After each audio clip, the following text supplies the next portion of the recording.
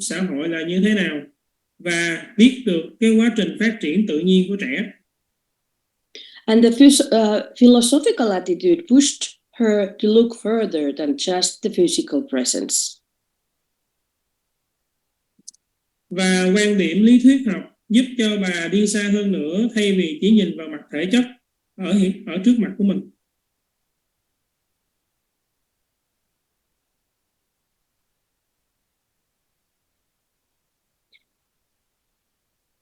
For Maria Montessori, the observation was everything. Everything on her method is based on observation. Đối với lại bác sĩ Maria Montessori thì việc thực hành quan sát là chứa đựng tất cả mọi thứ. Mọi thứ trong phương pháp của bà đều dựa trên việc quan sát. So one must observe for hours, take objective notes without any preconceived ideas, and avoiding the use of descriptive adjectives to be able to analyze the data that has been collected and arrive at the logical conclusion, reached only after many observations.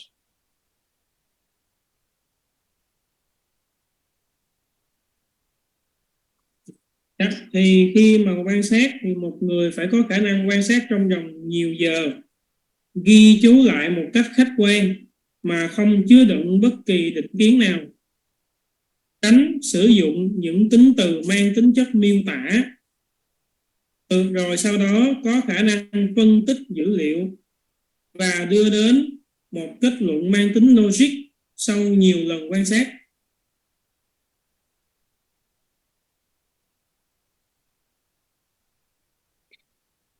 Maria Montessori thought, and it's still valid, that observation is the only tool we have to be able to really know a child, and it is based on the scientific observation. Dạ, thì bác sĩ Maria Montessori luôn nhắc nhở chúng ta rằng cái công cụ duy nhất mà chúng ta có nó chính là quan sát. Thì quan sát chúng ta mới có thể thực sự hiểu được trẻ, và quan sát này phải dựa trên quan sát khoa học. Maria Montessori was traveling around the world and training in different countries. Bác sĩ Maria Montessori đã đi khắp thế giới và đã đưa ra những đào tạo trên khắp thế giới.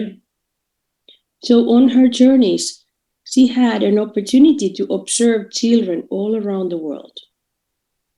Thì trong cái chuyến đi của bà đã có cơ hội được quan sát trẻ trên khắp thế giới.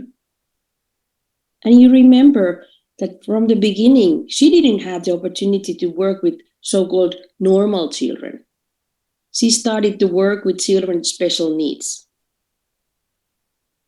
Nên mà mọi người cũng nên nhớ là ngay từ ban đầu bà không có cái cơ hội được làm việc với những trẻ bình thường, mà bà phải làm việc với những trẻ mà bây giờ ta gọi là cần sự chăm sóc đặc biệt.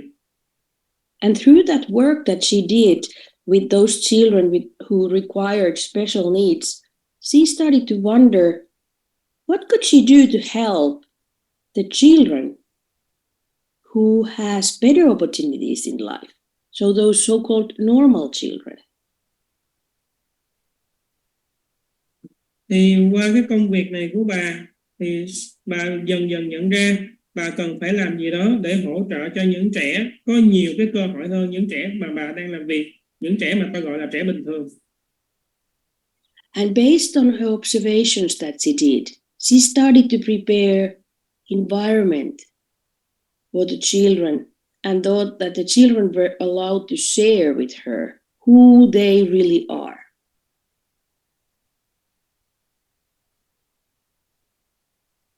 Thì thông qua quá trình quan sát của mình, bà bắt đầu chuẩn bị một môi trường mà bà có thể làm việc với trẻ và cho phép trẻ chia sẻ với bà bản chất thực sự của trẻ là ai. She observed children doing different activities, their reactions to the activities, and also the reactions to the change of materials she did. Bà quan sát trẻ làm việc với lại nhiều hoạt động khác nhau.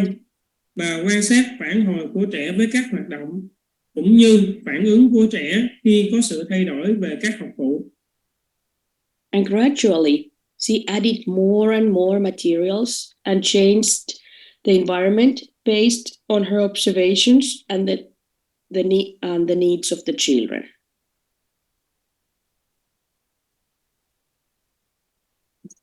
Thì dần dần bà thêm vào trong môi trường của mình nhiều học vụ hơn và thay đổi môi trường này dựa trên những quan sát của mình về nhu cầu của trẻ. You remember that when she first started, she adopted many materials from Dr. Itard and Dr. Sagan, but then gradually, through her observations and based on her observations, she designed many materials with help of her collaborators.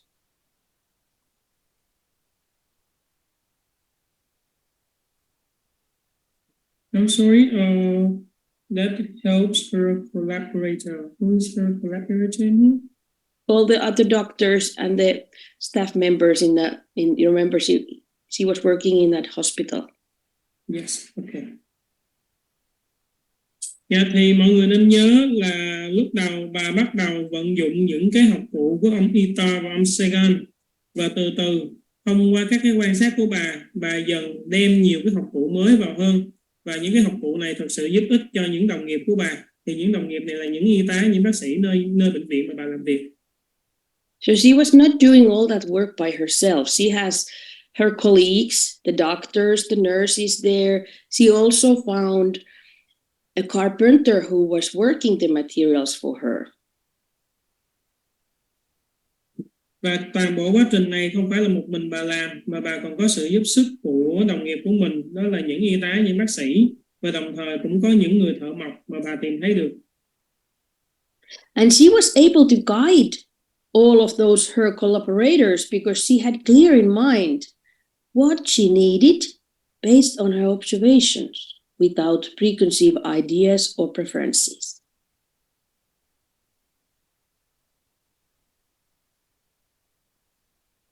Và bà có khả năng dẫn dắt những người đồng nghiệp của mình dựa trên những quan sát mà bà đã thực hiện khi không có bất kỳ định kiến nào. She had a clear question in her mind when she was designing these materials. And the question was, what can I do to help the children to develop fully? Yeah, và bà có một cái câu hỏi rất là rõ ràng trong não của mình khi mà bà thiết kế những học vụ này. Câu hỏi đó là tôi phải làm gì để có thể giúp trẻ phát triển một cách toàn diện.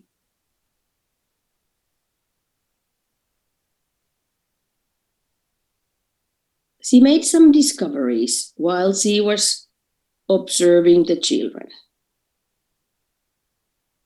Bà đã khám phá ra một vài điều khi mà bà quan sát trẻ.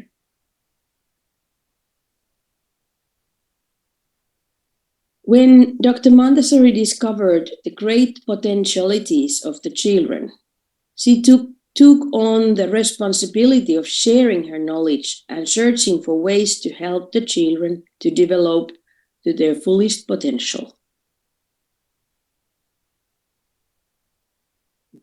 Khi mà bà phát hiện ra cái tiềm năng vĩ đại của trẻ, thì bà đã chịu trách nhiệm chia sẻ cái kiến thức của mình và đồng thời tìm kiếm cái phương thức để có thể hỗ trợ cho trẻ phát triển sao cho đạt đến được tiềm năng tối đa. She discovered the tendencies, which she later called human tendencies. Bà phát hiện ra các xu hướng và sau này bà gọi đó là các xu hướng của nhân loại. These tendencies are present in all human beings, in all human race, and accompanies us from the moment from birth until we die. Các xu hướng nhân loại này xuất hiện ở mọi người, ở mọi chủng tộc, và chúng sẽ đi cùng với ta từ lúc ta chào đời cho đến lúc ta qua đời. And these discoveries about human tendencies We're all made through spending hours and hours of time sitting and observing respectfully and waiting for as long as the child needed to share his secret of development with Maria.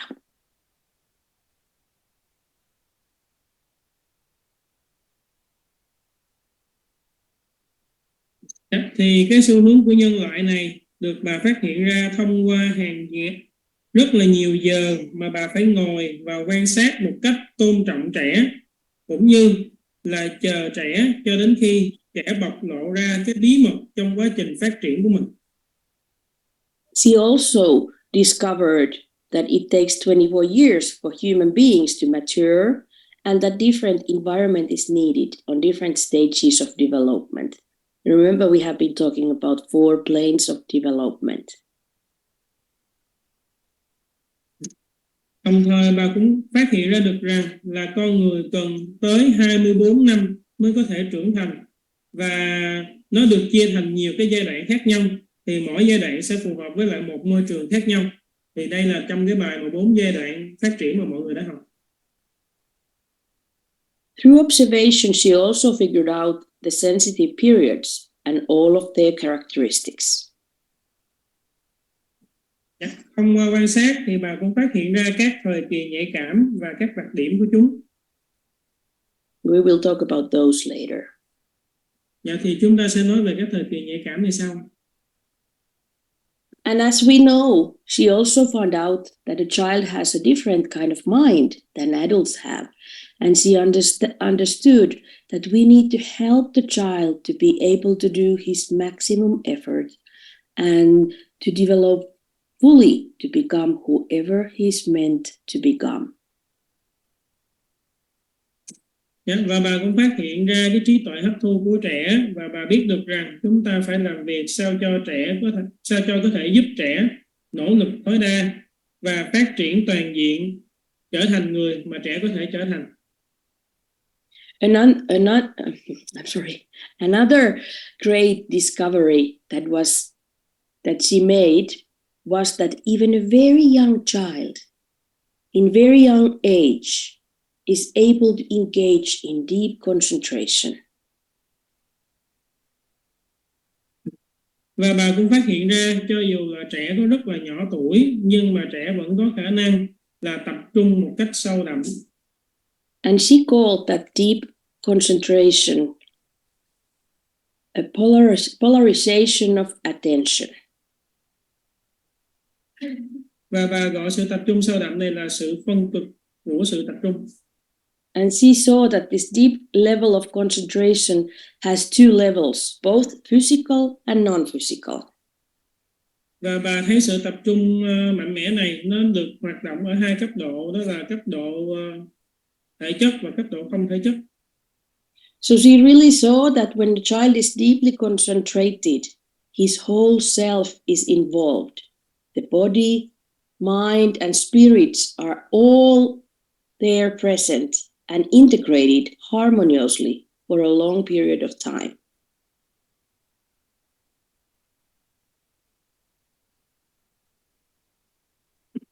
Khi bà thấy trẻ rơi vào trạng thái tập trung này, có nghĩa là toàn bộ những cái khía cạnh về trẻ đều tham gia, đó là cơ thể, trí óc, tinh thần, thì những cái này đều hiện hữu, đều được tích hợp và đều hoạt động hài hòa với nhau trong một thời gian dài.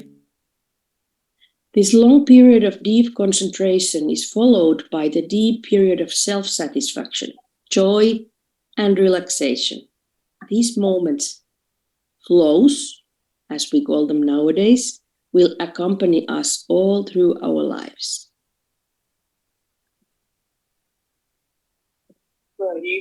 Sau cái quá trình mà tập trung dài và đó thì sẽ đến cái quá trình mà trẻ đạt được sự thỏa mãn, niềm vui và sự thư giãn, nghỉ ngơi. Thì tất cả những gì mà cô nói vừa rồi nó chính là flow, là dòng chảy.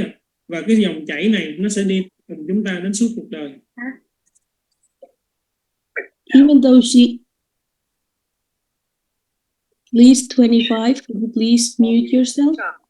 Dạ chị số 25 mình Đâu thấy đâu có thể phải. tắt cái mic của mình được không? Thank you. Cảm ơn.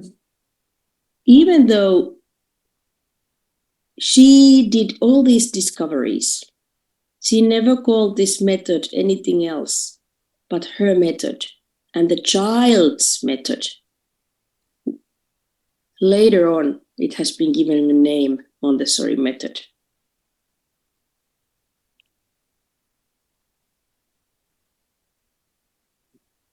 Dạ, thì khi mà dù cho bà đã phát hiện ra tất cả những điều này, nhưng mà bà không hề gọi cái phương pháp của mình bằng tất cả cái tên gì hết, bà chỉ gọi đây là cái phương pháp của trẻ.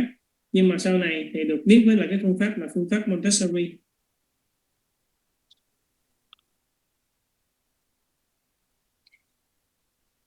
When we think about observation, we have to think about ourselves, the adults, as an observer. Dạ, khi nghĩ về quan sát thì chúng ta phải nghĩ về bản thân mình. Thì chúng ta là một người lớn thực hành như là một người quan sát. It has been written in AMI Communication magazine in 1987. The art of observation is not an easy task. It is acquired by combined practice with much patience until it becomes like one's second nature. Dạ, thì đây cái câu trích dẫn này được viết trong cuộc giao tiếp của AMI năm 1987. Thì đây là một tờ báo. Thì cái câu trích dẫn này có nghĩa như sau: nghệ thuật quan sát không phải là một công việc dễ dàng. Nó yêu cầu sự phối hợp của khả năng thực hành cùng với lại sự kiên nhẫn, cho đến khi nghệ thuật quan sát này trở thành một bản chất thứ hai của ta. Observation is really an art. Dạ, thì thực sự quan sát là một cái nghệ thuật.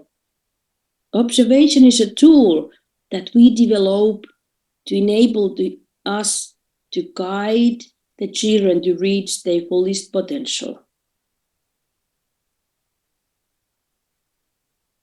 Thì quan sát là một công cụ nhằm để giúp đỡ cho chúng ta, hướng dẫn cho trẻ để trẻ có thể chạm đến cái tiềm năng cao cấp nhất của mình. Observation skills develop slowly after a lot of practice. So we need to practice, practice, practice, and practice to observe, to become a good observer. Và kỹ năng quan sát là một kỹ năng phát triển rất là chậm, và nó phải được phát triển sau rất là nhiều lần luyện tập. Nên là chúng ta phải luyện tập và luyện tập để mới có thể trở thành một người quan sát tốt. The practice generates transformation that is needed to be efficient in our work. Thì chính sự luyện tập này sẽ đem đến sự biến đổi mà chúng ta cần thiết cho công việc của mình. And the transformation comes through discovering unknown qualities with the child while we are observing the child.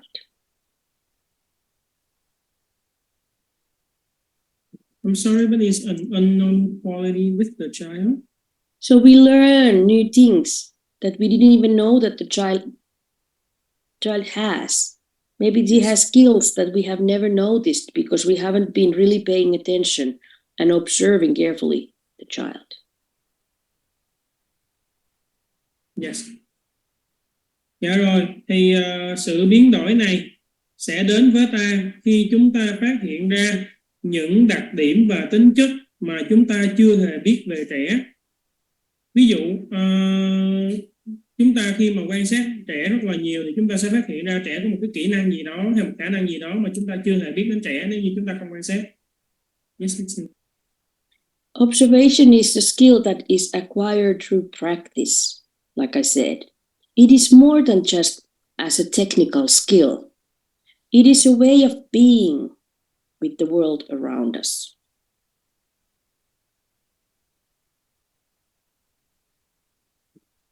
Dạ, thì cái kỹ năng quan sát thì chúng ta phải đạt được thông qua rất là nhiều lần luyện tập. và nó còn hơn cả một cái phương thức, một cái kỹ năng kỹ thuật, mà thật ra đó là một trong những cái cách mà chúng ta có thể hòa hợp với lại thế giới xung quanh mình. It is both scientific and spiritual at the same time. Scientific, which must be objective, consistent, and accurate, and also spiritual, in that we will be observing the inner life of human being.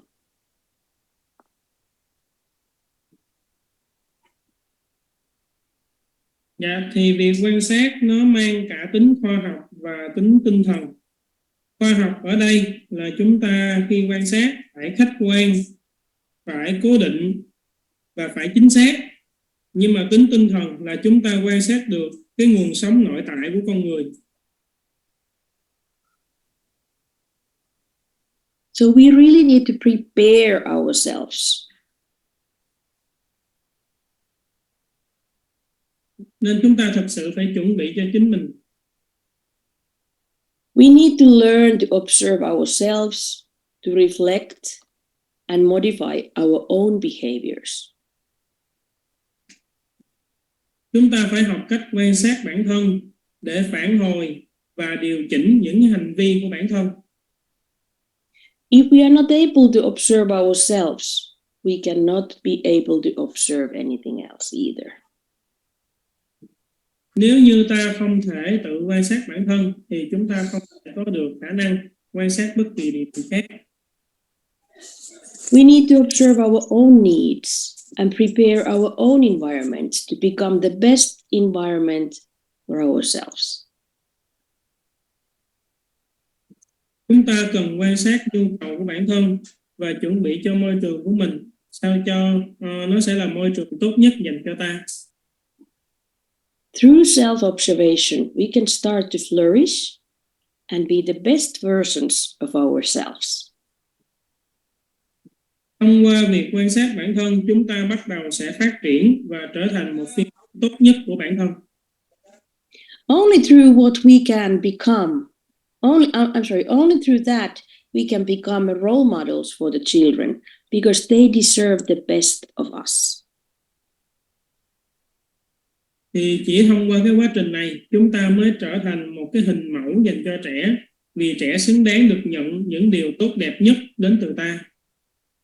If we are not willing to do that work with ourselves, observe our own needs, and prepare our own environments, whatever are based on our own needs, we cannot be the best versions of ourselves. And as it has been said, we cannot give what we don't have. So in that case, we cannot be the best servers for the children on their own journey to develop themselves fully.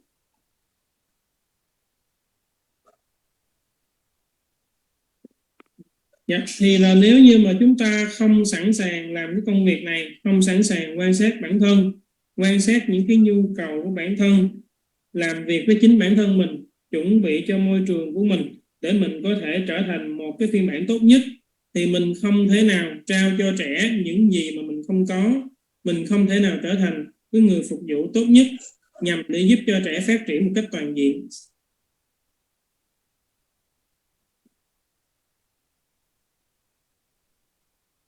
We must remember that the child from yesterday is not the child as he is today.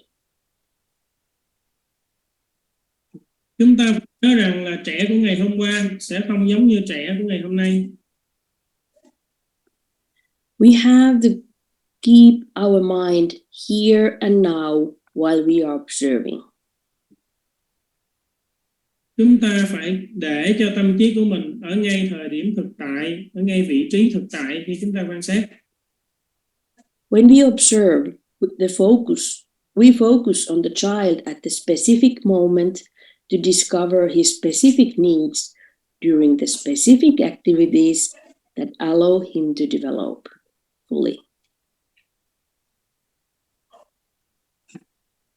Khi mà chúng ta quan sát trẻ, chúng ta phải tập trung vào một thời điểm cụ thể đó của trẻ để phát hiện ra cái nhu cầu cụ thể của trẻ ở thời điểm cụ thể đó để có thể cho trẻ cái sự hỗ trợ mà trẻ cần. When we are preparing the environment for the children, we should not give the child what we think the child needs, but we need to give what we have been observing that are his needs.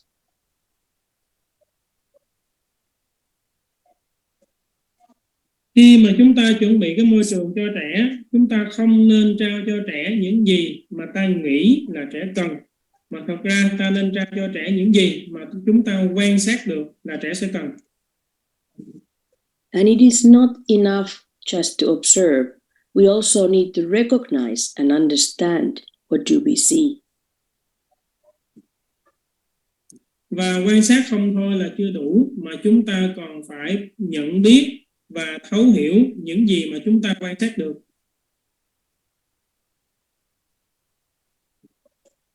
So we really need to do some individual preparation to become good observers. Cho nên là chúng ta thật sự phải chuẩn bị cho cá nhân để có thể trở thành một người quan sát tốt. Observation requires individual preparation, so practice with knowledge, understanding, and love.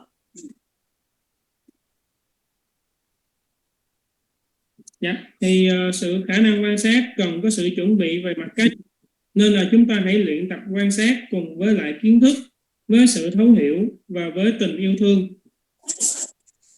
To be able to do observing, it is necessary to control your own impulses and know how to wait, permitting the child to manifest.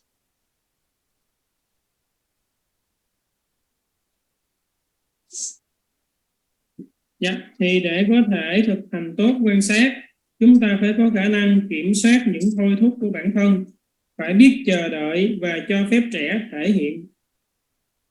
We need to observe without labeling, without making immediate interpretations.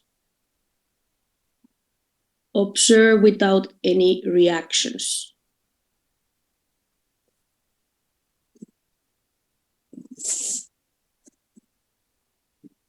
I'm sorry, the last one is without interaction, right? Without reactions. Yeah, reaction, I'm sorry. Dạ rồi, thì khi quan sát chúng ta không có đặt nhãn dán nhãn về trẻ, không có đưa ra những sự thấu hiểu tức thì, và cũng không đưa ra những cái sự phản ứng ngay lập tức. We need to be willing to observe, see, watch, and wait without projecting ourselves on the others.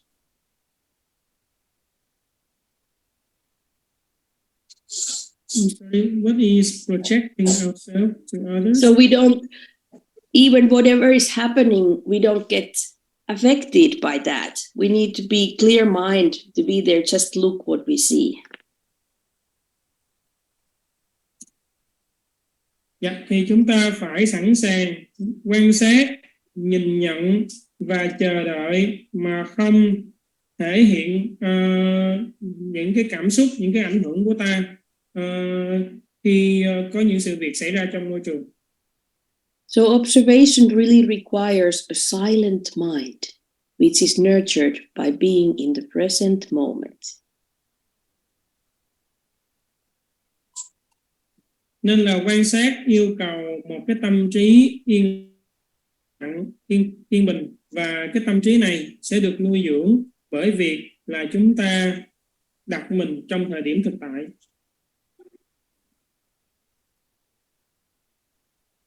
And there's a difference between just seeing and observing. Và có sự khác biệt giữa cái việc là chúng ta chỉ thấy và chúng ta quan sát. Seeing is merely looking without paying attention. It can be really superficial. Thì việc thấy là chỉ là việc chúng ta nhìn mà không hề chú ý đến, và nó có thể là chúng ta chỉ nhìn qua được cái bề mặt thôi, nó mang tính nông cạn. But observing is based on reality. The only reality exists is the present moment. Còn quan sát là dựa trên thực tế, và cái thực tế duy nhất tồn tại đó chính là cái thời điểm hiện tại, thời điểm thực tại. We have to see that the past has already passed and the future has not arrived yet. So what we have here is here and now. And even that here and now, this moment is changing continuously. Dạ, chúng ta phải nhìn nhận rằng là quá khứ đã trôi qua đi, còn tương lai thì vẫn chưa tới. Nên là ở thời điểm đó chỉ có ta ở thời điểm này, ở cái thời điểm thực tại này. Và chúng ta phải nên nhớ rằng cái thời điểm thực tại này nó cũng sẽ luôn thay đổi. We have to understand that life is continuous process of changes. Everything is changing all the time. And what we have to do, we have to really be present, our body and mind working together to be able to observe.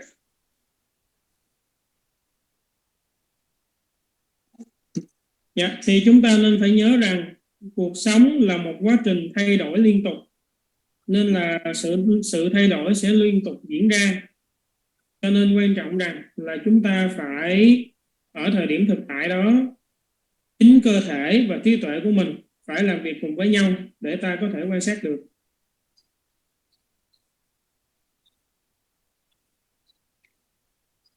Cha-cha.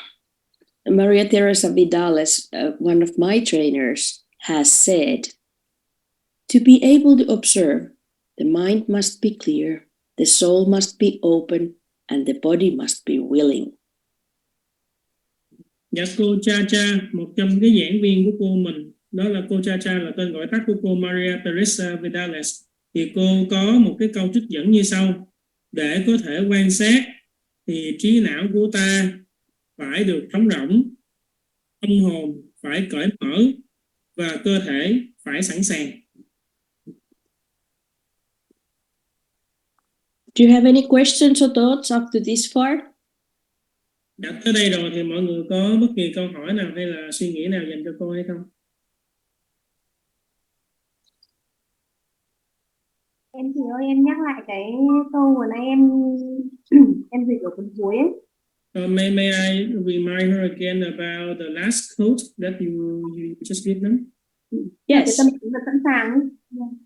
Dạ, Em bảo thì với cô. để có thể quan sát được, tâm trí phải trống rỗng, tâm hồn phải cởi mở và cơ thể phải sẵn sàng. Được chưa?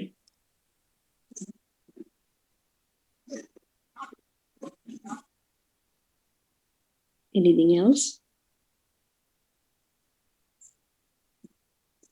No? Okay, let's go back. Rồi, không còn gì nữa, mình quay trở lại tiếp nha mọi người. So here you can see it again. To be able to observe, the mind must be clear, the soul must be open, and the body must be willing. Dạ, thì đây là cô nói lại với mọi người, để có thể quan sát trí não phải trống rỗng, tâm hồn phải cởi mở và cơ thể phải sẵn sàng. Dạ. So we really need to be there with our mind and body together while we are observing the children. Dạ, thì là khi mà quan sát thì cơ thể và trí tuệ của ta nó phải hòa hợp với nhau, phải làm việc với nhau thì chúng ta mới thực hành quan sát được.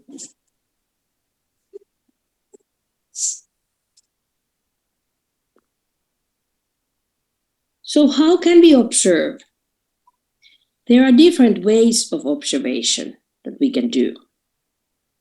Dạ, thì chúng ta quan sát như thế nào? Thì có nhiều cách để chúng ta có thể thực hành quan sát.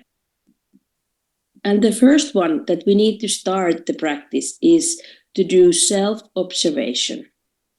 Dạ, và cách quan sát đầu tiên mà chúng ta phải bắt đầu luyện tập đó là quan sát bản thân. Hoặc là quan sát bản thân.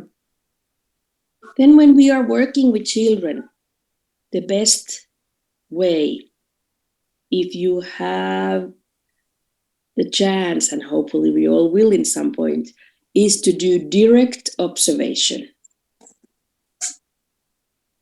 Dạ, cái số 2, và khi chúng ta đang làm việc với trẻ thì cách tốt nhất, và cô mong rằng là chúng ta sẽ có cơ hội làm như vậy, là quan sát trực tiếp. Thứ hai là quan sát trực tiếp. And then the third way of observing is observing while working. Dạ, và thứ ba là quan sát trong khi làm việc. That is the hardest form of observation. So observing while work is the hardest. Dạ, và đây là cái cách mà quan sát khó nhất. So we all should do self-observation. Dạ, thì tất cả chúng ta nên quan sát bản thân. We need to, maybe a good way to do self-observation, or at least to practice self-observation, is to keep a self-observation journal. Dạ, thì một trong những cách tốt để có thể luyện tập quan sát bản thân là chúng ta có nhật ký quan sát bản thân. A journal helps us to practice being in the present. Thì chính cái cuốn nhật ký này giúp cho chúng ta luyện tập cái việc là chúng ta đặt mình ở thời điểm thực tại. It is very helpful to keep a journal, to reflect your own actions. It is an ongoing process. This journal reflects your own growth.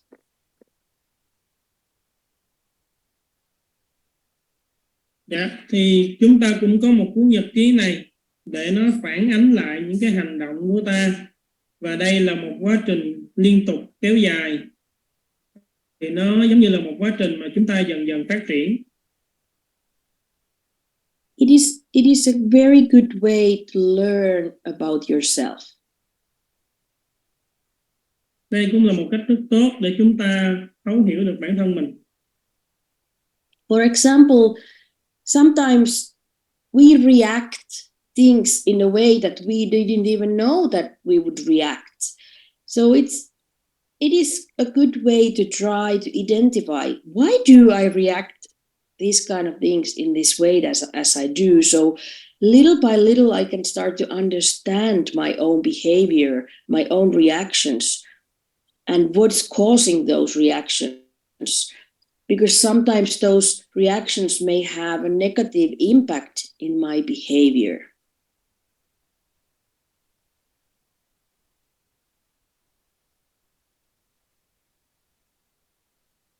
Dạ, thì đôi khi chúng ta sẽ phản ứng theo những cái cách mà chúng ta không biết rằng là mình phản ứng như vậy. Thì qua cái việc quan sát bản thân này thì chúng ta sẽ cố gắng xác định xem lý do tại sao chúng ta lại phản ứng như vậy. Và từ khi mà chúng ta thấu hiểu được hành vi và những phản ứng của mình thì chúng ta sẽ hiểu được cái nguyên nhân từ đâu dẫn đến những phản ứng này và những cái ảnh hưởng tiêu cực mà phản ứng này đem đến cho hành vi của ta là gì. It is a good way to learn about yourself, to write down, take a moment, for example, every night before you go to sleep, write down about your day, about your feelings, about your emotions, about your reactions. What happened with me today? How was my day today?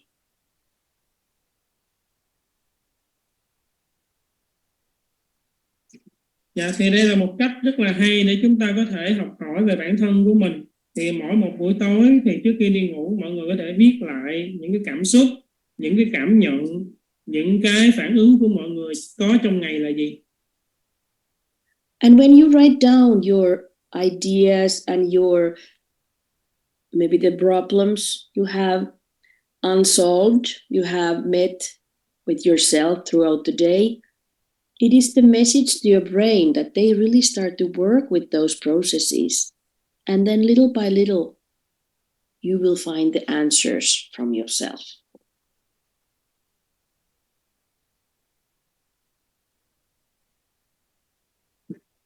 Dạ, thì khi mà mình ghi ra lại những cái ý tưởng cũng như là những cái vấn đề mà chúng ta chưa giải quyết được với bản thân của mình, thì thông qua quá trình này chúng ta đang đưa đến cho não bộ mình những cái lời nhắn rằng là cái não bộ phải bắt đầu làm việc để có thể giải quyết những vấn đề này, và dần dần mình sẽ tìm được ra câu trả lời cho những vấn đề này. While you are keeping the journal, your diary, maybe, remember to be kind to yourself. Do it with kind attitude, with an attitude of forgive and forget.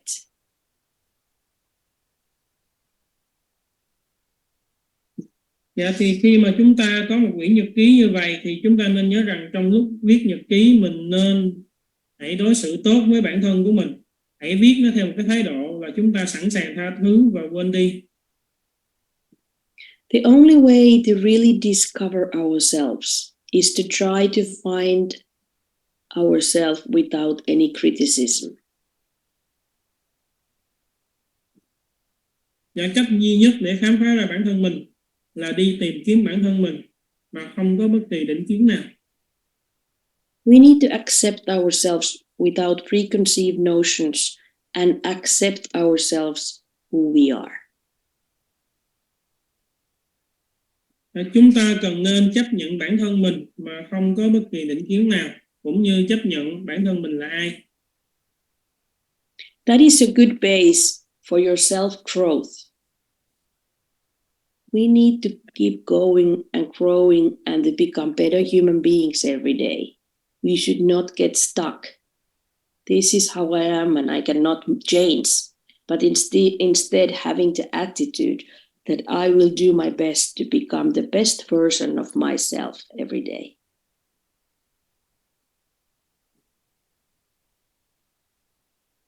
Yeah, thì đây chính là nền tảng cho sự phát triển cá nhân của mọi người. Thì chúng ta nên cố gắng phát triển bản thân mình mỗi ngày để cho mình không có bị mắc kẹt lại ở thời điểm hiện tại. Ví dụ mình quan sát mình sẽ biết được rằng đây chính là cái bản thân con người tôi không thể nào thay đổi nó được, nhưng mỗi ngày tôi sẽ cố gắng để trở thành một cái phiên bản tốt nhất của bản thân mình.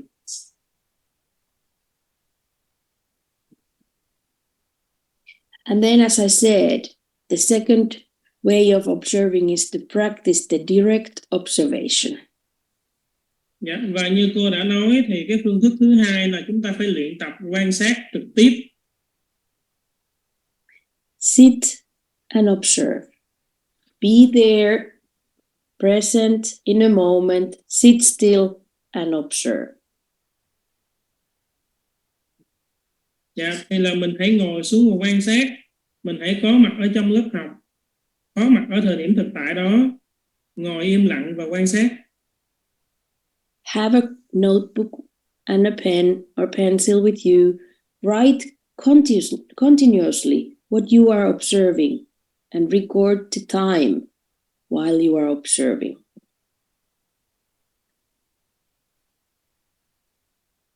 Yeah. Thì chúng ta hãy chuẩn bị một quyển vở, một cái bút chì hoặc là một cái bút bi. Thì mình hãy ngồi xuống, mình liên tục viết lại những gì mà chúng ta quan sát được, và đồng thời hãy ghi chú lại cái thời gian mà mình đã quan sát được. Meaning, when I said record the time, so we should, while you are writing your observation, you should record the time, like every 10 minutes, write down the time. So when you later go back to your observations and try to do your summaries, you will know how much time has passed while this and this and this and this has been happening.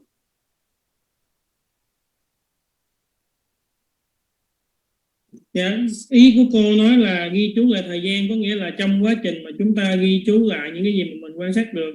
Ví dụ cứ mỗi 10 phút là chúng ta ghi lại cái thời gian của mình, để khi mà mọi người nhìn lại những cái ghi chú quan sát của mình, và đồng thời là mọi người tóm tắt lại cái ghi chú quan sát của mình, mọi người sẽ biết được là mọi người đã dành ra bao lâu để quan sát, cũng như biết được những cái chuyện gì nó đã xảy ra trong quá trình mà mọi người quan sát.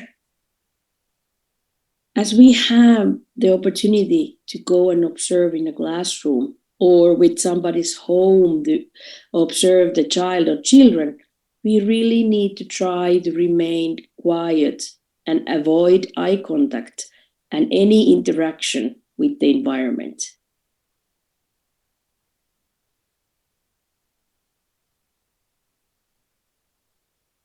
Dạ, nếu như chúng ta có cơ hội để đi và thực hành quan sát ở một cái lớp học hay ở một môi trường ở gia đình nào đó, thì chúng ta cần phải giữ cái sự yên lặng của mình, tránh cái sự giao tiếp bằng mắt và sự tương tác với môi trường đó. We need to try to make ourselves unnoticeable, and we can do that by dressing ourselves in a simple enough way so we don't attract any attention to ourselves, for example.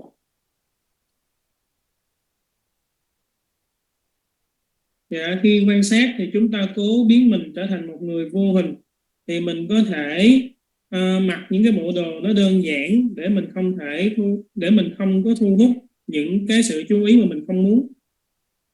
We should be like wallpapers while we are sitting in the classroom or in somebody's home and observing. Cô nói rằng là mình phải như cái miếng dán tường nha, khi mà chúng ta ngồi ở trong một cái lớp học hay là ở nhà của ai đó để quan sát. Because if we call the attention to ourselves, the child who we are observing or the children who we are observing, they are not doing what they would be normally doing if they start to have a show or if they want to show us so many things. That's why it's important that we really stay a little bit farther from them and not try to get their attention. Dạ, nếu như mà mọi người khơi gợi sự chú ý của trẻ thì trẻ mà mọi người quan sát sẽ không thực hiện những công việc mà thường ngày trẻ làm. Trẻ sẽ cố gắng cho mọi người thấy hoặc thể hiện cho mọi người thấy một cái gì đó. Thì nên là chúng ta khi quan sát chúng ta đừng đến quá gần trẻ và cố gắng thực hiện như lời cô nói. Then after you have been observing, hopefully you can observe the same child or the same children or the same part of the classroom, whatever you're observing, multiple times. And then you will write a developmental summary of what the child can or can't do to track the development of the child in each area of his development, and you will learn so much more about him.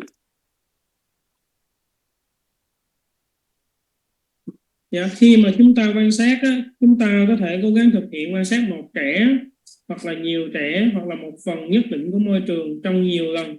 Rồi từ đó mình có thể ghi một cái tổng kết, một cái tóm tắt lại. Và trong tóm tắt đó mình hãy ghi rằng là trẻ có khả năng thực hiện kỹ năng gì, không có khả năng thực hiện kỹ năng gì. Thì từ đó chúng ta có thể dễ dàng theo dõi cái sự phát triển của trẻ cũng như biết được là trẻ đang phát triển tới đâu. So while you are observing, you are writing what you really see in front of you. You don't make preconceived ideas. You don't write down what you think this should be. You don't write what you think the child knows or the child can do or can't do. You just write down what you see in front of you. And by collecting all that information, you have a good source of data. And then you combine those informations.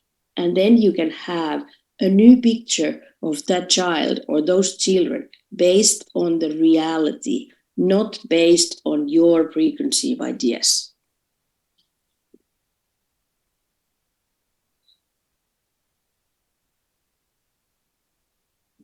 Dạ, thì khi mà chúng ta quan sát á, thì chúng ta phải thật sự ghi chú lại những gì mà chúng ta thấy được ở trước mắt của mình, chứ không phải ghi chú lại những cái định kiến của mình hay là những cái gì mà mình suy nghĩ hay là những cái gì mà mình cảm thấy được là trẻ muốn làm hay trẻ không làm được. Khi mà mình đã ghi chú lại những cái gì mà mình thấy trước mắt rồi, mình thu thập chúng lại, mình gom chúng lại thì chúng là một nguồn dữ liệu rất là tốt. Và sau khi mọi người kết hợp, tổng kết lại hết tất cả những cái nguồn dữ liệu mà mọi người thu thập quan sát được từ một trẻ, thì lúc đó mọi người sẽ có một cái nhìn khác, một cái nhìn mới về trẻ này. Thì cái nhìn mới này là nó dựa trên thực tế chứ nó không dựa vào định kiến của mọi người. Observation is fun. It's a lovely thing to do, but it will take a lot of willpower to stay still and focus on the presence in front of you. Yeah, thì thực hành quan sát là một quá trình rất là vui và một quá trình mọi người cũng sẽ rất là thích. Nhưng cái quá trình này sẽ yêu cầu cái sự ý chí của ta rất là cao, vì chúng ta cần phải ngồi một cách yên lặng, vững vàng và quan sát. It will ask a lot of strength of your mind from yourself, a willpower. So make sure if you have this lovely luxury time that you can go and observe, make sure you first of all have a good night's sleep before you go. Otherwise, you will fall asleep. Dạ, thì nó yêu cầu cái sức mạnh của ý chí, sức mạnh của trí tuệ rất là nhiều khi mà mọi người phải quan sát. Nên là nếu như mà mọi người có cái khả năng mà đi quan sát á, thì trước cái ngày quan sát mọi người hãy nhớ ngủ thật là ngon. Chứ nếu không mà mình vào trong lớp quan sát là mình sẽ ngủ gục. Eat a good breakfast, because it's awful to be observing if your stomach is making all these noises and you are so hungry that you cannot concentrate to clear up your mind and just see what is in front of you, because in that case your own needs are not met. Dạ, đồng thời là mình hãy ăn một bữa sáng thật là ngon, tại vì mình không thể nào quan sát được khi mà bụng của mình nó cứ réo lên những cái tiếng động khác nhau. Đồng thời mình cũng không thể nào tập trung được và có được một cái trí não trống rỗng, tại vì lúc này mình chưa có thỏa mãn được những cái nhu cầu của chính bản thân mình. Make sure you prepare yourself. Use the restroom before you enter the classroom or the home and start to observe, because you really need to stay still. Dạ, nên hãy bảo đảm rằng chúng ta sẽ chuẩn bị bản thân mình sử dụng nhà vệ sinh trước khi mà chúng ta đi vào lớp hoặc là đi vào một cái nhà nữa để quan sát, tại vì mình thực sự cần phải ngồi yên. And the hardest part is to empty your mind. Và cái phần khó nhất là hãy để cho tâm trí của mình nó trống rỗng. You really need to put all your thoughts and ideas that will come to your head, put them on a side. Okay, I will take care of those things later. Now I'm observing. I'm just seeing what's in front of me. I'm observing these children or this child or this environment, not thinking about the grocery list I have to do tonight, not thinking about what dinner should I cook, not thinking about when should I pick up my child from the daycare or any of other things, because if you do so, you are not really observing what's happening in front of you. Dạ, đồng thời thì là chúng ta cần phải trống rỗng trí não, có nghĩa rằng là chúng ta hãy bỏ qua hết mọi suy nghĩ, mọi cái ý tưởng, bỏ qua hết mọi cái vấn đề trong cuộc sống của mình, để mình chỉ có thể ngồi đó và mình thực sự quan sát trẻ ở trước mặt mình mà thôi. Chứ mình không có nghĩ rằng là hôm nay tôi phải đi mua món đồ gì, hôm nay phải nấu món ăn gì, rồi chừng nào tôi về tôi mới đón con của tôi. Nếu như mà mình suy nghĩ như vậy, mình không thực sự là quan sát. And we can help that process by preparing our observation note papers or notebook in a way that we have there a separate column for our own preconceived ideas for our own ideas that will come to our mind. So you can just make a little note so you can get the idea out of your head, and then you can focus to observe again. Và chúng ta cũng có thể chuẩn bị cái tờ giấy ghi chép quan sát của mình sao cho mà nó thuận tiện nhất cho mình, thì ít nhất mình cũng có thể kẻ một cái cột đó mình ghi là định kiến hoặc là thành kiến của mình. Thì lúc đó mình nghĩ gì á, thì mình cứ việc nghĩ là tôi nghĩ như thế này. Sau khi mình nghĩ rồi thì mình hãy để tâm trí của mình trống rỗng lại và tiếp tục quan sát trẻ. We will talk about that later as well. Dạ, thì về cái tờ giấy ghi chép quan sát nó như thế nào thì cô cũng sẽ nói chuyện với mọi người sau. And then the third option is observing while working.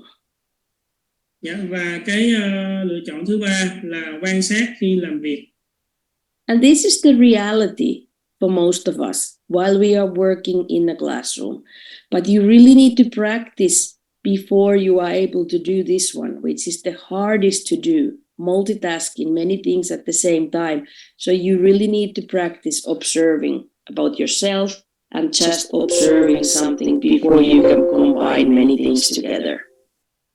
Dạ, thì đây là cái phương thức mà quan sát khó khăn nhất mà chúng ta có thể thực hiện, mà thực sự nó lại là chính thực tế mà khi mà mình thực hiện, mình hoạt động với trẻ trong lớp, mình làm việc với trẻ trong lớp. Nên là để cho mọi người có thể quan sát khi mà mọi người đang làm việc với trẻ, là mọi người cần phải luyện tập trước. Mình phải luyện tập quan sát bản thân, rồi mình phải luyện tập quan sát trực tiếp trước, rồi sau đó mình kết hợp những cái này lại để mình có thể quan sát khi làm việc. Tại vì cái việc mà quan sát khi làm việc này nó là chúng ta đang thực hiện đa tác vụ nên là rất là khó khăn. Observing while working is something that you write down every once in a while during your workday. You record your indirect observations on the notebook that is on the side somewhere, maybe on a shelf or somewhere in a place that it's not disturbing the children.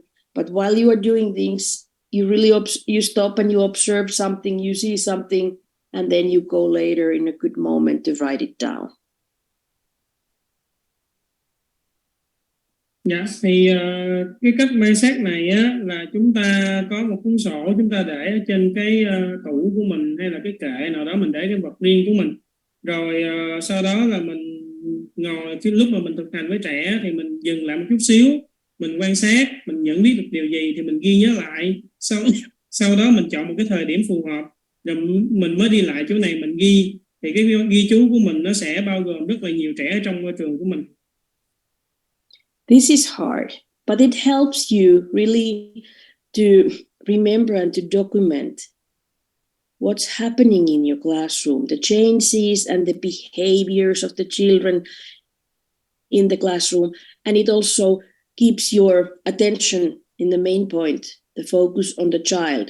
For example, by observing, you will know what kind of activities you should be presenting to the child next.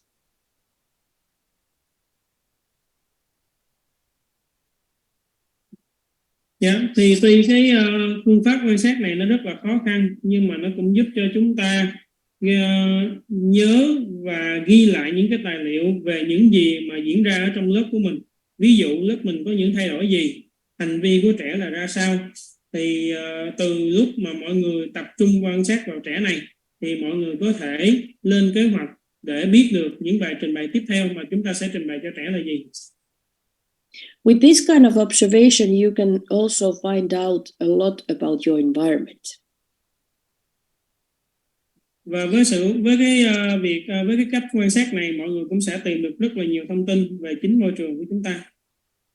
For example, if you and your colleagues has been thinking that, I wonder why not the children are really doing the work of this part of the environment. Let's say nobody's working with the dressing frames.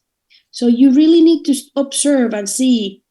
Maybe you keep your eye on that shelf where you have those dressing frames, and you observe who is taking that work, what are they doing, how long they are working with those materials, to find out why these children are not working with these materials.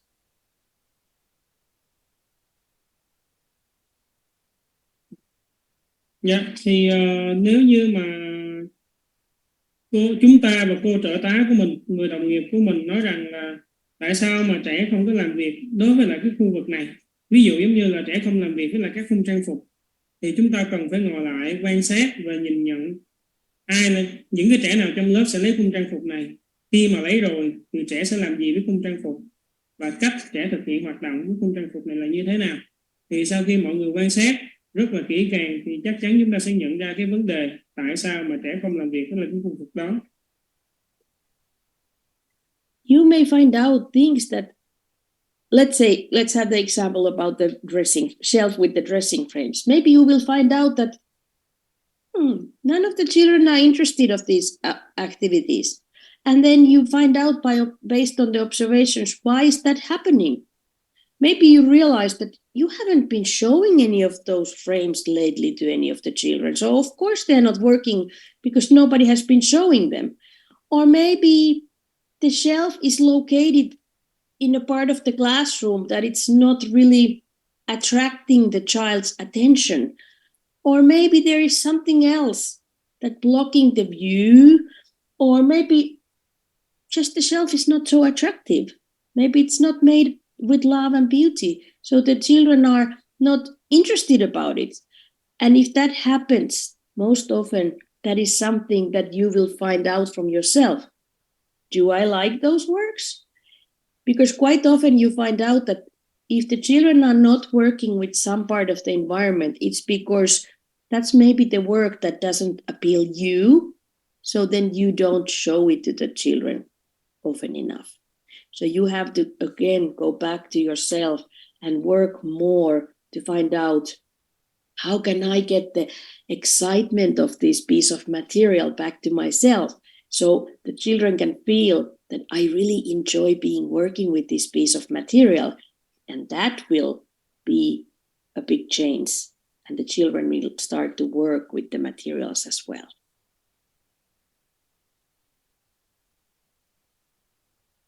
Dạ, thì cái việc mà trẻ không thích làm việc với một học cụ nào đó có rất là nhiều lý do, và chúng ta cần quan sát để biết được là tại sao trẻ không hứng thú đến cái học cụ này. Thì ví dụ giống như là trong trường hợp mấy bạn không làm với khung trang phục, tại vì gần đây chúng ta không chỉ trẻ nào thực hiện với khung trang phục này nữa, do mình không chỉ nên là các bạn không làm, hoặc là cái kệ học cụ của mình nó ở một cái vị trí nào đó trong lớp mà mấy bạn thấy nó không có đẹp và không có hấp dẫn, hay là có một cái vật gì đó nó che chắn tầm nhìn của các bạn nên các bạn không thấy được cái khung trang phục này. Và khi mà có thí dụ là chúng ta quan sát được và chúng ta thấy rằng là dạo này mình không chỉ dẫn cho các bạn làm việc với cái học cụ này, thì chúng ta cần phải quan sát lại bản thân xem là tại sao mình không chỉ dẫn. Có thể là do cái học cụ này nó không có hấp dẫn đối với bản thân mình, chứ thật sự nó không phải liên quan đến trẻ. Thì lúc này mình phải quay lại quan sát ngược lại bản thân của mình, rồi xong mình phải tìm ra cách làm sao để cho mình thấy thật sự hấp dẫn với học cụ, làm sao khi mình trình bày cái học cụ này nó sẽ thật thú vị đối với trẻ. Thì từ đó như vậy ta mới giúp cho trẻ hứng thú với cái học cụ này, và từ đó trẻ phải làm việc. Do we need a break? I have been lecturing an hour. Is there a need Biết for mọi a người short có muốn nghỉ giải lao hay không, tại vì cô đã giảng bài trong vòng 1 tiếng đồng hồ rồi.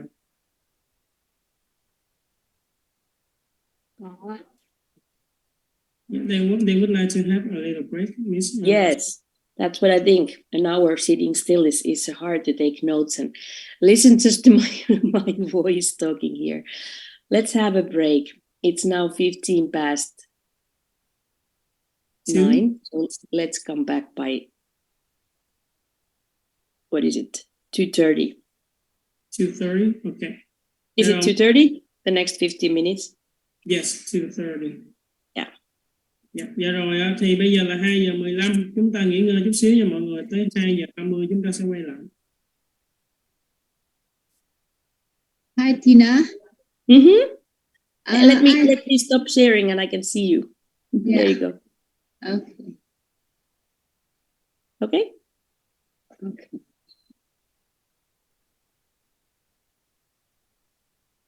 Yes, Miss Tina, she wants to have a private break room with you, the MBCME. Is it okay?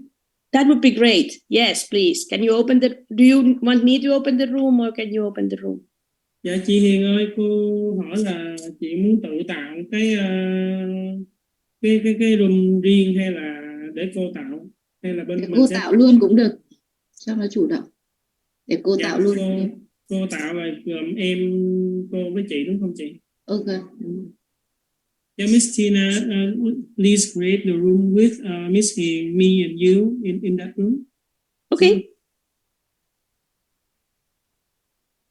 Oh, you mean, do you want me to do the break? Yeah, No. yeah, Miss Tina. Yeah.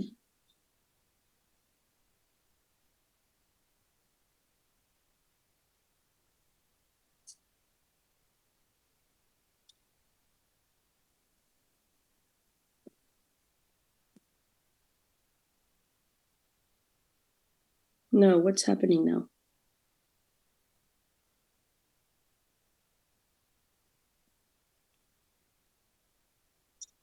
No. How can I? It's not asking me to enter to the room.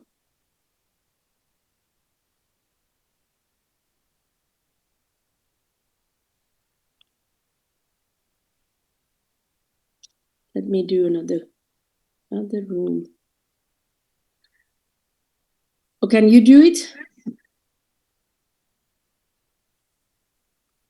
It's not letting me do anything.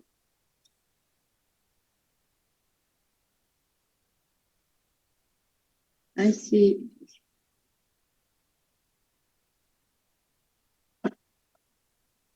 Can you create the room and invite me there?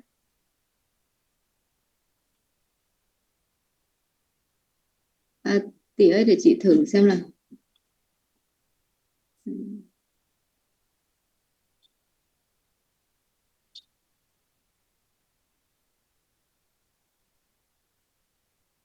So, is there a problem? Yeah, I cannot do the. Let me. Who is doing that? Let me put this. All of us in. Yeah. I need to find myself an MTC on the. Get into the room. And then you, Tyler, where are you? My list.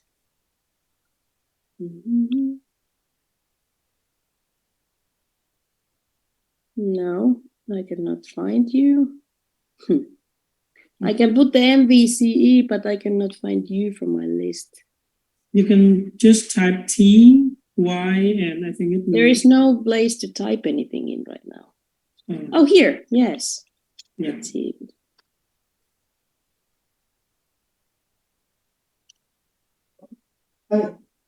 No, it's not giving me anything if I type it. All of these ladies has numbers. Only MVEC is here and who?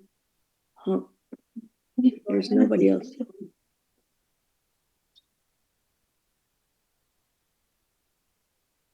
Can I move you? Okay, let me move you to room 2 and then we will be there. Okay, there we go. Yes.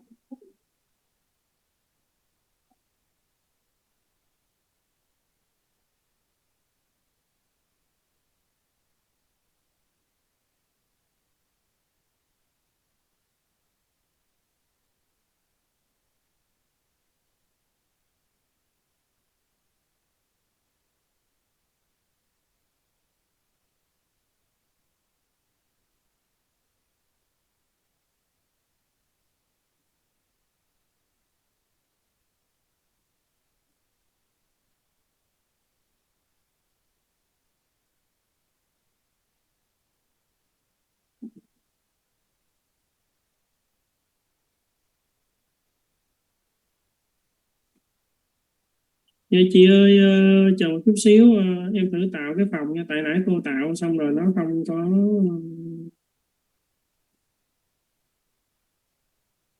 có tên mình á, cô tìm không được tên mình á chị.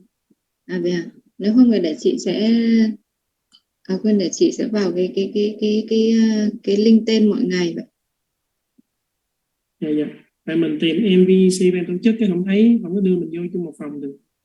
Ok, để chị ấy nhé. Để chị lấy cái tên.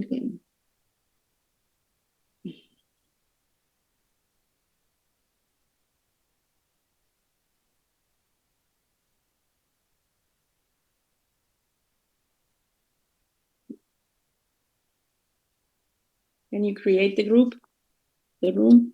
Yeah, we cannot find her here, so she will log on with her normal names and then we'll find her and put in our room.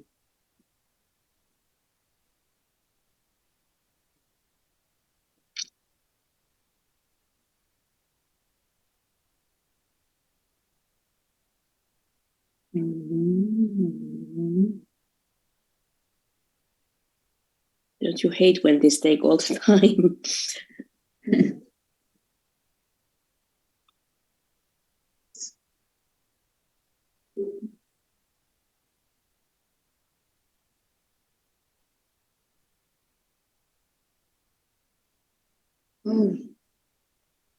Vẫn là trên cái đường link này rồi tỷ ơi.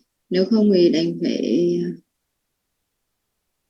How about we transfer all the students into one room and then we stay here and They then may not go because they are on the break, Yeah. so then it will take ages to get them there. Dạ chị Hiền ơi, chị Hiền biết tạo room không chị Hiền? Tại vì bên em không tìm được tên của chị Hiền. Em không Ok, biết. tại vì để chị kiểm tra lại cái này một xíu nhé, Dạ. hoặc là để out lại cái này một xíu. List of all of you, but the MVEC is not in a list, so I cannot join it.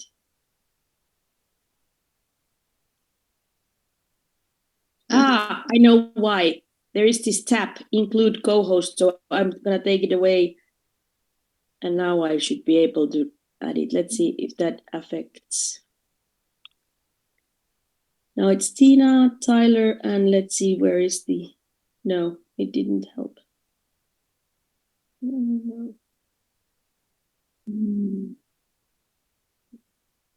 Only. No. So she's asking us to go into one room.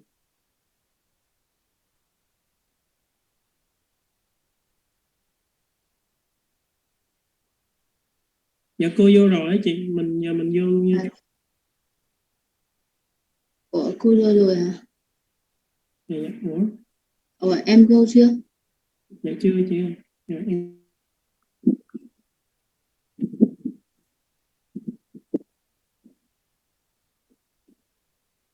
Đang đóng hết tất cả các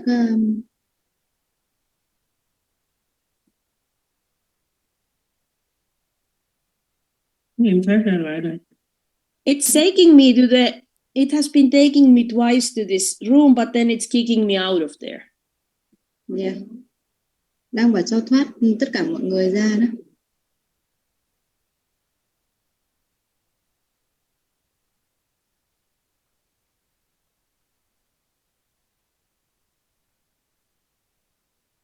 Sao chị chuyển sang mà không được, không rõ tại sao.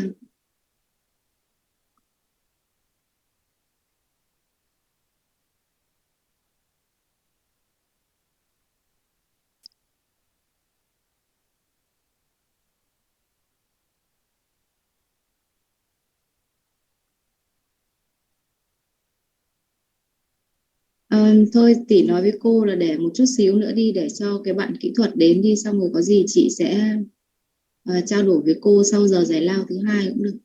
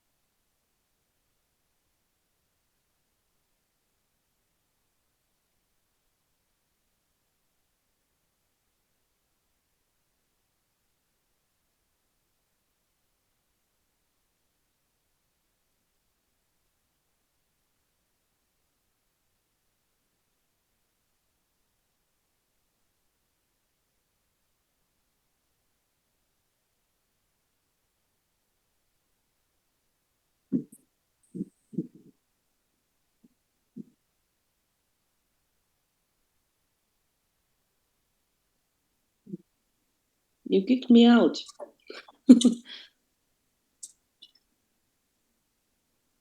I'm sorry, Miss Tina. It seems like Miss Hiền doesn't know that she just press close all everything and everything just jump out. It's okay. Can we have a meeting in the next break? Dạ, she will tell. Dạ, bên trung tâm ơi, chút nữa thì cô giảng xong cô cho nghỉ giải lao tiếp thì mình hãy họp với cô nha mọi người. Dạ cảm ơn ạ. Dạ cảm ơn đồng chị nha. Yeah, thank you, Miss Tina. We will wait for the next break. You're welcome. We need to have a short break around 10 o'clock, but then Tyler won't be there, so that cannot be it. Okay, Miss Tina, I can come here. Okay. Okay. Bây giờ em chia phòng cho chị chưa? We need Dạ to chị let ơi, cô nói là tí nữa cô cho giải lao lần nữa cho xong buổi họp.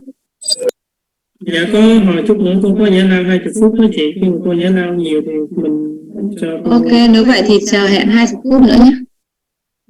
Ok, bye bye Tina. see you soon. Okay, see you soon. Bye bye. How about if we meet in the lunch hour? Dạ, nói rằng là mình nghĩ mình gặp cô trong giờ có ăn trưa có được không chị? Được. When will you have the lunch hour, Miss Tina? Would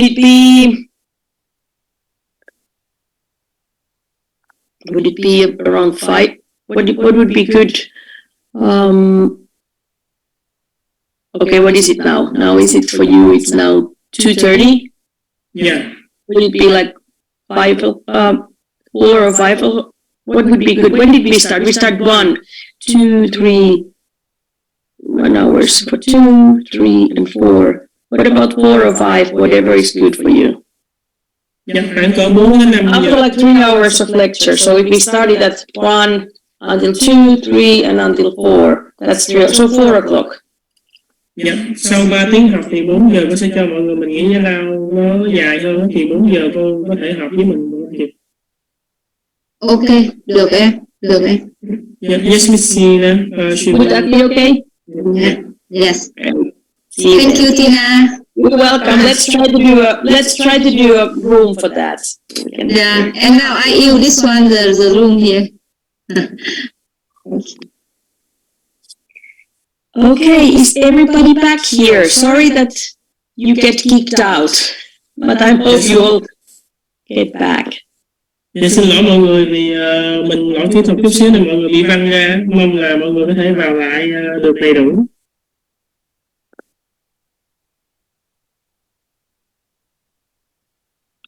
Still somebody coming in.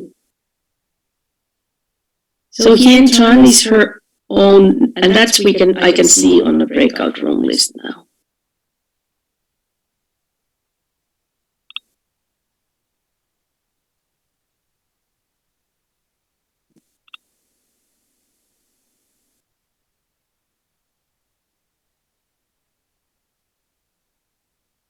Are we all here?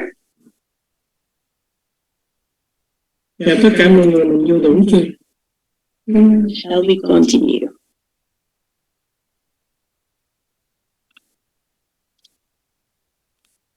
Dạ, mình tiếp tục bài học nha mọi người.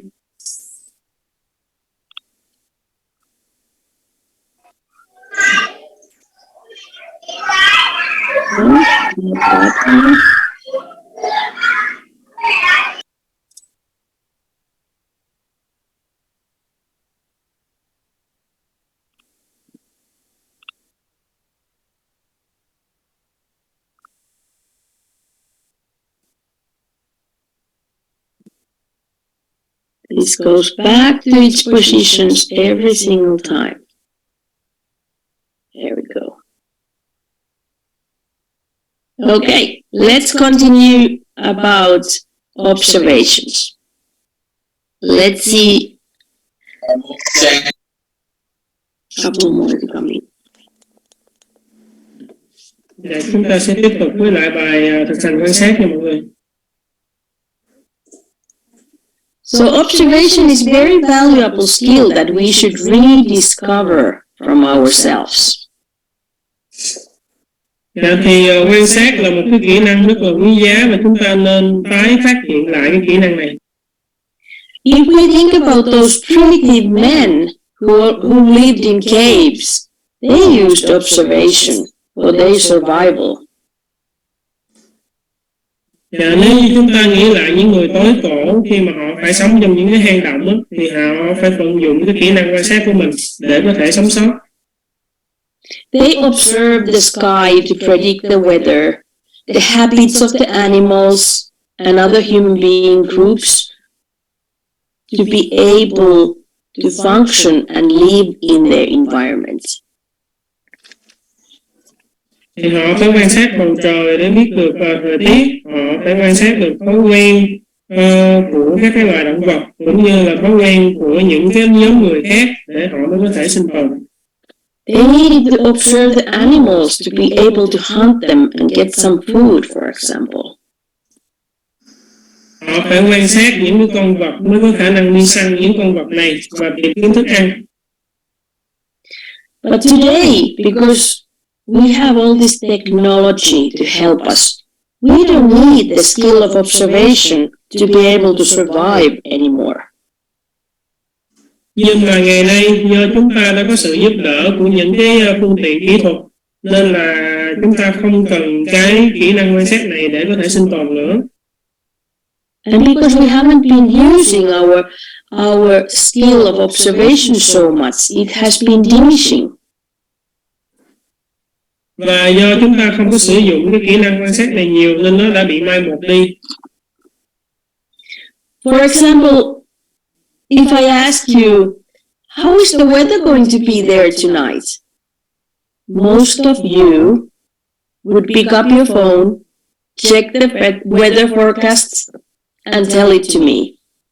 Instead of using your observation skills and look out the window and see, it is a bit cloudy, it might start rain, but the clouds are this and this kind, so I'm not sure if it will start to rain, but let's see, most probably it will, because we don't have those skills. We have not paid so much attention to nature around us lately, because we have all these apps in our phones and we get the weather forecast for the news. We haven't needed those skills, but now we should really recover the art of observation.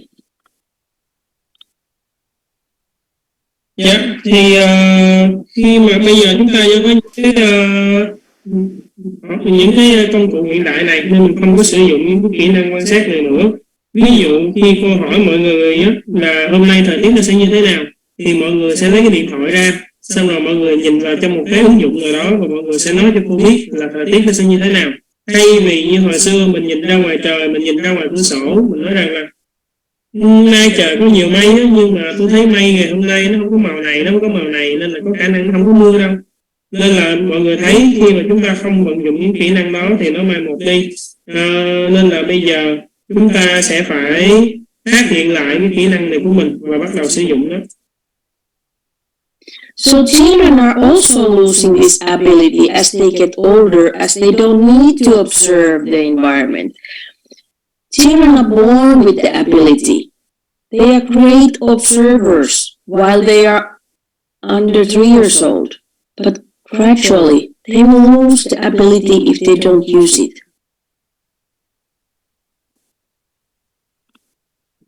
Dạ, thì khi mà trẻ lớn lên cũng vậy, thì trẻ cũng sẽ dần mất cái khả năng này đi, tại vì trẻ không cần phải quan sát để có thể học tập trong môi trường nữa.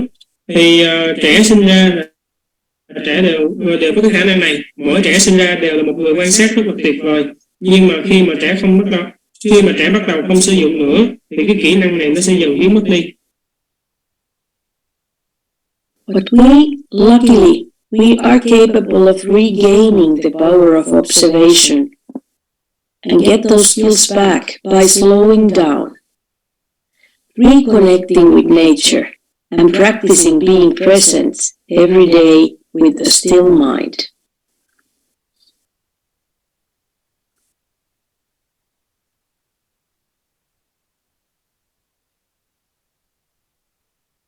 Nhưng mà chúng ta rất là may mắn mà chúng ta cũng có khả năng là chúng ta sẽ lấy lại được cái kỹ năng, cái khả năng quan sát này của mình. Thì để có thể làm được như vậy thì chúng ta cần phải sống chậm lại, phải hòa mình với thiên nhiên, phải đặt mình trong thực tại và phải giữ cho trí não của mình nó thật yên tĩnh và vững chắc.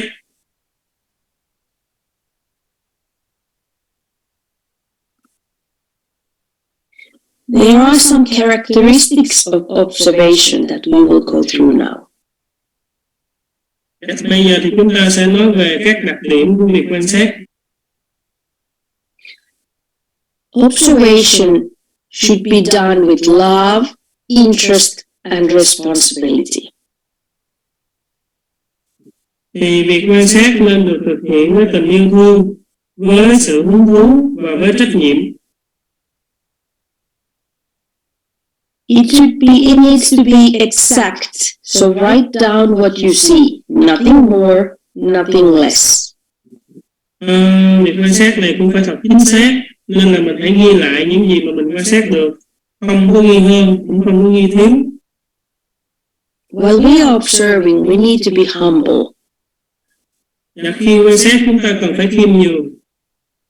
We need to realize we do not have all the answers and that observation can help us to find them, but we need to give the observation room and space to let us get the information from the children.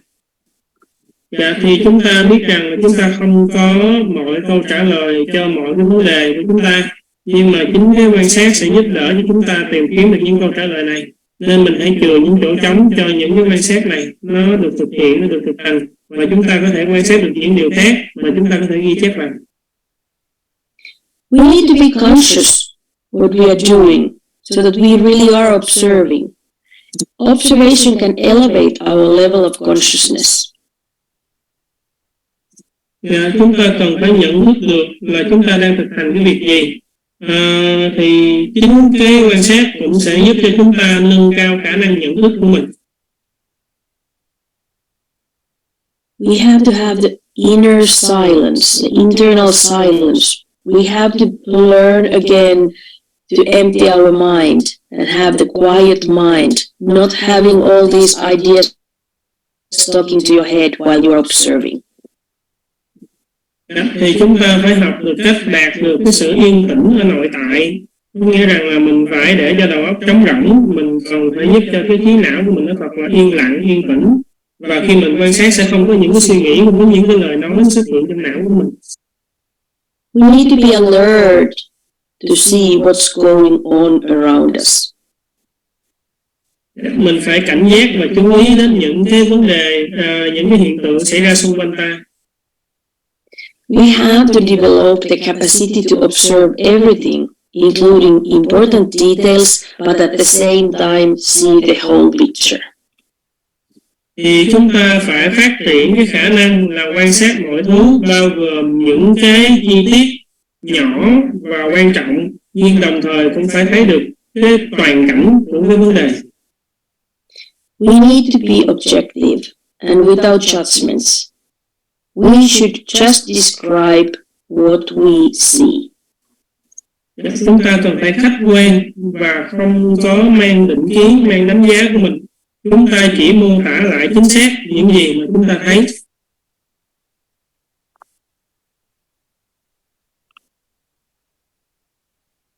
So observation should be scientific. Thì quan sát phải nên là mang tính khoa học. It should be scientific. We are observing steps, object by object, and what is happening in this moment very carefully. Thì khi quan sát chúng ta sẽ quan sát từng bước, từng sự vật, từng vật thể, và chỉ quan sát những gì đang xảy ra ở thời điểm thực tại. It also needs to be objective, observing what is being viewed, unclouded by what we would like to be. So involves seeing what is happening and what lies before us, not allowing problems or thoughts to alter our observations. Dạ, tiếp theo là nó phải mang tính khách quan. Mang tính khách quan có nghĩa rằng là chúng ta phải quan sát được những gì diễn ra trước mắt mình, không bị lu mờ bởi những cái gì mà sẽ diễn ra trong cái suy nghĩ, trong cái tư tưởng của mình. It needs to be accurate, observing without leaving any little details out, because everything is important. Dạ, quan sát phải thật là chính xác, ta không có bỏ lỡ từng cái chi tiết nhỏ nào hết, tại vì như vậy thì mới là đảm bảo tính chính xác. It should have constants, it should have continuous. We should observe what we have chosen to observe, and if possible, for the same amount of time and the same hour daily, if we really want to see if there is happening any changes.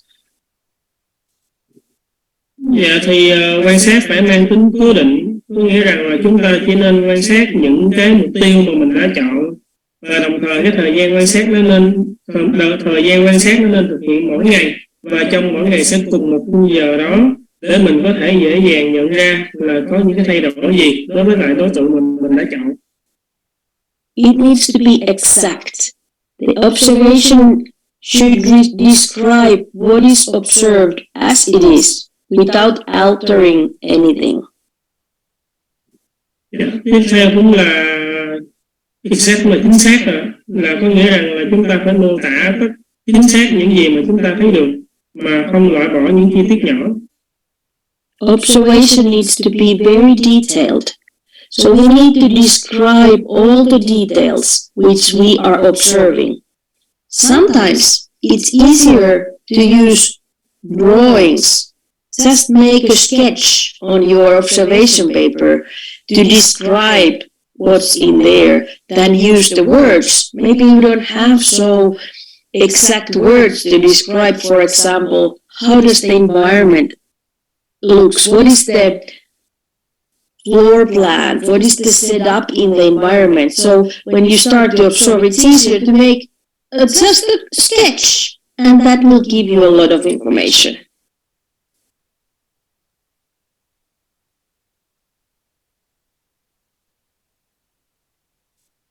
Và tiếp theo là cái quan sát của mình phải thật chi tiết, có nghĩa là đôi khi thì chúng ta muốn cái chi tiết, chúng ta phải sử dụng hình vẽ, phải sử dụng những cái mà nét họa của mình, thì mình mới có thể ghi ra thật là chi tiết. Có những kết cấu mà mình không thể nào dùng từ ngữ để miêu tả được. Ví dụ khi mình quan sát, mình muốn quan sát cái cách bày biện của lớp, thì chúng ta cần phải vẽ nó ra và mình ghi chú lại, chứ không thể nào mà mình ghi từ đầu đến cuối bằng chữ không. Nên là đôi khi chúng ta có thể sử dụng những cái hình ảnh để mình quan sát và sao cho nó thật là chi tiết. Observation needs to be all time respectful. We need to show respect for the person or the object that we are observing.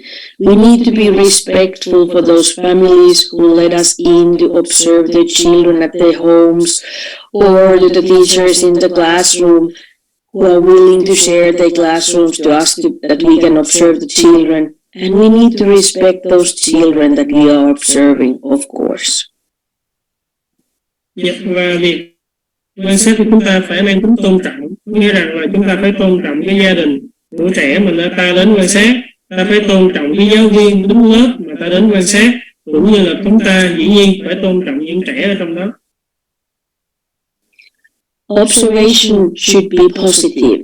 So observing what is it as it is, not observing only to find out errors or writing out the errors that you will see, or the mistakes or misbehaviors or negative things. Just write down everything as it is. Don't put any expectation, is it negative or positive on it. Dạ, thì quan sát của chúng ta nó nên mang tính tích cực, có nghĩa rằng là mình nên viết lại hết tất cả mọi thứ, cho dù là nó xấu hay là nó tốt, mình sẽ ghi lại hết, chứ không phải quan sát là để mình đi tìm những cái lỗi sai, những cái điểm xấu của người khác. A positive observation is when we observe the process more than the result. It's when we observe the child's effort, not the errors he might do. Dạ, mang tính tích cực cũng có nghĩa rằng là chúng ta sẽ quan sát toàn bộ cái quá trình thay vì là chỉ quan sát cái kết quả. Chúng ta sẽ quan sát sự nỗ lực và cố gắng của trẻ chứ không phải là tập trung vào những gì mà trẻ làm sai. But there are some limitations of observation, of course, because we are human beings.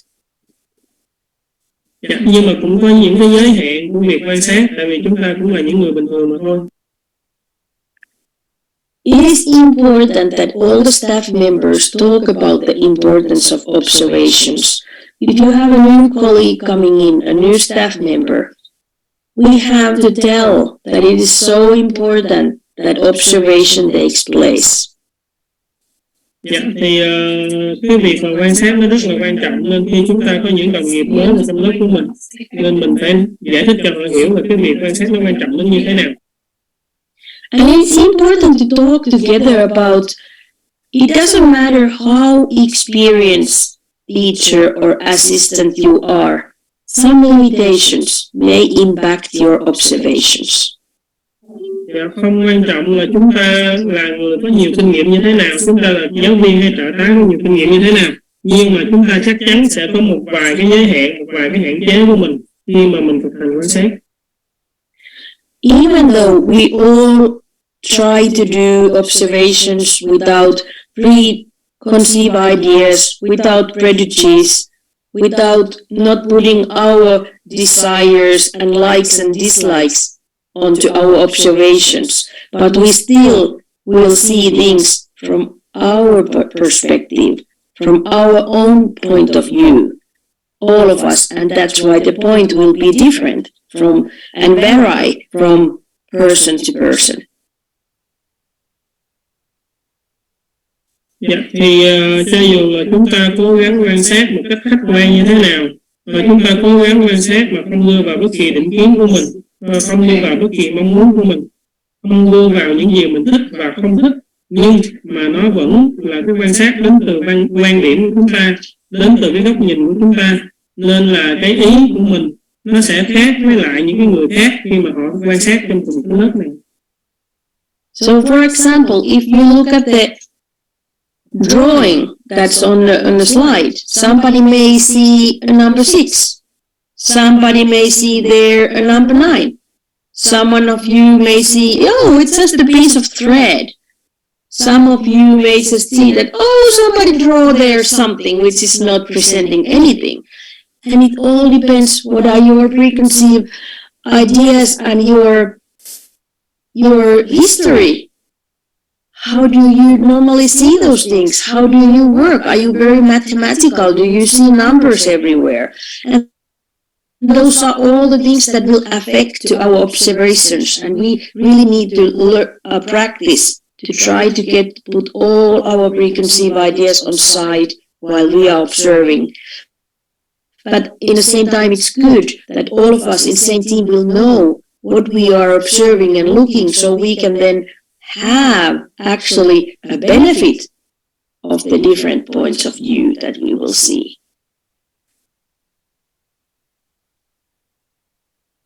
Dạ, thì khi mà mọi người nhìn thấy cái hình ở trong cô mà miêu tả đây mọi người, thì có người sẽ nhìn thấy đây là số 6, có người nói đây là số 9, có người nói không, đây là một cọng chỉ, có người nói cái hình này là hình vẽ nguệch ngoạc, nó không có tượng trưng được cái gì hết. Thì như mọi người thấy á, là tuy chúng ta đã cố bỏ ra hết những cái định kiến của mình, nhưng mà cái nền tảng của mình, những cái nền tảng học tập, những cái mà cách mà mình suy nghĩ hàng ngày, thì nó cũng ảnh hưởng đến cái gì mà mình quan sát được. Ví dụ chúng ta là một người có cái tính toán học rất là cao, ở đâu mình cũng nhìn thấy con số đó, thì đương nhiên nó cũng sẽ ảnh hưởng đến quá trình quan sát của mình. Nên là cô nói là rất là tốt khi mà có cùng một đội quan sát cùng một hiện tượng, thì cả một đội này khi mà nhờ có những cái sự quan sát khác nhau, những cái quan điểm khác nhau, thì nó sẽ cùng nhau đóng góp để giúp cho chúng ta có nhiều lợi ích hơn. And like I said, drawing sometimes helps us, especially if you are all observing while working, and you are observing the same theme. Maybe you are observing this one specific child, maybe you have concerns about him, or maybe you're observing some parts of your classroom. Sometimes if you all do, on top of your writing, some drawings, that may be the key when you collect your data together to find out, oh, now I see what you meant by this. Now I see how did you see these things. And your drawings normally don't have expectations or preconceived ideas if you just do a drawing or a sketch what you see. Like, for example, about that drawing on the picture, I don't have words to explain what it really is very exactly, but as we all see now the picture, we can see the exact same picture.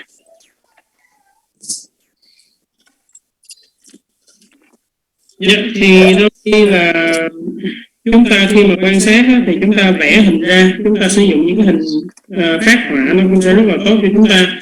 Và đôi khi thì những cái này, những cái người cùng quan sát đến từ một đội và với những cái hình phác họa này thì cũng sẽ giúp đỡ nhau rất là nhiều.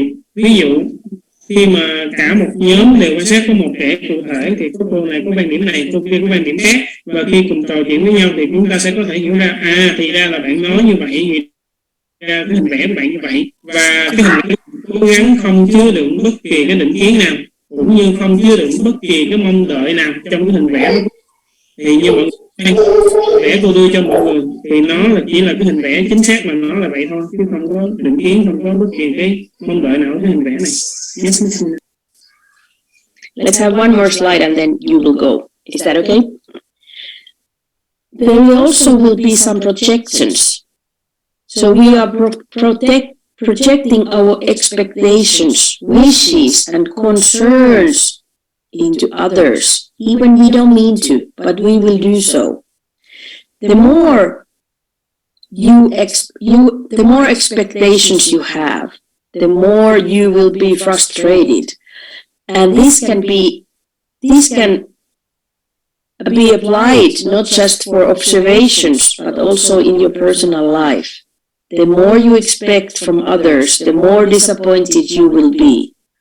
If we just see what is in front of us without all these expectations, the more we can see how the reality will open in front of our eyes. It is better to live and be in the moment. Expectations is not being in the present moment. Thì tiếp theo chính là cái sự thể hiện cái sự mong đợi của chúng ta về cái gì đó. Thì khi mà chúng ta quan sát, chúng ta đừng cố gắng mà mong đợi vào bất kỳ cái điều gì. Thì cái này người ta cũng sẽ cảm nhận được là mình sẽ mong đợi vào cái gì vào từng người, vào từng tình huống khác nhau. Và khi mà chúng ta càng mong đợi thì chúng ta sẽ càng khó chịu.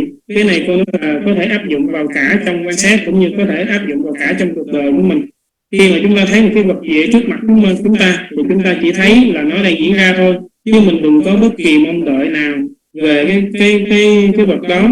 Thì như vậy thực tế nó sẽ diễn ra rất là rõ ràng trước mắt của chúng ta, vì chúng ta là người sống trong đúng cái thực tại đó, chứ mình không có đưa ra những cái mong đợi của mình về cái thực tại đó.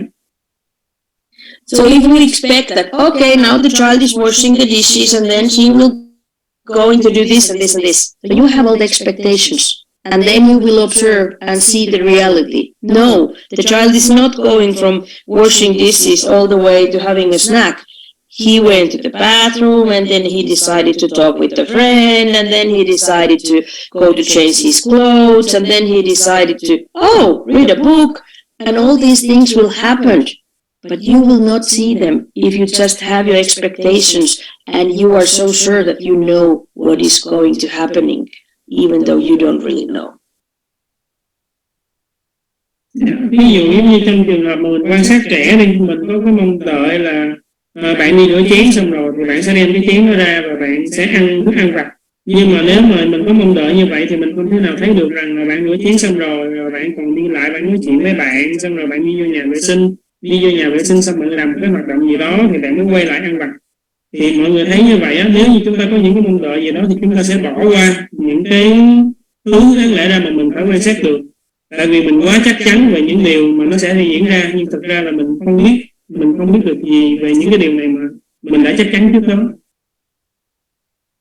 And now we will have a short break. Tyler has something to take care of, and so you will have an extra short break. It will be around 10 minutes, and we will continue as soon as he's able to get back. Bây giờ thì chúng ta sẽ được nghỉ giải lao 10 phút nha mọi người. Thì sau 10 phút chúng ta sẽ quay lại và chúng ta tiếp tục. Thank you so much, Christina. Yeah.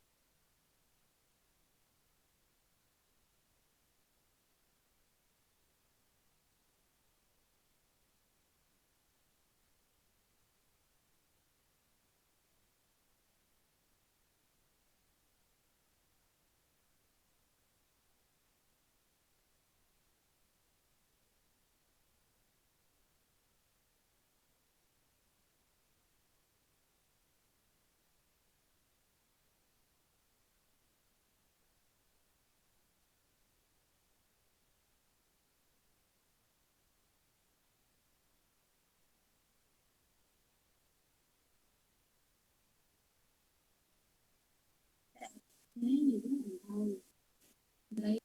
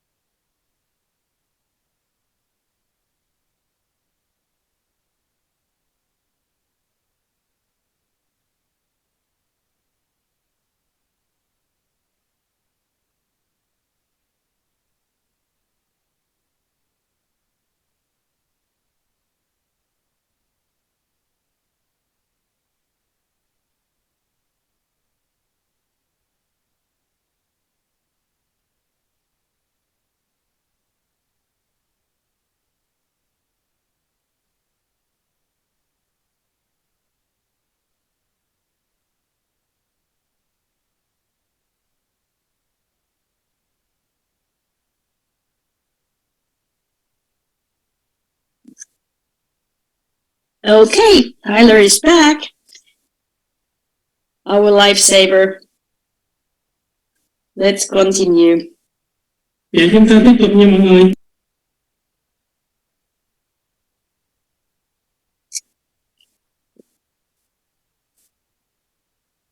All right.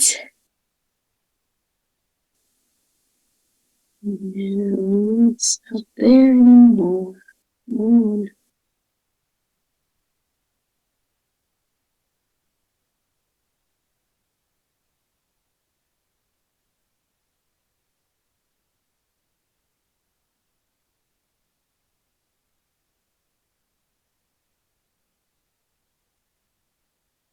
All right, let's continue.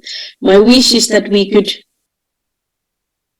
be able to finish most of this lecture before lunch, and then after lunch we can do something more fun. Yes. Can you please translate? Dạ, thì cô mong là cô sẽ giảng hết tới cái phần lý thuyết cho mọi người trước khi mà cô nghỉ đi ăn trưa chút xíu. Thì sau buổi giờ cô ăn trưa thì là mọi người sẽ được thực hành học tập những cái thứ mà nó vui vẻ hơn. So how can we all become good observers? How can we develop ourselves as observers? Dạ, thì làm cách nào để chúng ta có thể trở thành những người quan sát tốt? Làm cách nào mà để làm một người quan sát thì chúng ta có thể tự phát triển? So as I said, we stop observing as we haven't been needing these skills of observations. And now we have to redevelop them and regain these skills through practice. Dạ, thì như cô nói là chúng ta đã ngưng quan sát tại vì là chúng ta không cần cái kỹ năng này nữa. Nhưng bây giờ chúng ta phải tái phát triển, phải chúng ta phải đạt lại nó. It is important to do exercises relating to observations frequently. Dạ, việc mà chúng ta thực hành các bài tập liên quan đến thực hành quan sát rất là quan trọng. And as we remember that we are not just looking, we are perceiving information that is in front of us. The observation will become a second nature to all of us little by little.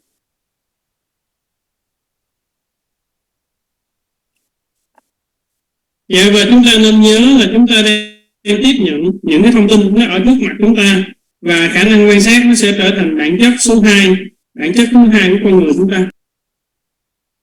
Through observation, we can know more. We can see what's happening around and in front of us.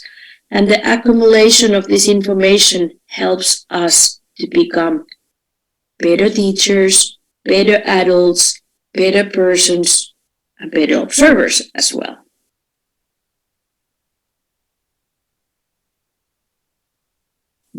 Thì thông qua cái việc quan sát là chúng ta sẽ thấy được những gì diễn ra trước mắt chúng ta và xung quanh chúng ta.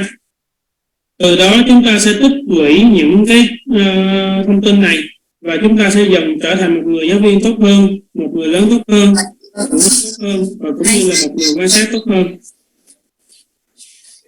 And we need to start to practice little by little. And when we are interested about something, we are eager to learn. So we will get involved, and that gives the interest for us.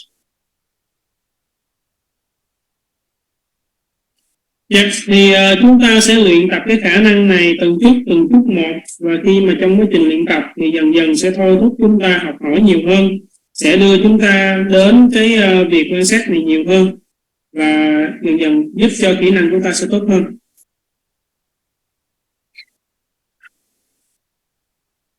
So when we are observing, when you have your notebook, it's good to make it as a format that you do same things every time. So it's then easier to recall and read your observation notes.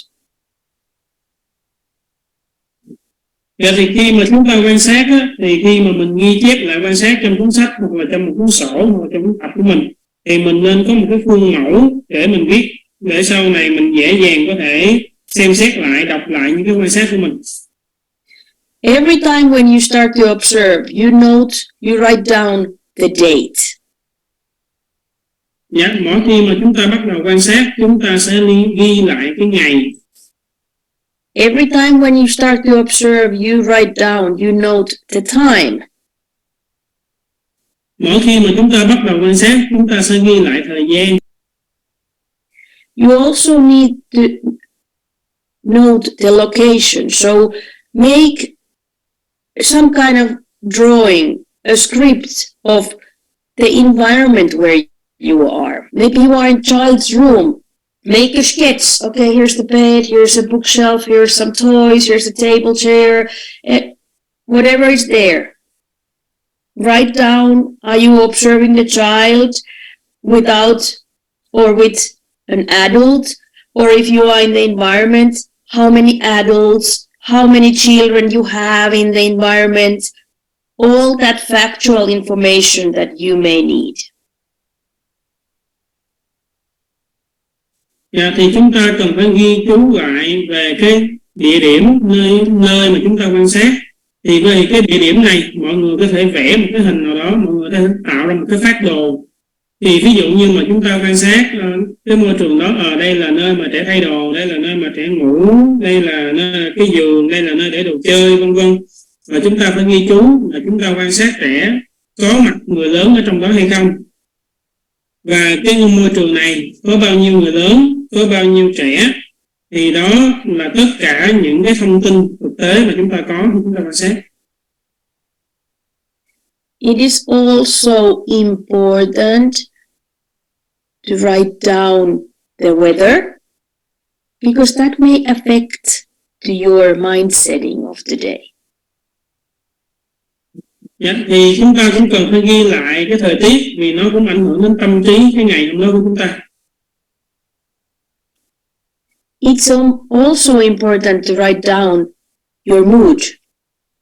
Are you in a bad mood? Are you really tired? Are you a little bit grumpy? Are you really excited? Are you happy? Are you eager? What is your mood when you start your observing period? Chúng ta cần phải ghi chú lại cái cảm xúc của mình. Thì mình phải ghi chú lại là hôm nay mình có mệt không? Mình có bực bội không? Hay là mình đang rất vui vẻ? Hay là mình đang rất hứng khởi? Hay là mình đang rất là nôn nao? Thì mình ghi lại tất cả những cái này. Note also, write down the reason of your observations. Maybe it's the child. Maybe you're observing a child. But maybe you are observing the use of language in the environment. Maybe you're observing that one child specific you are observing today, his movement development. Or maybe you are observing the social relationships in the group, or whatever is the reason, your main reason what you're observing, write it down.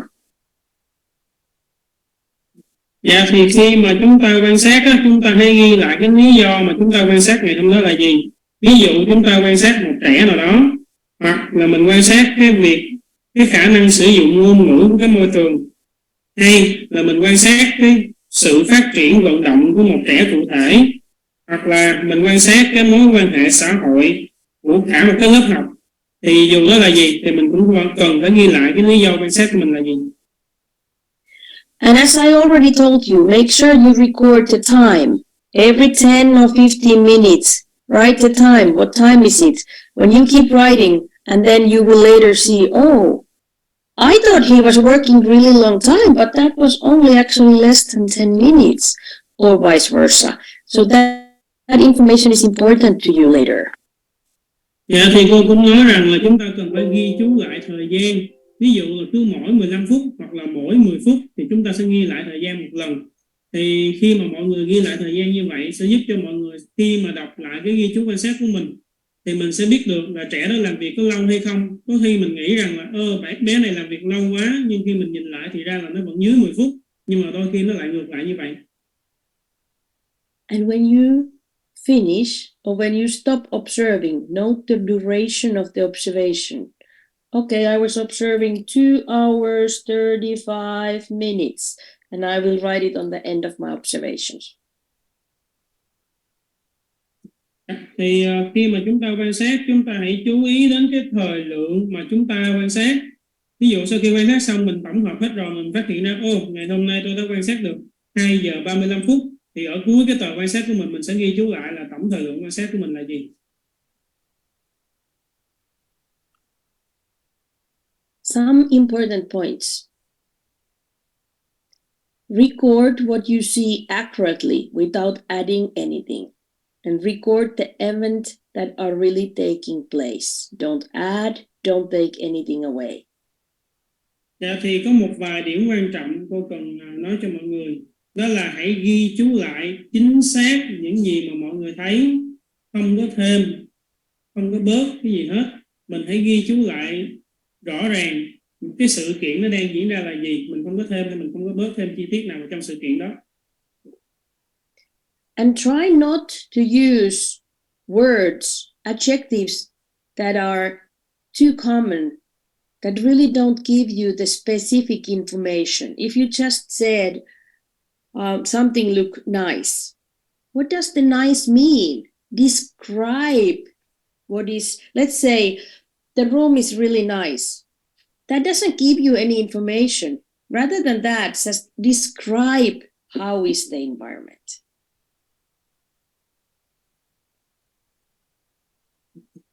Dạ, khi mà chúng ta ghi chú quan sát á, chúng ta nên tránh những cái tính từ mà nó mang tính bình luận cao. Ví dụ khi mà mình nói rằng là cái phòng nó tốt, vậy cái chữ tốt có nghĩa là gì? Thì thay vì mình nói tốt, mình nên miêu tả ra cái phòng nó như thế nào, nó có những cái gì trong đó. Nên là mình hãy cố gắng miêu tả chính xác những cái gì mà mình quan sát được, thay vì sử dụng những cái tính từ này. Don't use words like the child is using with the carrying a big ball. What does the big tells you? At least describe it. It's about 20 centimeters long, because big can be this big for someone, it can be this big for some other one. Dạ, ví dụ mình ghi chú, mình ghi rõ ràng ra, mình không có ghi là trẻ đang cầm một trái banh rất là lớn. Thì cái này mình không biết lớn có nghĩa là gì hết. Thì thà như vậy mình ghi rõ ràng ra là trẻ đang cầm một trái banh nó khoảng cỡ 23 cm. Thì tại vì nếu như mà mình ghi lớn á, thì có người đọc lớn họ sẽ hiểu là nó như thế này. Còn có người họ hiểu là nó một trái banh rất là to như thế này. And use precise language. Write what you see, write what you hear, write what you smell, write what's happening. Don't use terms like I think the child is hungry. How can you know if you don't have facts that tell you that the child is hungry? Maybe you can hear the sound of his stomach. That's a fact. His stomach is making sounds like stomachs will do when you are hungry, and the sound sounds like, and then you try to describe it. So don't make preconceived ideas. I think, in my opinion, just write what is in front of you. Dạ, thì khi mà mình viết á, mình nên viết chính xác những gì mà mình nghe, mình ngửi thấy. Thì mình viết dùng những cái thuật ngữ nó chính xác, chứ mình đừng có ghi là tôi nghĩ. Ví dụ trong trường hợp mình ghi là tôi nghĩ trẻ đang đói bụng, vậy làm sao mình biết được là trẻ đang đói bụng? Thì khi mình ghi tôi nghĩ trẻ đang đói bụng, nó đâu có bất kỳ thông tin thực tế nào nó bổ trợ cho cái việc mà mọi người nghĩ như vậy đâu. Là chúng ta ghi tôi nghe bụng trẻ reo, những cái âm thanh nào đó, thì như vậy sẽ giúp cho mọi người viết một cách nó khách quan hơn, chứ không phải là viết theo những cái ý tưởng định kiến của mình. And while you are observing, don't even try to do conclusions. The time for making conclusion is later. Dạ, khi mà chúng ta quan sát thì đừng có cố gắng đưa ra kết luận. Cái thời gian dành cho việc đưa ra kết luận là nó sau khi mà chúng ta đã quan sát. As I said, try to make yourself visible on nobody, a wallpaper, invisible. So while you are observing, do not stand up and start to stretch and do all these movements and dance around. Sit still, sit in a place. If you are in a classroom, I'm sure the staff members has been showing you the chair or the chairs where you can sit down. If you need to move, if the child goes to another room, maybe there is another spot where you can sit down, so move slowly. Don't make a deal about yourself. Thì khi mà chúng ta quan sát, cô dặn dò chúng ta phải là một người vô hình, chúng ta giống như là cái miếng giấy dán tường vậy đó. Thì mình đừng có thu hút những sự chú ý đến mình đừng có ngồi quan sát, đang quan sát cái mình đứng dậy rồi xong mình nhảy múa rồi mình vươn vai, mình tặng người vân vân. Thì như vậy nó sẽ gây sự chú ý. Thì khi mà mọi người đi quan sát ở trường, ở lớp đó, thì chắc chắn là các cô trong trường, trong lớp sẽ chỉ cho mình được những cái vị trí nào mà mình có thể ngồi để quan sát. Thì nếu như mà mình muốn thay đổi vị trí ghế ngồi thì mình chỉ đứng dậy nhẹ nhàng đi đến vị trí đó rồi ngồi xuống cái ghế đó và ngồi một cách thật là vững và yên tĩnh. Do not intervene or stimulate engagement with the child or children while you are observing. Chúng ta đừng có can thiệp hay là chúng ta tham gia tương tác với trẻ khi mà chúng ta quan sát trẻ trong môi trường. Try not to make eye contact with the children. Cố gắng là chúng ta đừng có giao tiếp bằng mắt với trẻ. Don't go and talk to the children. But of course, if the child comes to speak to you, you will answer politely, but shortly, but then you will go back to your own work and the child will go back to her work. Khi chúng ta đừng có tự tiện đi lại và nói chuyện với trẻ. Nếu trong trường hợp mà trẻ đi lại nói chuyện với ta thì chúng ta có thể trả lời một cách lịch sự, ngắn gọn, sau đó rồi chúng ta tiếp tục quan sát và trẻ quay lại làm việc của chính trẻ. Make sure you have big enough notebook that has enough paper, but don't have too huge notebook that it will take all the attention. Don't have too tiny notebook either, because then it's hard for you. And try to have a neutral notebook, not having all these neon color figures in front or the cartoons in front, which will take child's attention. So try to be as natural and unnoticeable as possible. Thì khi mà mình đi quan sát á, cái việc mà mình lựa chọn cuốn sổ, cuốn tập mà để mình ghi, thì cái cuốn tập này mình nên nhớ là nó nên có một kích cỡ bình thường. Mình đừng có mang cái cuốn tập nó quá lớn, quá to, như vậy nó sẽ dễ dàng gây sự chú ý đến trẻ. Còn nếu như mình mang một cuốn tập mà nó quá nhỏ thì nó lại gây sự khó khăn cho mình lại khó quan sát. Đồng thời cái bìa tập đó, nó phải có một cái màu trung tính thôi, một cái màu bình thường thôi. Đừng có dán quá nhiều sticker trong đó, hay là nó có nhiều cái phim hoạt hình mà nó vui nhộn á. Như vậy thì nó sẽ dễ dàng thu hút cái sự chú ý của trẻ hơn. Nên là mình cứ là một người bình thường nhất và mình cố gắng khiến cho mình vô hình nhất khi mình quan sát là càng tốt.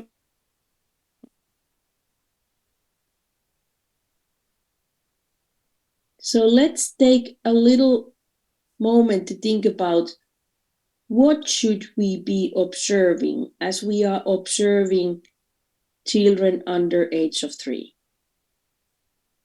Vậy bây giờ chúng ta hãy dành thời gian ra để nói về cái việc là chúng ta sẽ quan sát những gì đối với khi mà chúng ta quan sát trẻ dưới 3 tuổi. So we really want to find out who this little fellow is. Thì chúng ta thật sự muốn biết được rằng là bạn nhỏ này là ai. What is he like? What interests him? What is his path of development? Where is he standing right now in his path of development? Thì trẻ như thế nào? Những gì sẽ thu hút được trẻ? Và trẻ đang ở đâu trong cái con đường phát triển của mình? We are interested in observing and learning physical, psychological, and emotional development in the newborn and toddler, which will assist us in understanding their needs. Dạ, thì chúng ta rất là hứng thú để có thể quan sát và học hỏi về sự phát triển về mặt thể chất, về mặt tâm lý, về mặt cảm xúc của những trẻ sơ sinh này, để chúng ta có thể hiểu được những cái nhu cầu của các bạn này là gì. At the beginning, it's easiest to focus on the physical development. We want to determine their needs so we can help to meet them if we are working with them. Dạ, thì lúc đầu sẽ khi mà chúng ta tập trung vào trong những cái nhu cầu về mặt lúc đầu khi chúng ta tập trung vào sự phát triển về mặt thể chất thì sẽ dễ dàng cho mình hơn.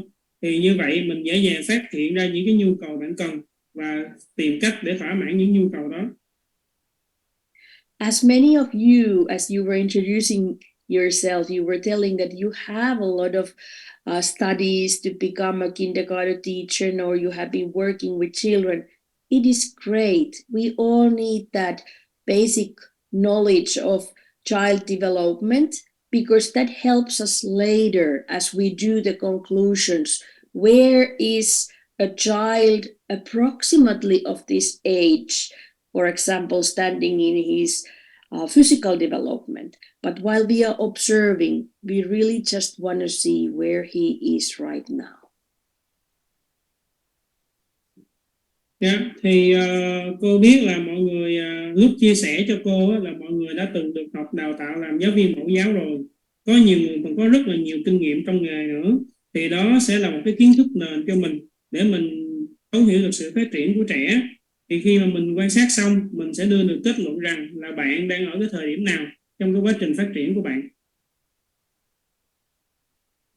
Observation should take place at all times, because any moment of the child makes it important. So we should be observing the child in different time of the day. We can observe the little newborn or a toddler while he's sleeping. Dạ, thì chúng ta sẽ thực hiện quan sát ở mọi thời điểm, tại vì mọi cái khoảnh khắc đối với trẻ nó đều quan trọng hết. Thì đối với một trẻ khi ta quan sát, chúng ta có thể quan sát ở những cái khoảng thời gian khác nhau ở trong ngày, hay là ngay cả đối với lại trẻ sơ sinh thì chúng ta quan sát cái thời gian trẻ ngủ cũng rất là quan trọng. Sometimes you hear, I have heard this, that I asked the students, did you go outside to observe the child when they went outside? No. I was like, why? Of course. Where else you can see so many cross-motor movements, like the child running, jumping, skipping, hopping, digging a hole, doing all these activities, if you don't go and observe outdoor time, for example. Dạ, thì đôi khi cô hỏi học trò của mình, cô hỏi học viên của mình là em có đi ra ngoài để quan sát những trẻ ở ngoài sân chơi không? Bạn trả lời là không. Cô mới nói là tại sao? Tại vì cái thời gian này là cái thời gian mà mình có thể quan sát vận động thô của trẻ dễ dàng nhất. Đây là khoảng thời gian mà các bạn chạy, các bạn nhảy, các bạn bò, các bạn đào hố rồi vân vân ở ngoài sân chơi. Thì đó là một cơ hội rất là tuyệt vời để cho chúng ta quan sát. Make sure you observe while the child is changing his clothes, learning and practicing of the skills of undressing and dressing himself. Make sure you observe while the child is eating. Make sure you observe while the child is going to sleep. What are his habits? All of those things are important knowledge to us. Dạ, hãy đảm bảo rằng là chúng ta sẽ quan sát trẻ khi mà trẻ đang thay đồ, để chúng ta biết được cái kỹ năng mặc và cởi đồ của bạn nó như thế nào. Chúng ta cũng nên quan sát bạn khi bạn ăn, hay là khi mà trẻ trong cái quá trình mà trẻ đi ngủ, để chúng ta học được cái thói quen đi ngủ của bạn là gì. Thì tất cả những điều này nó đều quan trọng đối với chúng ta, nó đều là những kiến thức quan trọng. So let's think about, you have an opportunity to observe a really young child and he's sleeping a lot. What could you observe? Ví dụ giống như là chúng ta có cơ hội quan sát một trẻ rất là nhỏ và trẻ này ngủ rất là nhiều. Vậy thì chúng ta có thể quan sát được những gì? So you can observe, how does the child sleep? Ta có thể quan sát là trẻ ngủ như thế nào. What is the deepness of the child's sleep? Is he sleeping in a very light sleep and waking up in every noise he can hear? Or is he really in the deep sleep? And how long that deep sleep will last, for example? Trẻ ngủ sâu đến đâu? Ví dụ trẻ ngủ thì có trẻ là ngủ xong rồi nghe một tiếng động nào đó là trẻ lập tức giật mình ngay, thì bạn không có ngủ sâu. Nhưng có những trẻ thì ngủ rất là sâu, khi nghe tiếng động thì bạn không giật mình. Và cái thứ hai là trẻ ngủ trong bao lâu? What is the muscle tone? Is he totally relaxed his body, or is he in stiff position while he's sleeping? Or something between that? Cái cơ bắp của trẻ nó như thế nào? Ví dụ khi có những bạn ngủ thì trẻ nhìn trông rất là có vẻ thả lỏng, nhưng có những bạn là sẽ gồng cứng cái người của mình lại, còn có những bạn là vừa thả lỏng vừa gồng những cái bộ phận khác nhau. Thì mình nên quan sát là về cái vấn đề cơ bắp của bạn khi bạn ngủ. Is there changes in child's breathing while he's sleeping? Có sự thay đổi trong nhịp thở của trẻ khi trẻ ngủ hay không? How about the eye movements or the movements of other parts of the body while he's moving? While he's sleeping, I'm sorry. Vậy thì cái vận động của đôi mắt bạn như thế nào? Hay là cái cử động của những cái bộ phận khác trên cơ thể nó ra sao khi mà trẻ đang ngủ? When you are observing a child, observe the communication skills. They can be nonverbal and they can be verbal. Observe them both. Khi mà chúng ta quan sát khả năng giao tiếp của trẻ thì chúng ta nên quan sát cả những cái kỹ năng thành tiếng và những kỹ năng không thành tiếng. What are the types of crying the newborn is using or the little, tiny baby is using? Những cái loại tiếng khóc mà trẻ sơ sinh hay trẻ mới sinh đang sử dụng là gì?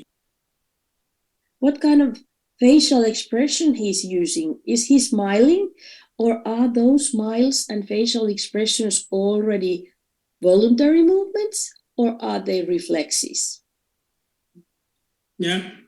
Trẻ thực hiện những cái cách cười gì? Và khi mà trẻ cười á, thì những cái động tác đó là động tác có chủ ý hay nó chỉ là những phản xạ? How does the environment respond to the child necessities? If the child is trying to communicate, if somebody coming and talking with him, answering his questions and so on. Môi trường phản hồi với lại các nhu cầu của trẻ như thế nào?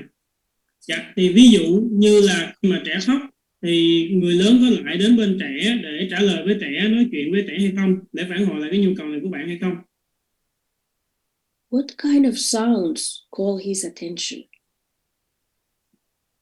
Những âm thanh gì sẽ gây ra sự chú ý của bạn? How is he communicating? Is he babbling? Is he already using words? Are those words connected to the object he's using? Is he really verbalizing the words to another person? How is he expressing himself? And with what tone and what frequency? Trẻ giao tiếp với người khác như thế nào? Trẻ bập bẹ hay là trẻ có khả năng sử dụng từ ngữ rồi? Và cái từ ngữ trẻ đang sử dụng nó có liên quan đến cái vật mà trẻ đang muốn nói đến hay không? Và cái giọng điệu cũng như là cái tần suất mà trẻ dùng từ ngữ để giao tiếp với người khác là gì? Remember to observe about eating habits. Chúng ta phải nhớ quan sát thói quen ăn uống của trẻ. How is the eating situations established? If you are observing a young child, is he breastfed? How frequently? In what position? And anything you can see on those moments. Thì cái thực đơn ăn uống của trẻ nó được thiết lập như thế nào? Rồi đối với lại việc mà mình quan sát trẻ rất là nhỏ thì trẻ có còn được bú mẹ hay không? tần suất trẻ bú mẹ như thế nào, và khi được bú mẹ trẻ được đặt ở trong vị trí gì. How does he react in front of the food? Is he eager? If he's already a toddler and he is going to the lunch table, is he eager to start to taste everything and eat it all up? Or is he maybe a little bit careful of what he's putting in his mouth and really putting attention by tasting all the bites he's taking in? Dạ, chúng ta phải quan sát cách mà trẻ phản ứng đối với lại đồ ăn trước mặt trẻ như thế nào. Ví dụ khi mà mình quan sát một trẻ trong cộng đồng trẻ nhỏ, thì lúc mà cô đem đồ ăn ra, bạn này có hào hứng đi lại cái bàn ăn và muốn nếm thử tất cả mọi thức ăn hay không? Hay là trẻ này là trẻ dè dặt và sẽ cẩn thận trong từng cái miếng cắn của mình, thì bạn phải nếm thử trước rồi bạn mới ăn hết cái miếng đó sau. Is he an active or passive eater? Is he actively taking a part? Is he trying to get the spoon to his mouth by himself? Or is he just wandering there and looking around? Does he need reminders that keep eating, keep eating? Or is somebody else feeding him? Or is he doing it by himself? Dạ, chúng ta cũng phải quan sát xem là bạn là cái người ăn chủ động hay là thụ động. Có nghĩa rằng là trẻ có thực sự là muốn sử dụng, trẻ này có thực sự dùng cái muỗng múc lên và đưa thức ăn vào trong miệng của mình hay không? Hay là bạn là cái người mà ngồi đó rồi nhìn xung quanh và phải có người khác nhắc nhở, và đồng thời là trẻ này ăn thì phải có người khác đút, hay là trẻ tự ăn?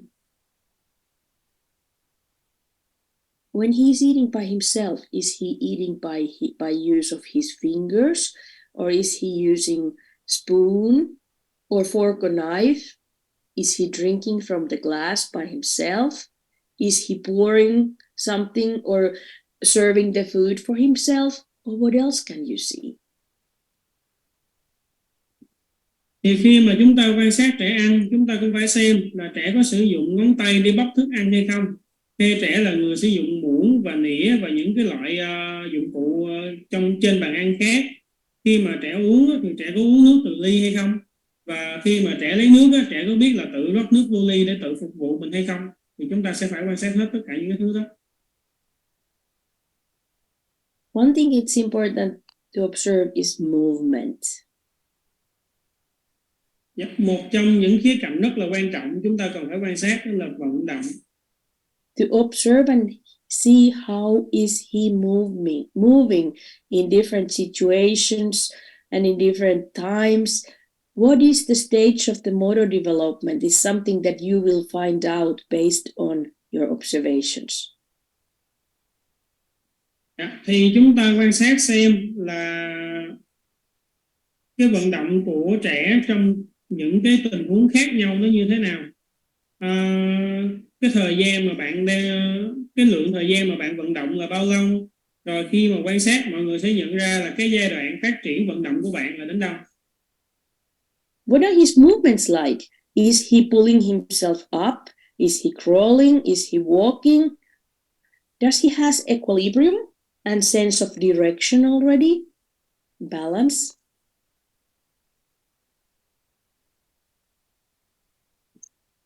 Dạ, thì chúng ta cũng phải xem là vận động của bạn như thế nào. Ví dụ là bạn có đẩy thân người dậy được chưa? Có khả năng bò chưa? Có khả năng đi chưa? Có khả năng giữ thăng bằng hay không? Và có khả năng xác định được phương hướng hay không? Is there any specific characteristics of the place or space that will affect his movements? Có những cái đặc điểm cụ thể nào của cái nơi chốn hoặc cái không gian nơi trẻ ở mà sẽ ảnh hưởng đến vận động của trẻ hay không? Are there obstacles that interfere with his movements?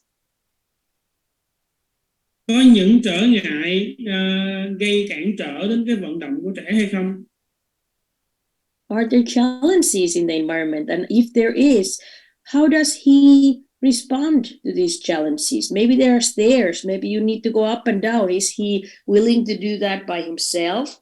If there are stairs, are he walking them up and down? Are he crawling them up and down? Are he using one food feed at the time, or is he putting one and then another one, then one and then another one? Where is he in his development of walking on the stairs, for example?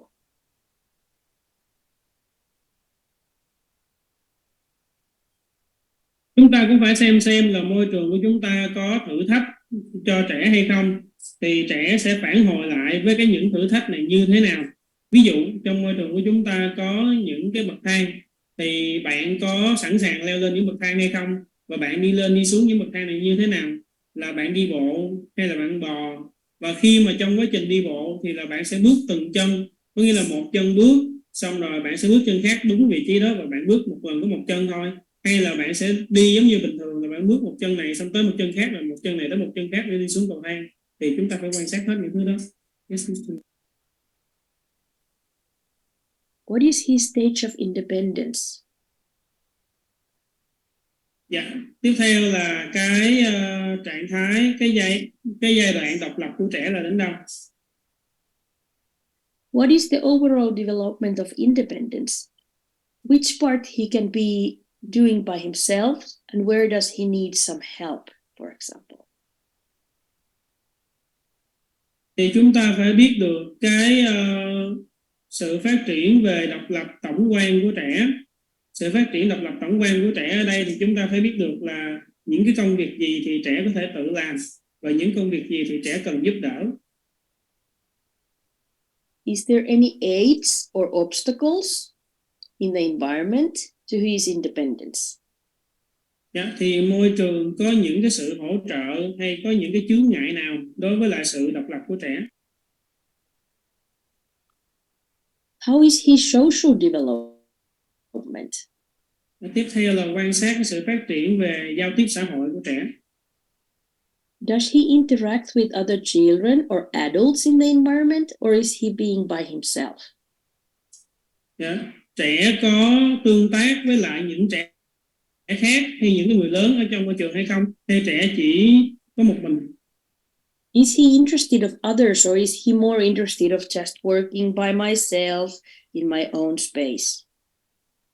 Trẻ thấy hứng thú với những người khác, hay là trẻ chỉ thích được làm việc một mình ở trong cái chính không gian của mình? Can he follow the instructions, or in which level he can obey, for example, if he is able to obey? Dạ, thì trẻ có thể làm theo những cái hướng dẫn không? Hay là trẻ có khả năng vâng lời hay không? Nếu mà trẻ có khả năng vâng lời thì là trẻ đang vâng lời ở cấp độ nào? How is his intellectual development, his cognitive development? Dạ, tiếp theo là quan sát cái khả năng nhận thức, sự phát triển về khả năng nhận thức hay là sự phát triển về trí tuệ của trẻ. What activities or interest the child have? Dạ, trẻ thì có khả năng thực hiện các cái hoạt động, hay trẻ hứng thú với những điều gì? When the adult is present and presents something to him, a new activity, how does he respond? Is he willing to join, or does he want to look at it from the distance? Or does he refuse? No, thank you, I'm not coming with you. Khi người lớn trình bày một cái hoạt động mới cho trẻ thì trẻ sẽ phản hồi như thế nào? Trẻ có sẵn sàng tham gia hoạt động không? Hay là sẽ được ngắm nhìn cái hoạt động từ xa? Hay trẻ sẽ từ chối cái hoạt động đó? Dạ thôi, con cảm ơn thầy, con không tới đâu. Yes, Mr. What does he do with the materials he's working with, he's manipulating? Dạ, trẻ làm những gì với lại những cái học cụ mà trẻ đang sử dụng? How is his emotional development? Dạ, tiếp theo là sự phát triển về cảm xúc của trẻ. How is he bonding with the parents or with his caregiver? Dạ, trẻ gắn kết như thế nào với lại phụ huynh, ba mẹ hoặc là người chăm sóc trẻ? Is he able to self-soothe himself? Dạ, trẻ có thể tự dỗ dành mình hay không? How does he react when he feels alone or he started to miss his parents, for example? How does he react? Dạ, khi mà trẻ ở một mình hoặc khi là trẻ vừa gặp lại ba mẹ của mình thì trẻ sẽ phản ứng như thế nào? If there is a stressful situation, how is the child reacting to it? Trong các cái tình huống căng thẳng thì trẻ phản ứng với tình huống này như thế nào? And clothing is important to observe. Describe what kind of clothes the child is wearing. Dạ, tiếp theo là chúng ta sẽ quan sát quần áo. Thì quần áo là một trong những điều rất là quan trọng mà mình cần phải quan sát. Thì mình cần phải quan sát là trẻ đang mặc những loại quần áo nào. Do the clothes help or hinder the child's development of movement?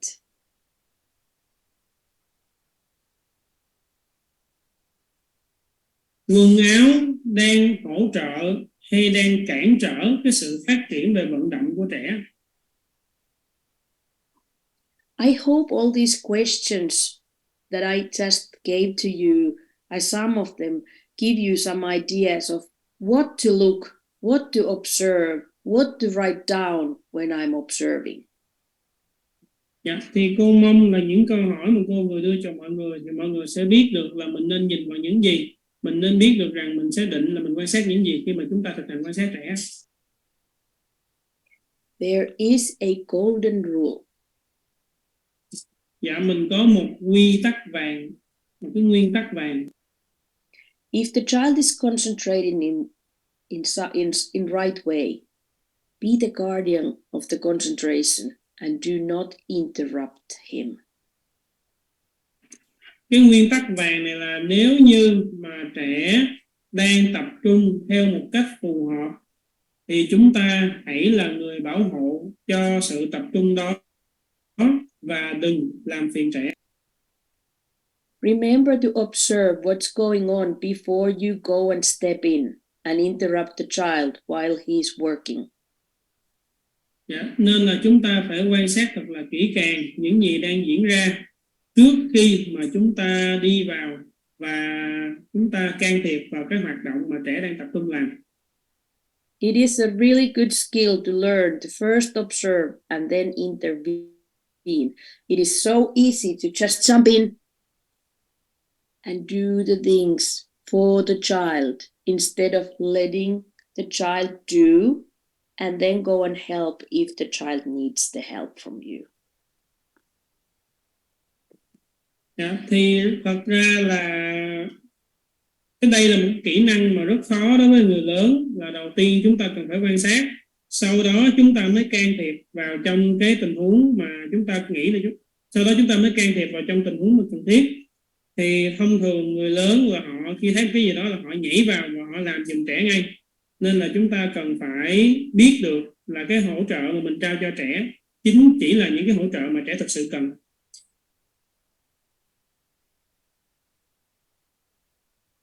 And if you want to read more about observation, she has been writing, I refer to Maria Montessori, she has been writing a lot about it, but here are some books that you will find more information about it. Dạ, nếu như mà mọi người muốn đọc thêm thông tin về cái việc thực hành quan sát thì bác sĩ Maria Montessori đã viết rất là nhiều sách. Thì đây là những cuốn sách mà bà đã ghi. Thì cuốn sách đầu tiên là được viết vào năm 1988, Trí tuệ hấp thu. Nó được xuất bản của nhà xuất bản là Clio Press, Oxford. Cuốn sách thứ hai là viết vào năm 1995 là phương pháp Montessori nâng cao 1, thì cũng nhà xuất bản là Clio Press và của thành phố Oxford. Cuốn sách thứ ba là được bà viết vào năm 1966 đến năm 1972 là Bí mật của trẻ thơ. Thì cái này được xuất bản bởi Ballantine Books ở thành phố New York. And with this, we will end the lecture part and we will continue later to do other things with observation. Dạ thì với lại cái việc là cô cho mọi người cái danh sách tham khảo rồi thì là chúng ta sẽ kết thúc cái bài thực hành quan sát ngày hôm nay và chúng ta sẽ được thực hiện những cái bài tập khác. It is a long lecture, but there is so much about observation. Dạ, cô biết đây là một cái bài rất là dài nhưng mà tại vì chúng ta cần phải nói rất là nhiều điều về cái vấn đề quan sát này. Any questions or comments? Dạ, mọi người có bất kỳ câu hỏi nào hay bình luận nào dành cho cô hay không?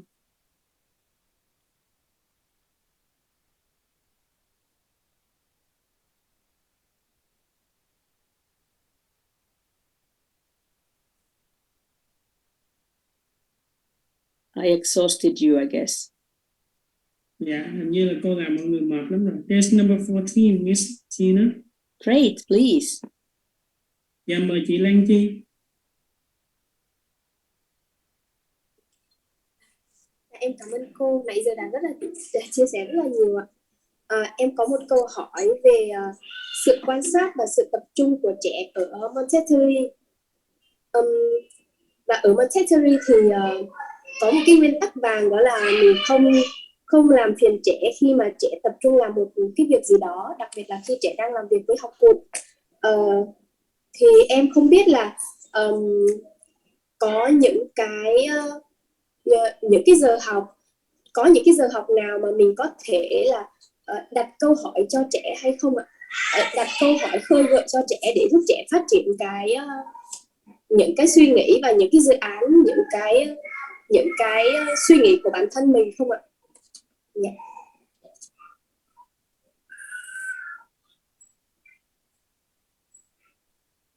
Dạ rồi, để em nhập câu hỏi của chị nha. Miss Tina, as you say the golden rule that we will not interfere the child concentration when the child doing a work with the materials. So is there any lesson or any lesson time that we can question the child in order to provoke the child ideas and expression of his thoughts? What do you mean? Can you explain a little bit more? Chị có thể giải thích cho cô là khơi gợi suy nghĩ của trẻ là gì không chị? Ví dụ như là em lấy một cái ví dụ như là khi trẻ đang quan sát một con bướm chẳng hạn. Ví dụ như là khi trẻ quan sát một con bướm, quan sát thì nó nên đặt những câu hỏi cho trẻ, ví dụ là để giúp trẻ phát triển thêm những cái sự hiểu biết, hoặc là hiểu biết về con bướm chẳng hạn. For instance, dạ rồi, còn gì nữa không chị? Dạ, dịch vậy giúp em. For instance, when we and the child observing a butterfly, so it gives the child some questions in order to widen the child's knowledge when the child observing that butterfly. Yes, of course. Then you are with the child in that situation if you are doing it together. But again, as you see that now he's really, really looking at the butterfly, please wait and let him look carefully. And then when he turns his head away, it's time to have the conversations. Yeah, thì cô nói rằng là chúng ta có thể có những cuộc trò chuyện để mình giúp cho trẻ tăng cái khả năng nhận thức của trẻ hơn. Nhưng mà ví dụ khi mà mình về ví dụ là quan sát con bướm của chị đi, nếu mà lúc mà trẻ đang tập trung nhìn chăm chú vào con bướm đó thì chúng ta phải là người chờ đợi. Khi mà bé quan sát kỹ rồi bé quay cái đầu đi thì đó chính là lúc mà chúng ta có thể thêm vào những cuộc trò chuyện của mình. Rồi, em hiểu rồi, em cảm ơn. Yeah, thank you, Miss Tina. Here I actually meant two things. First of all, while you are observing, don't go and step into the children's work. And secondly, let's say the child is doing any work. Let's say he's washing dishes. Let him do it. Don't go and chit-chat. That's intervening. Oh, how lovely that you are washing dishes. Why bother? We can talk about later. We can talk about afterwards. We can tell the child that I really appreciated you wash the dishes today, but I can do that later. I don't have to intervene. I don't have to stop the child's concentration and the joy of that work while he is doing it. Dạ, thì cô dặn dò mình nhất là khi mình quan sát thì mình đi quan sát trong lớp, mình không có đi lại và nói chuyện với trẻ. Còn mà chúng ta luôn luôn có thể nói chuyện với trẻ, nhưng mà không có lúc mà trẻ, không phải là đang là lúc mà trẻ tập trung. Ví dụ như bạn đang tập trung rửa chén dĩa, xong cái mình đi lại mình nói: ô, hôm nay con rửa chén dĩa cho lớp thật là tốt quá đi. Tại sao mình lại nói chuyện ngay lúc đó? Tại sao mình phải cắt đứt cái sự tập trung của bạn? Khi mà mình cứ để cho bạn tập trung làm việc, sau đó rồi thì mình có thể nói là cảm ơn con, thật là tốt khi hôm nay con đã rửa chén dĩa cho lớp của mình. The child is not washing the dishes because of me. He's just washing the dishes because he wants to do it and he's doing benefit for his environment. Dạ, trẻ muốn rửa chén dĩa không phải là vì mình, mà trẻ muốn rửa chén dĩa tại vì là trẻ muốn được thực hiện hoạt động đó, và trẻ thực hiện cái hoạt động đó để chăm sóc cho môi trường của chính trẻ.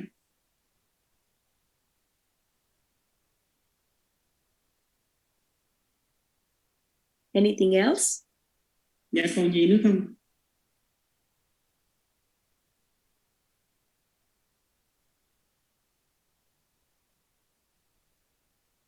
Okay.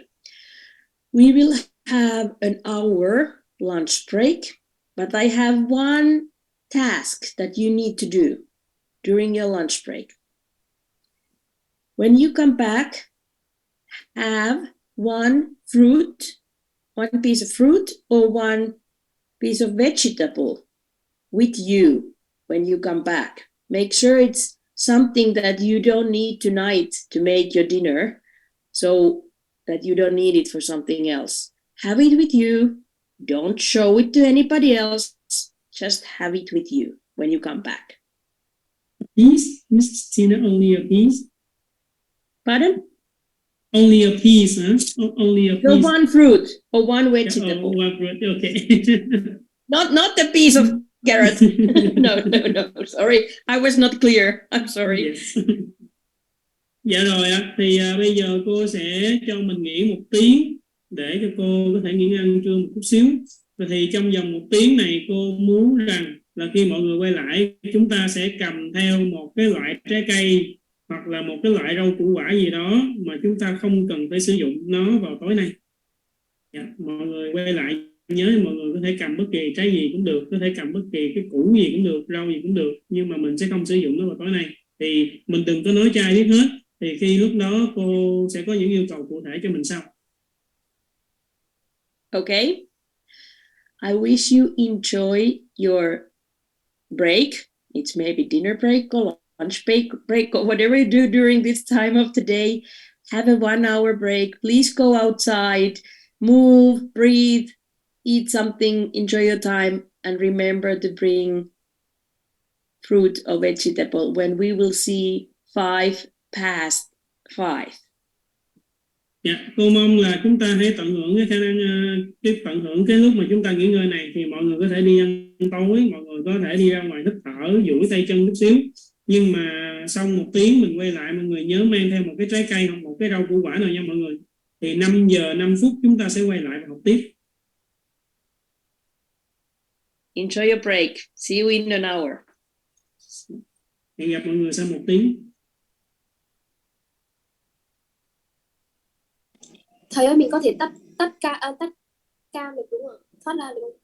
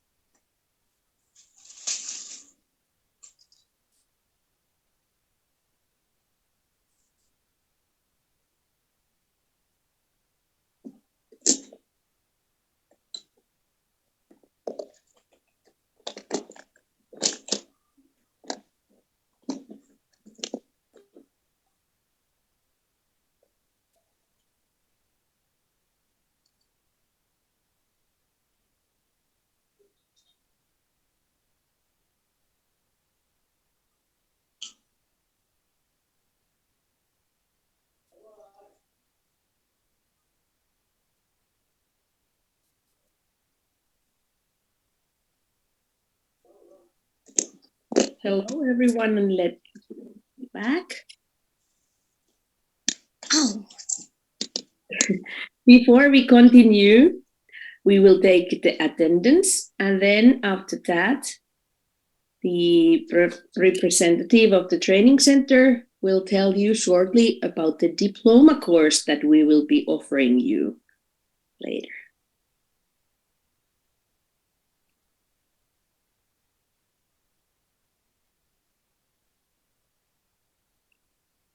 I'm sorry, Miss Tina, you were just saying?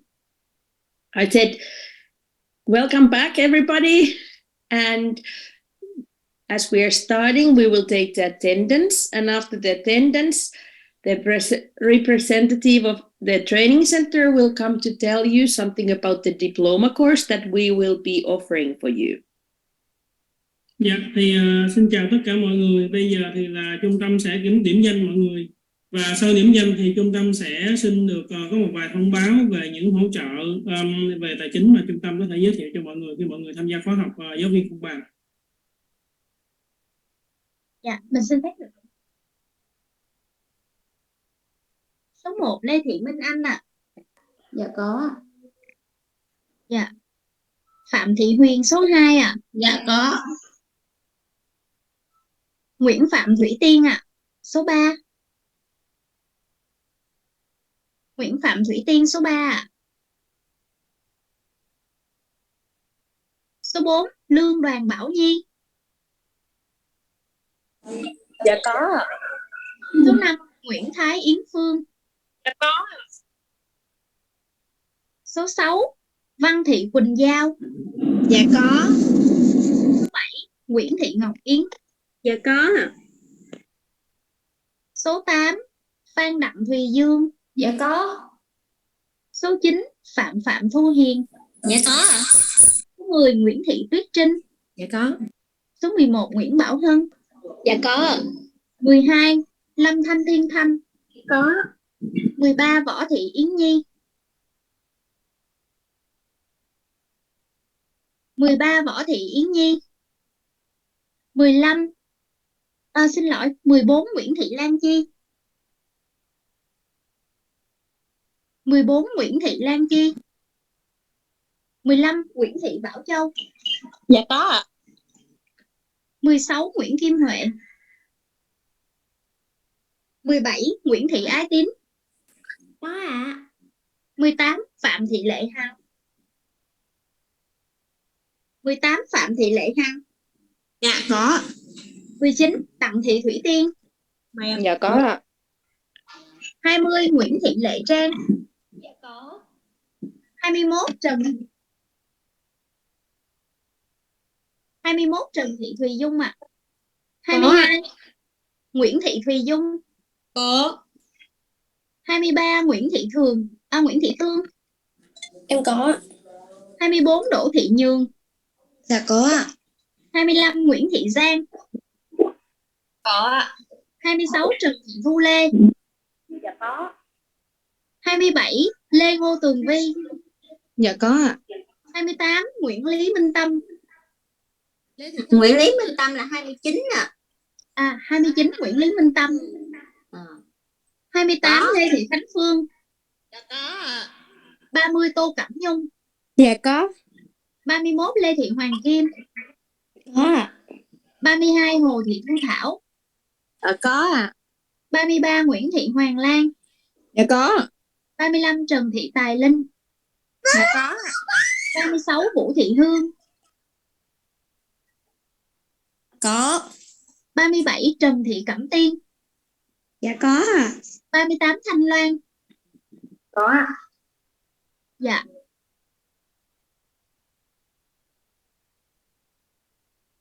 Mình xin hết ạ. Chào tất cả Dạ, các bạn em- học viên. 14 Nguyễn Thị Lan Chi có mặt Dạ. nha. Dạ em vào Dạ. để tiếp. Cảm ơn ạ. Dạ. Chào tất cả các bạn nhé. Dạ, chào chị. Vâng, chào tất cả mọi người. Mình xin chia sẻ một chút xíu thông tin của bên ban tổ chức để cho các bạn cùng có thêm cái thông tin chi tiết. Hiện tại dự kiến trong cái ngày mùng 1 tháng 12 năm 2022 thì bên Hiệp hội Montessori phối hợp cùng với lại bên MVEC để tổ chức cái khóa đào tạo giáo viên 03. Chúng tôi cũng rất là mong muốn là được chào đón tất cả các bạn học viên ở trong khóa trợ tá này có thể tham gia được vào cái khóa đào tạo giáo viên sắp tới. Lên trong trung tâm thì cũng có một số những cái chương trình để hỗ trợ cho tất cả các bạn học viên về những cái liên quan đến chính sách như là về học phí, để cho các bạn học viên có thể có nhiều cái cơ hội để tham gia vào cái khóa học giáo viên sắp tới này. Nên chúng tôi cũng có gửi vào những cái email cá nhân của tất cả các bạn. Các bạn có thể xem được những cái thông tin chi tiết cụ thể, và nếu như bạn nào mà có quan tâm thì có thể là sẽ điền cái thông tin vào những cái form link như vậy để cho chúng tôi có thể hỗ trợ được các bạn và tham gia vào cái khóa học sắp tới này. Khi các bạn trải qua một thời gian cũng không phải là ngắn và cũng không phải là quá dài, nhưng các bạn đã được làm việc với cô Tina, và các bạn sẽ thấy được là cô cũng như là một giảng viên nữa là giảng viên Julia là những người đã rất là nhiều năm kinh nghiệm để mà giảng dạy những cái khóa trợ tá và khóa giáo viên. Thì trong cái đợt khóa giáo viên này thì chúng tôi cũng có cái sự tham gia của hai giảng viên, đó là cô Tina và cô Julia. Thì chúng tôi rất mong là được đón chờ cho tất cả các bạn. Hiện nay thì đang có được một số lượng học viên trên 10 bạn đăng ký, và chúng tôi cũng mong muốn là có thể chào đón được thêm hơn 20 học viên nữa để cho khóa học có được đủ cái số lượng học viên sẽ là 35 học viên để cho chúng ta sẽ khai giảng khóa học vào 1 tây tháng 12. Nên chúng tôi cũng trên tinh thần hỗ trợ cho tất cả các bạn có nhu cầu muốn học chuyên sâu và để tham gia vào những khóa giáo viên này thì có thể liên hệ với chúng tôi qua số điện thoại hotline, hoặc là qua địa chỉ email, hoặc là qua những cái đường qua cái form đăng ký để chúng tôi có thể hỗ trợ được các bạn nhiều nhất có thể. Đó là thông tin mà tôi rất muốn chia sẻ với tất cả các bạn học viên ở tại Việt Nam.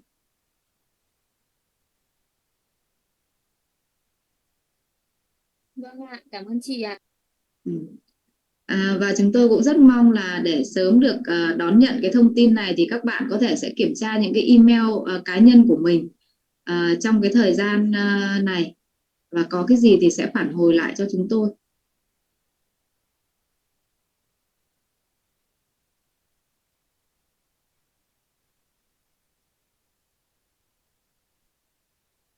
Ngoài ra nếu có thông tin gì cần chia sẻ thêm thì các bạn có thể chia sẻ thêm với cả trên đường link hoặc số điện thoại. Và tôi xin chúc các bạn có một buổi chiều học tập cùng với cả cô Tina tiếp tục trong cái chương trình của cái buổi ngày hôm nay nữa. Dạ, cảm ơn chị ạ. Xin chào và tạm biệt mọi người. Chúc mọi người có buổi chiều vui vẻ và học tập tốt. Dạ, cảm ơn chị.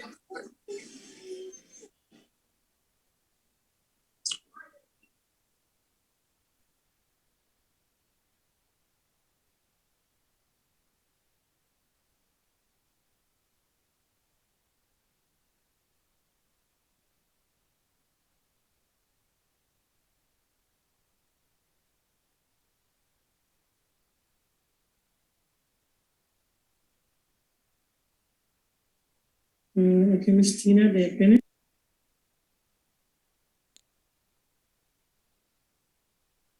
Pardon? Yeah, the center has finished talking about the diploma course. Okay, the students didn't have more questions. I thought they would have plenty of questions. Dạ không biết là học viên của chúng ta ở đây có câu hỏi nào dành cho cô không? Okay, let's continue our topic of observation. Dạ, chúng sẽ tiếp tục đến với lại chủ đề quan sát của mình nha mọi người. Put everything out of your hand. Put your paper and pencil next to you. Please do not use it right now. Dạ, thì bây giờ là chúng ta tay sẽ buông bỏ mọi thứ hết, sau đó chúng ta sẽ chuẩn bị một tờ giấy, một cái bút chì để bên cạnh mình, nhưng mình chưa có sử dụng nha mọi người. We will do shortly some observation games and practices just to wake up your observation skills. I'm sorry. And what we do first is just follow the directions and you will find out what to do. Dạ thì chúng ta sẽ chơi một vài trò chơi nhỏ để cô đánh thức kỹ năng quan sát của mọi người. Thì đầu tiên là chúng ta sẽ làm thực hiện theo những cái hướng dẫn của cô. So put all your papers and pencils and everything away. I will soon show you a picture and just take a look for a while. Dạ, và bây giờ chúng ta đóng tập bỏ viết bút xuống, rồi cô sẽ cho mình xem một cái hình ảnh và mọi người chỉ việc ngồi xem thôi nha. Just a minute.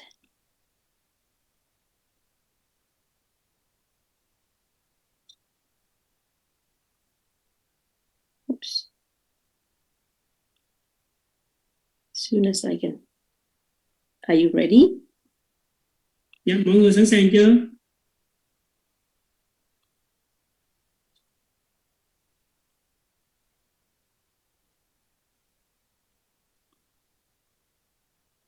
That was the last we stopped. And now, as you have all your papers and pencils out of your hands, just take a look for the next picture.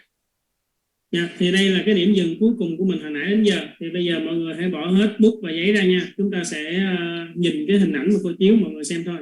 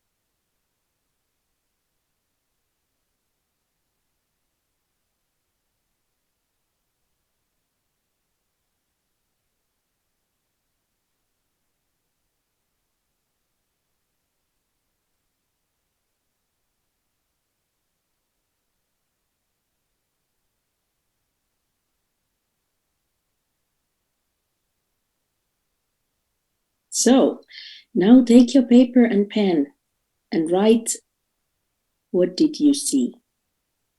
Dạ, bây giờ mình sẽ lấy bút viết ra, rồi mình viết những gì mà mình đã vừa thấy.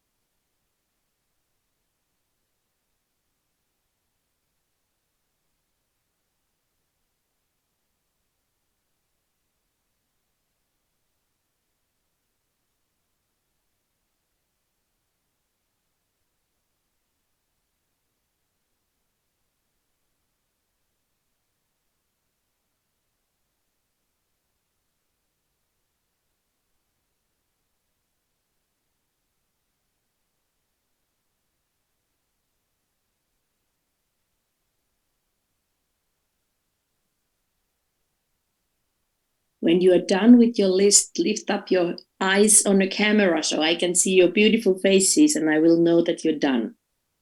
Khi mà mọi người đã viết xong rồi đó, thì mọi người hãy nhìn vào camera để cô biết rằng là mình đã sẵn sàng và mình đã viết xong rồi nha mọi người.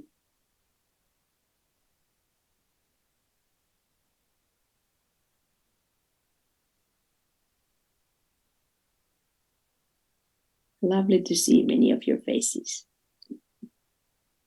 Thật là vui khi được ngắm nhìn tất cả mọi người.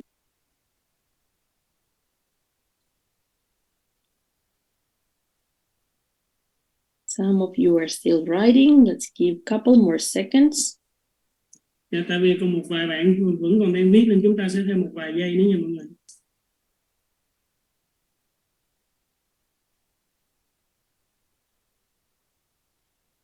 Now, raise your, not a virtual hand, but the real hand if you get 20 items in your list. Dạ, bây giờ mình không có giơ tay ảo nha mọi người, mình giơ tay thật nha, mình giơ tay giống vậy cho cô thấy nè. Nếu như mà mình viết đủ 20 20. 20 Mm-hmm. 20 vật trong cái trong cái danh sách mình viết được 20 vật. Okay, one of you got 20. Is there anyone who got 19? Dạ, có ai viết được tên có 18 cái vật trong đó không? 18? Dạ, 19, 18 vật có ai viết được không? 17? Dạ, 17. 16 objects? Dạ, 16 vật.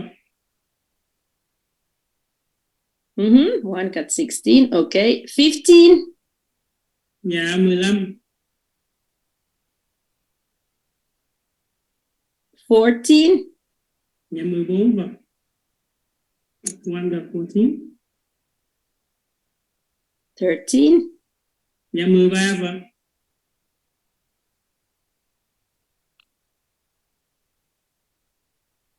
12? Dạ, 12 vật. 1, 2, Two hands at least, I see. Great. 3, 11. Dạ, 3. 11 vật. 11. There's one hand for 11. Two hands. 3, hands. 4. Getting more and more. 5. 5. Okay, 10. How many of you got Yeah. 10 hands? 10 10 objects. vật. 10 vật thì sao mọi người? Có bao nhiêu bạn viết được 10 vật? 1, 2, 3, 3, 4. I think I see. How about 9? Who got 9 objects?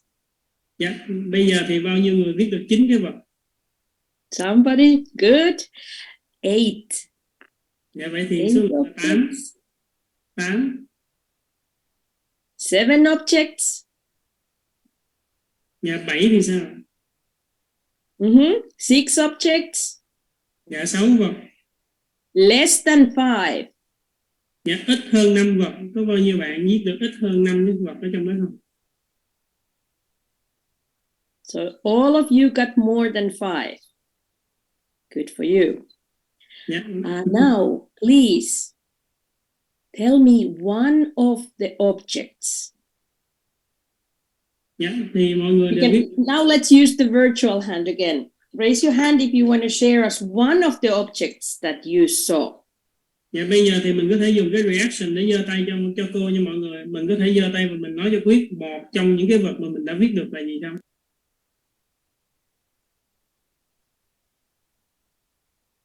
Yes, number 29. 29. Tell us one object. Which one Dạ, you một saw? vật là gì vậy chị Tâm? Một vật mình đã viết được. Vật là máy tính màu đen ạ.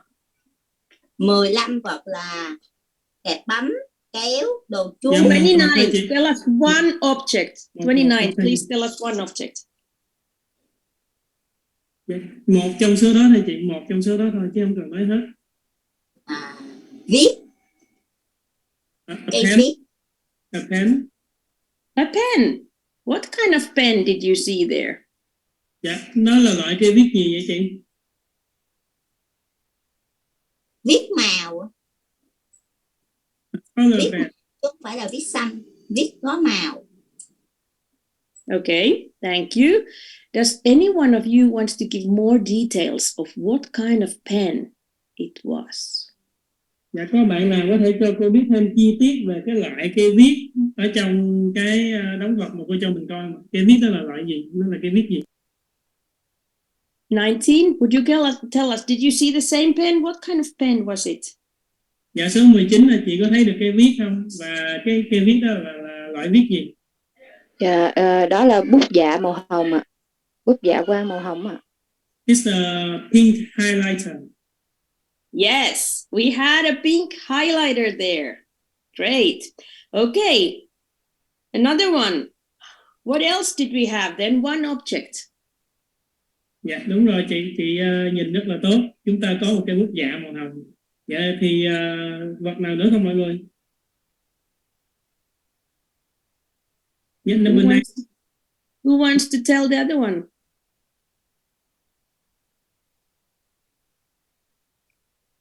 Please, ladies, wake up. Raise your hand. Okay, there comes. Let me see. Number 1, tell us one object. Thì số 1 với chị có thể cho cô biết một vật là gì không? Dạ em thấy có một cây kéo. There's a scissors. Scissors. Yes, we have scissors there. Okay, what else? Còn What else? mọi người. Number 5, what did you see? Dạ số 5. Một cây compa. A compass. A compass. Yes. That's what we have here. What else? Dạ còn gì nữa mọi người? 32. Dạ số 32. Dạ em thấy có đồ kẹp bấm, cái đồ kẹp tài liệu màu đen.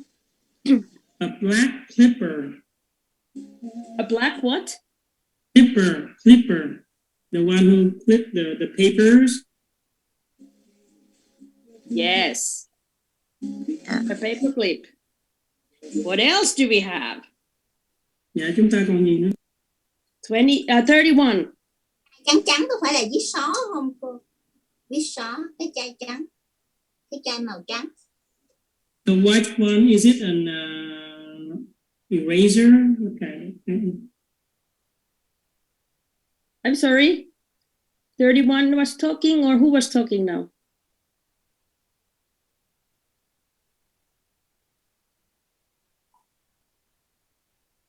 Tyler, what did she say, please? The 29 said that the white object, is it something that you use to use an eraser, a correction pen, a correction fluid? I don't know. Let's find out. Now it's number 31. Your turn. Dạ, bây giờ mời số 31. You're muted. Dạ, chị đang bị tắt micro của mình bật cái mic của mình lên để mình nói cho mấy người. Dạ em thấy một cục gươm ạ. She see an eraser. Eraser. Yes, we have a small, the yellow white eraser. Yes. Dạ đúng rồi, mình có một cục gươm màu vàng với lại màu trắng.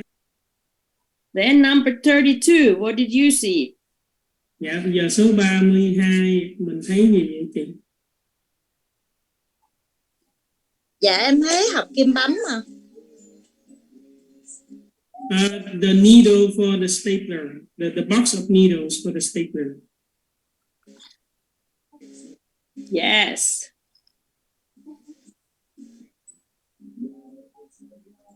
Number, who's raising the hand there? Ladies, there are so many of you who hasn't said anything. 24, what did you see? Give us one Chị object. số 24, chị thấy gì cho cô biết một vật? Em thấy kiểu giống như là cái miếng gỗ nửa hình tròn màu vàng nhé. Yellow half circle. And what is it? Dạ cái đó là gì mình biết không chị? Nó giống kiểu như là một cái đồ vật bằng chất liệu bằng gỗ ấy, mà nó là dạng nửa hình tròn ấy. I feel like this is a wooden object. Okay. Does anybody get the idea? What did number 24 just saw? Can you give us more details about it? Dạ, mọi người ở đây có ai biết được cái vật mà chị số 24 mình nói là gì không? Có thể mô tả thêm cho cô về cái vật này không? Number 5. Number 5. Chị Please. số 5. Số 5. What did you? What can you explain? What was the thing that 24 was describing? Dạ, chị có thể giải thích cho cô biết là cái miếng nửa hình tròn màu vàng vàng đó là cái gì không khi mà mình quan sát nó? Giống như kiểu là một đồ giáo cụ mà là dạng mảnh ghép có hai miếng ghép mà để áp vào nhau để tạo thành một hình tròn ấy. Is it a material? It's like an inset that you place two insets together and you make a full circle. Okay, who can describe it? Who can tell the name of that object? Dạ, ai có thể mô tả và nói được tên của sự vật đó? 38. Do you have a clue what she's talking about? Dạ, chị số 38 mình có hiểu là bạn đang nói gì về cái vật Ý là cái đấy là miếng bọt biển nha, tắt lửa rồi. Yeah, she thinks it is a sponge. A sponge. Nope. Any other observations? 15. Can you tell us what was it? Dạ, số 15 chị biết cái miếng đó là miếng gì không chị? Em thấy nó là giấy màu ạ. It's a color paper. Now we are getting close. Yes. Dạ, chị đang gần đúng rồi đó. Giấy... It's a little pile of post-it notes. Yes, yellow papers and Giấy nó. Dạ đúng rồi, giấy nốt, giấy ghi chú. It's a note paper, right? they're post-it notes. Okay, what else did we have? Dạ rồi, ngoài cái giấy nốt đó ra rồi mình còn những cái gì nữa vậy mọi người? Number 5. Give us one more object. Dạ, số 5, chị có thể cho cô biết một vật mà cô cho mình xem không? Em thấy đó là cái đồ chuốt viết chì á. A pencil sharpener. A pencil sharpener. Yes, that's what we have here as well. What else do we have? Vậy thì chúng ta còn gì nữa mọi người? Một cái máy tính em. There's a calculator.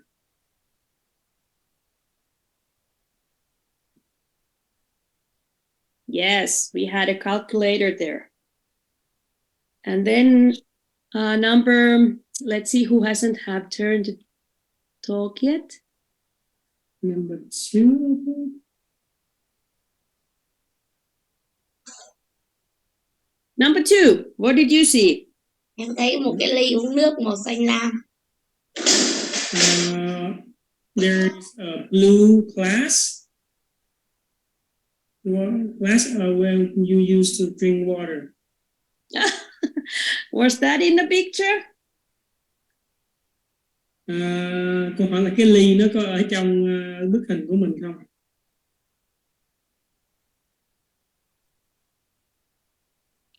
Let's see. Anything else you saw in the picture? 28. Có một cái hình ảnh là cái sống hình số 9 thì cũng cố nặn ra trong đầu nhưng mà không hiểu có một cái hình number 9 là number 9. I don't think so. Something that has the shape of number 9. Okay, that's not enough for me. I want some more information. Hình số 9 thôi chưa đủ, còn phải thêm thông tin nữa cô mới chịu. Let me ask, number 17, what did you find? What did you see? Give us one of... Số 17, câu hỏi số 17, chị hãy nói cho cô biết là mình nhìn thấy được cái gì ở trong đó.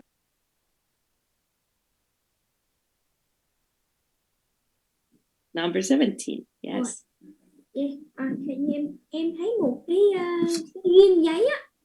cái ghim giấy mà cái loại ghim mà ghim một nó là kim loại nó xoắn như này, nó gọi là cái gì thì em không biết nữa, nhưng em chỉ biết đó, em mô tả nó là cái kẹp giấy bằng kim loại nhỏ xíu này, nó là cái gì thì không biết, em không biết tên, em chỉ biết nó gọi đó là cái, em dùng nó là kẹp giấy thôi.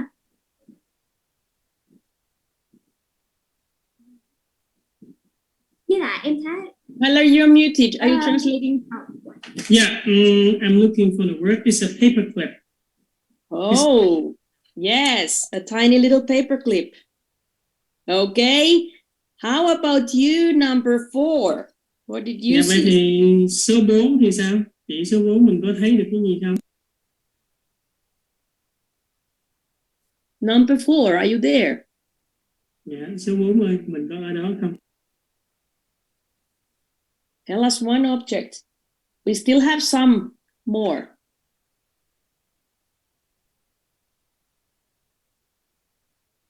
Chúng ta cũng vẫn còn một vài cái món đồ.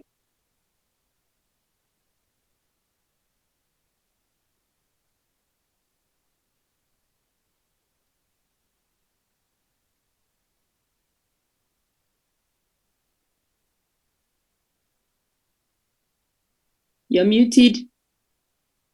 Dạ, mình bị tắt âm, tắt mic rồi chị.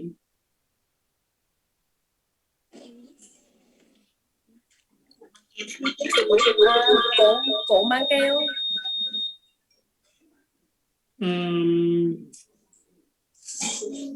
Sticking tape. A tape. A tape? Yes. Maybe this is the one that somebody saw as a form 6 or 9. Yes, it's a tape. Thank you. What about you, number 19? What did you see? Dạ, đúng rồi đó chị. Cái số mình thấy số 9 đó là cái cuộn băng keo đó, cái đồ mình để băng keo vô. Vậy số 19 mình thấy gì vậy chị?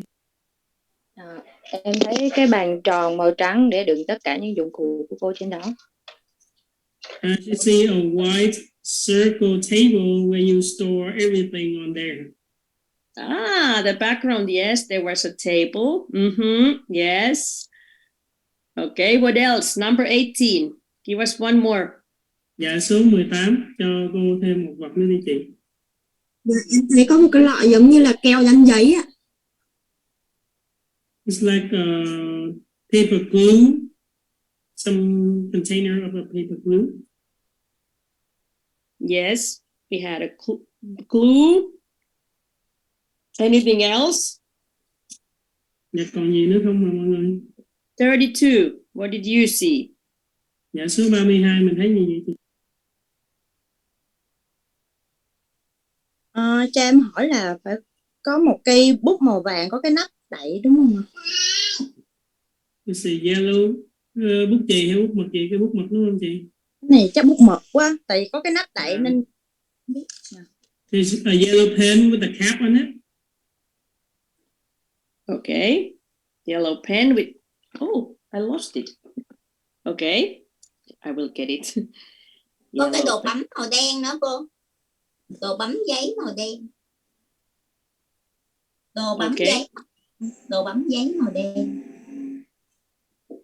There's a black stapler. What is 29 trying to say? A black stapler. Yes. Then number 8. What did you see? Dạ, số 8 mình thấy gì vậy chị? I see yellow eraser. That's already said. Yes, it was already said. Dạ, có người nói là thấy rồi. We have 2 more objects. Number 12. Dạ, mình còn 2 vật nữa nha mọi người. Dạ, mà số Tell us one. Dạ em thì em thấy là ở dưới cái bàn có thêm một cái thảm màu trắng đúng không ạ, và một cái nền gỗ. Dạ, cái thảm màu trắng là cái gì đấy chị? Cái sàn gỗ, sàn. Yeah, rồi. So under the table there is a white floor mat, and the floor that we have is a wooden floor.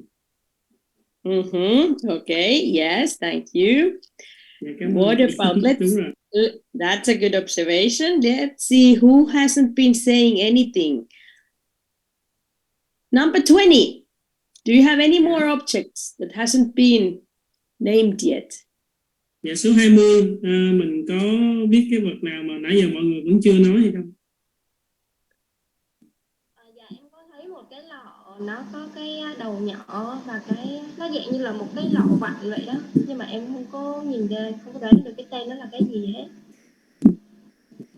She sees some kind of vase or container that have a cap that you need to turn it. Just What it would be? dạ, vậy thì cái lọ đó là cái gì ta? Can Dạ, someone em nghĩ have? đó là chai sơn móng tay ạ. It's a nail polish, nail paint, nail polish.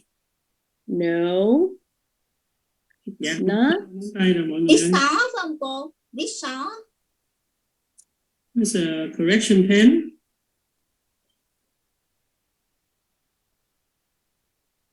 It is a whiteout. Yes, it is. It can look like a nail polish, but it's a whiteout that you can tidy up if you write mistakes.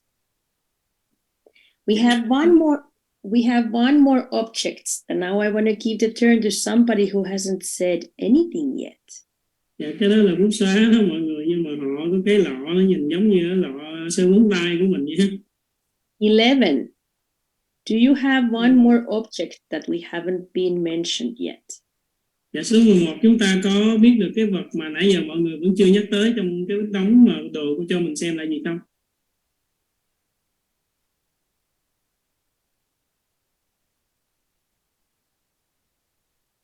Number 11. Dạ, số 11 đi.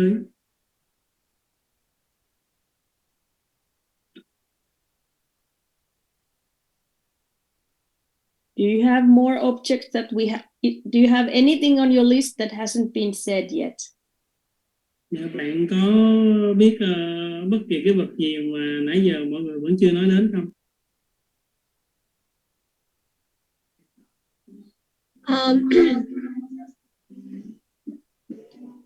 Dạ em, mọi người liệt kê gì em không có còn cái vật gì để em liệt kê á anh.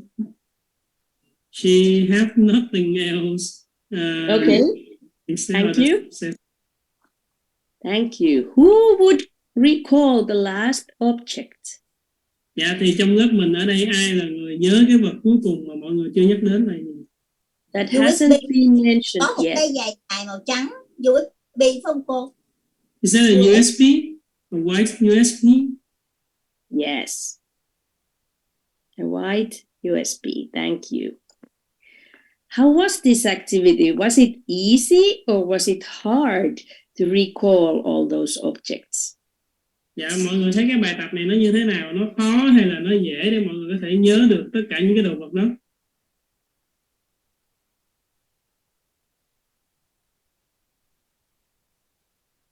Number 22. How did you feel? Dạ, mời số 22, mình chia sẻ cảm nhận của mình. Was it easy or was it hard to recall these objects? Dạ, để nhớ hết tất cả những đồ vật này thì đối với mình nó dễ hay là nó khó hả chị?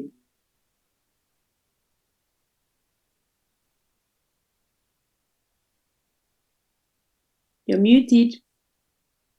Dạ, chị đang bị tắt âm rồi. Number 22. Dạ, số 22 ơi.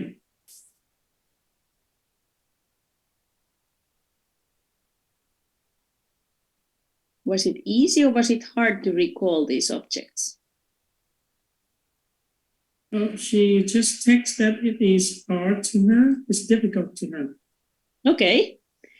Who else would like to share your opinion? Was it easy or was it hard to recall these objects? Number 38, just text. Can I translate her text? Yes, please. Yeah, she said that this is the lessons of observation, of concentration, and of consideration of everything from top to bottom. And was it easy or hard for you? Dạ thì nếu mà mình ghi như vậy số 38 ơi, nó khó hay nó dễ với mình vậy chị?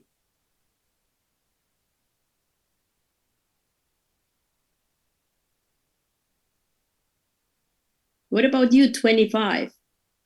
Was Dạ. it easy or hard for you? Số 25 thì sao ạ? Thì số 25 chị thấy cái cảm giác mà khi làm bài này nó như thế nào? Em cảm thấy là nhiều đồ vật em nhìn em không đoán được là đó là đồ vật gì luôn. Tại vì nhìn qua hình ảnh á, nên là nhiều cái mình không được rõ ràng ạ. By looking at the picture, many of the objects she doesn't even know what it is. So it made it too hard for you. Vậy thì nó hơi khó đối với chị. Okay. When you were trying to remember those objects, what kind of techniques did you use, or did you have any techniques? I would like to hear. Dạ khi mà mình cố gắng nhớ hết những cái món đồ này á, thì mình sử dụng cái kỹ thuật gì? Mọi người có thể chia sẻ cho cô cái kỹ thuật khi mà mọi người cố gắng nhớ những cái món đồ này hay không?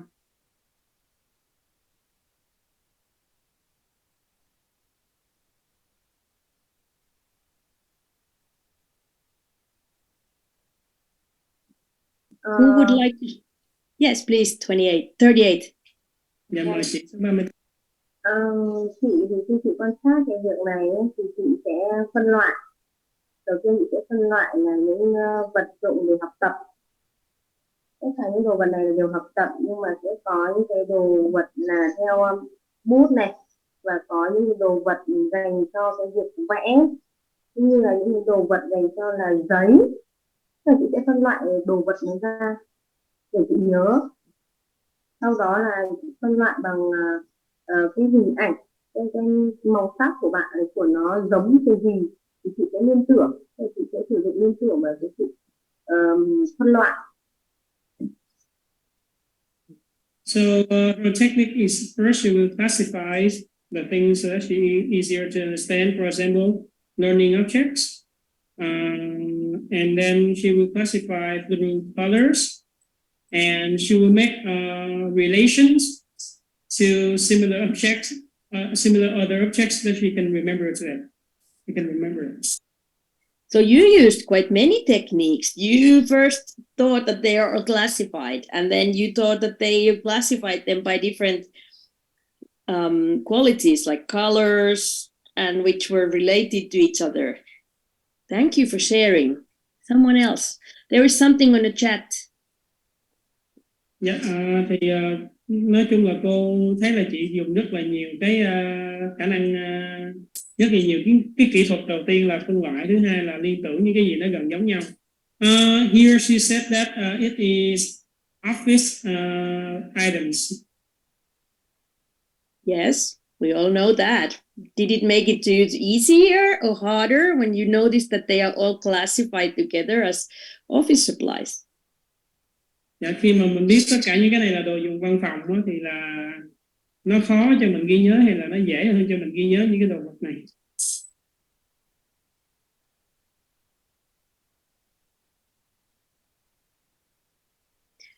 Did somebody else use any other techniques than the ones that has been mentioned now? She said it easier. Okay, yes, it quite often does. Dạ rồi, câu hỏi là trong đây có ai sử dụng một cái kỹ thuật nào khác với là kỹ thuật mà bạn mình vừa nêu không? Did someone of you use any other techniques to memorize them? Mình có sử dụng cái kỹ thuật nào khác để mình ghi nhớ không?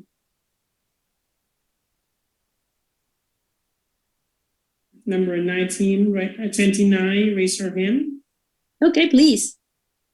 Dạ mời chị số 29. What kind of techniques did you use?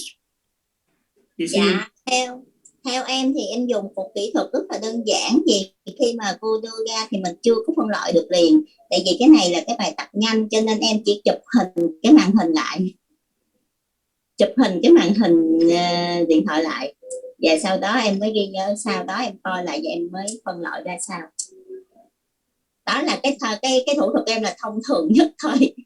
Tại vì khi mà mình quan sát một cái gì đó thì trước tiên lúc đó là mình chỉ nghĩ là mình nên chụp hình lại trước rồi mình sẽ ghi nhớ trong đầu mình. Chứ lúc đó là nhiều khi một cái gì đó nó thoáng qua, như sự việc ở ngoài hay là trẻ đang làm gì đó mà nó thoáng qua, mình chưa có định hình kịp. theo em là nghĩ vậy. She said that because she thought this is really quick exercise, so her technique is first you're gonna take the picture of the things and then she just look at it for a long time to remember them. Just like she thinks she would do with children when something happens, should take the picture first and then go and observe later. Okay, now that's a good, clever thing, but now we are really practicing observation, not taking pictures. So please, for the next one, no picture taking. Okay? Dạ, đây là một cái việc mình làm rất là thông minh nhưng mà mình đang luyện quan sát nha chị, nên là qua tới bài tập tiếp theo mình đừng có chụp hình nữa nha chị. Okay.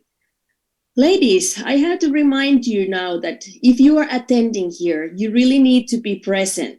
It's not okay that your Zoom is just open, but you're not there. I see so many empty screens there that if you're not gonna come and show your face to me, I'm gonna put you out of the Zoom.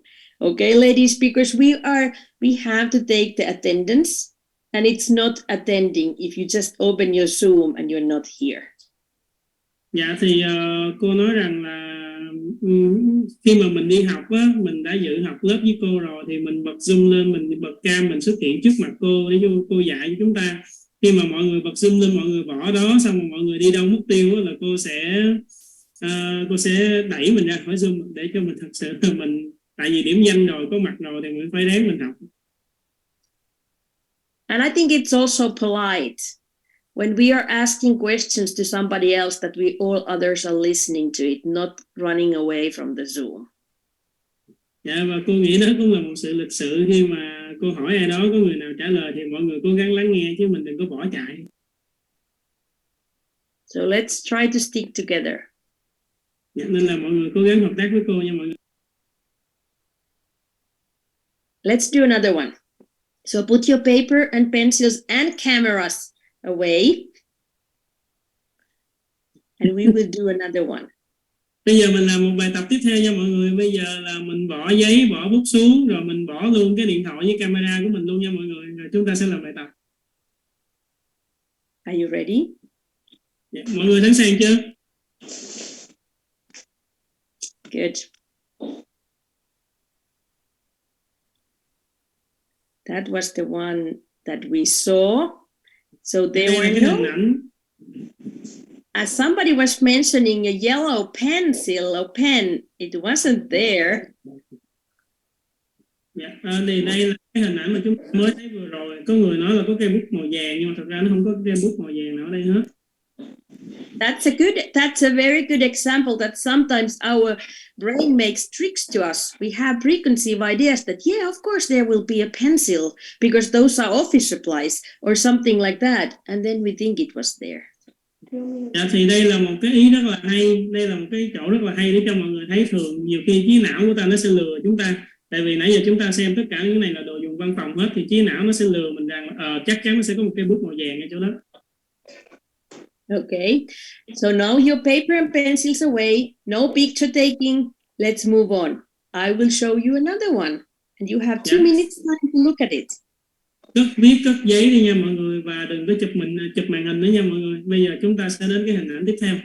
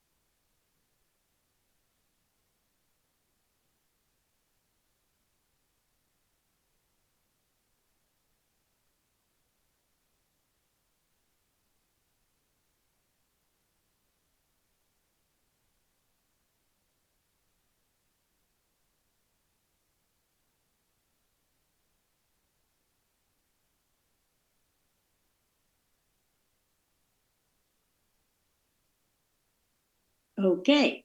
Any of you? Oh, please write them down first.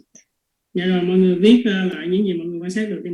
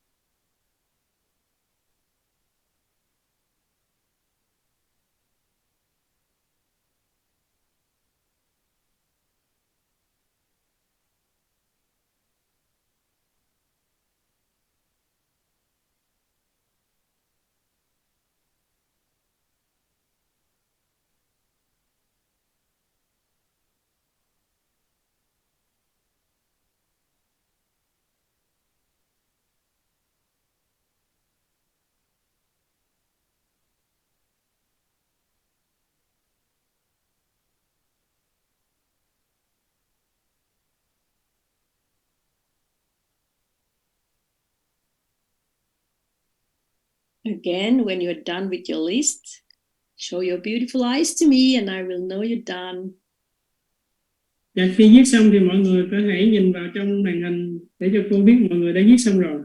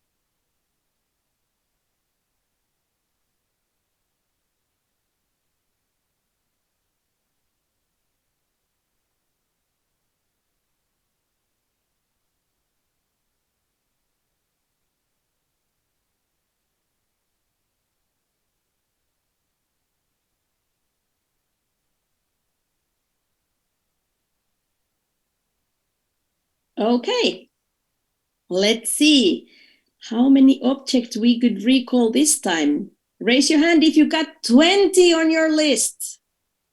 Dạ, thì bây giờ chúng ta hãy giơ tay thử coi là chúng ta có 20 vật, chúng ta viết được 20 vật, bao nhiêu bạn viết được 20 vật, mình giơ tay đi mọi người. How about 19?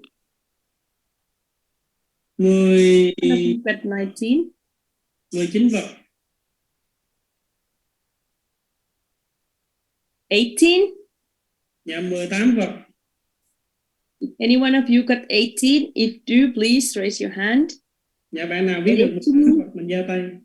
There's one. 2. How about 17? Vậy thì 17 vật thì sao mọi người?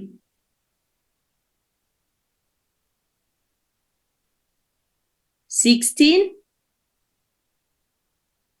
Dạ, 16 vật.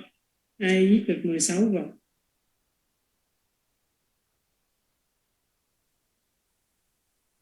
15? Dạ, 15 vật. At least 1, 2, 3 hands? 4 hands. How about 14? Dạ, vậy 14 vật thì sao? 1, 2, 2. How about 13? Dạ 13. 1, at least 2, 1, 2. How about 12? Dạ 12. 1, 2, 3. Okay. 10 or Dạ, 11? 10 hoặc 11 hoặc 1, 2, 3, 4, 5. Great. Less than 8. dạ ít hơn 8 vật. Có ai viết ít hơn 8 vật hay không? 1, 2. Okay. Let's see. Let's try again.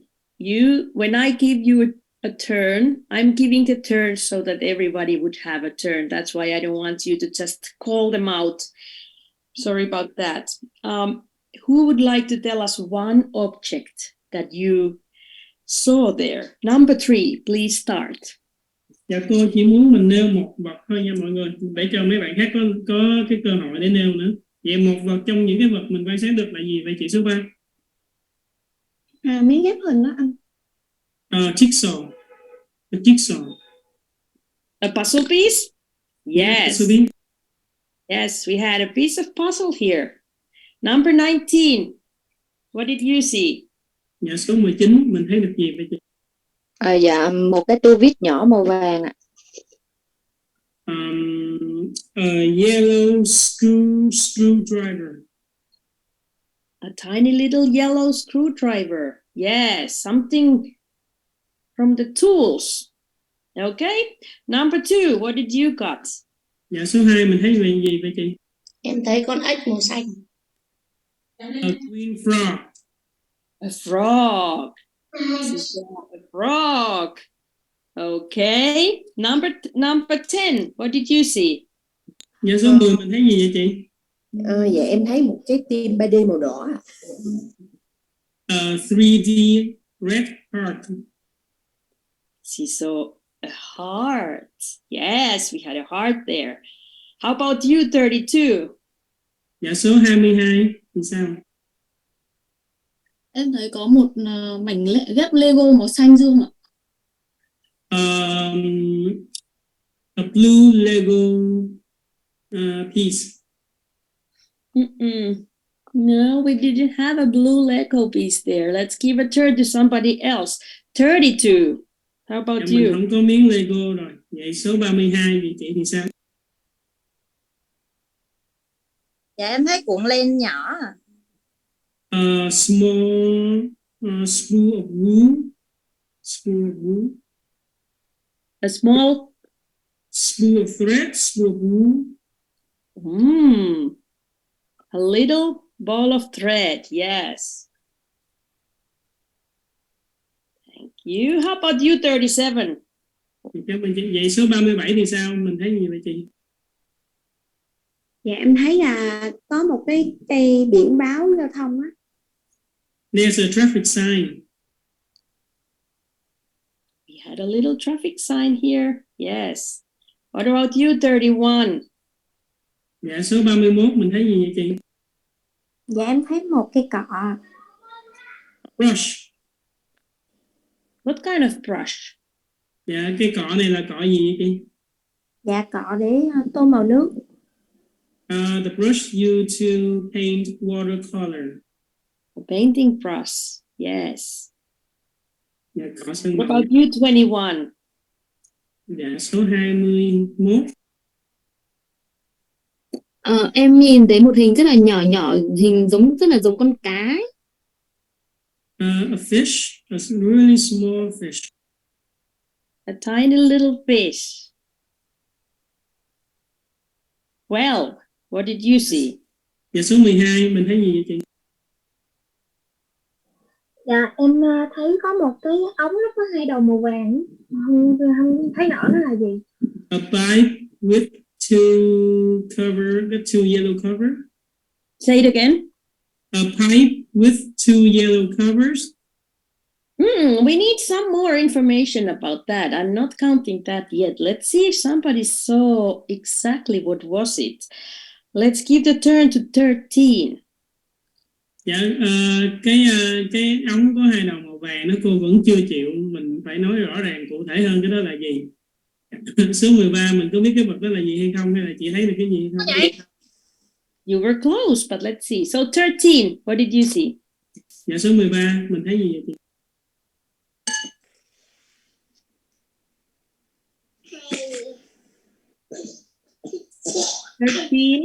Are you there, 13? Dạ, số 13 chị có ở đó không?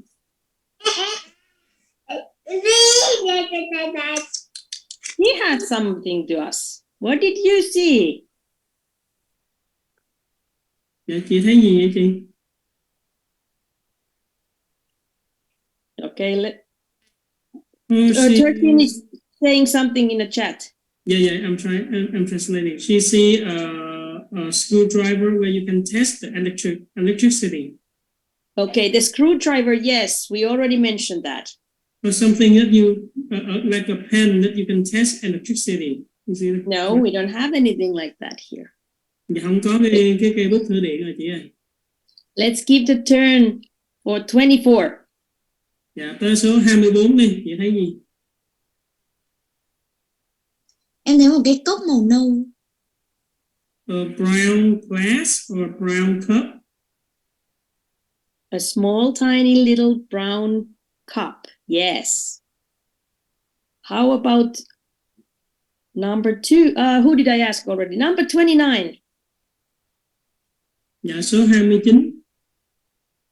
Dạ, em thấy cái túi xách nhỏ.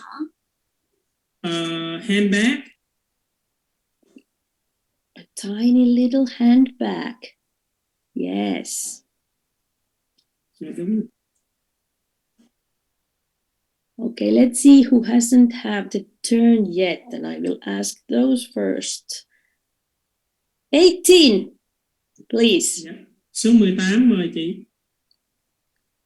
Dạ, em thấy có một chiếc ô tô đồ chơi ạ, màu đen. There's a black car. Black what? A black car. A toy. Ooh. We had a car, but it's blue. But yes, it's hard to see. But yes, we have this Formula car here. Dạ, xe Yes. màu xanh chị chứ không phải màu đen. 14 got the turns, 37, 12. Is there anybody who hasn't had chance to answer? Then I will just shoot you. How about number 30? What did you see? Số 30, right? Số 30. Số 30 mình thấy gì không chị? Dạ, em thấy một cái hình như là cái cục đá cái gì tròn tròn ở giữa cục đá. A rock? Is it a small rock? A circular rock? No, we don't have rock here. How about you, number 1? Dạ, số 1 thì sao? Chị số 1 sao mình thấy được gì không chị? Em thấy có một cái miếng, cái đấy là để cái miếng tròn mà để cắm kim thô vá em, là cái miếng bông để mình thường là mình cắm những cái kim thô vá mà lúc mà mình sử dụng xong á. Vậy rồi cắm cái kim vô trong đó đúng không chị? Dạ đúng. A needle pillow. A pillow for needles. A needle case. I mean the cushion pin. Yes. Yeah, cushion pin. Cushion pin. Yes. How about you, number 5? Dạ, số 5 mình thấy được gì vậy chị? Em thấy được một cái banh bóng chày á. Baseball. A base. It's a softball, but yes, it looks like a baseball. We have this little kind of stress ball here. Dạ, cái banh này giống như bóp nên khi mình căng thẳng nó có vẻ giống như cái banh bóng chày. Number 7, what did you see? Dạ, số 7 mình thấy được gì vậy chị? Dạ, em thấy một cái đồ chơi màu xanh lá nhỏ, không biết đó có phải là một cái xúc xắc không ạ? Cái xúc xắc màu xanh lá nhỏ. cái xúc xắc mình hay ném nó có cái số trên đó đúng không chị? Dạ hình như là vậy. Em There's some green thing, green little square thing. Green thing with the little... She thought it was a dice, a green dice. Is it okay? Ah, you are close. Little green thing. Somebody else was mentioning, but gave us a wrong color. Yeah, let's see if somebody saw it. How about you, number? Who did I have I asked? That one. 12. 12. Dạ. Dạ, mình gần đúng rồi đó chị. Dạ, giờ mời số 12 thử coi là bạn có đoán đúng hay không. thấy cái đó là cái khối Lego hình vuông á, màu xanh lá. Nãy chị kêu là It's a green Lego piece. Green. Yes, it might look like a little dice, and it's green. Somebody said Lego earlier, but blue, and now somebody said dice. But yes, it's a tiny little piece of Lego. Good. How about you, 4? Number 4. Nãy mình nói Lego màu xanh á, màu xanh dương, màu xanh lam nó bị sai, phải xanh lá nó mới đúng. Giờ số 4.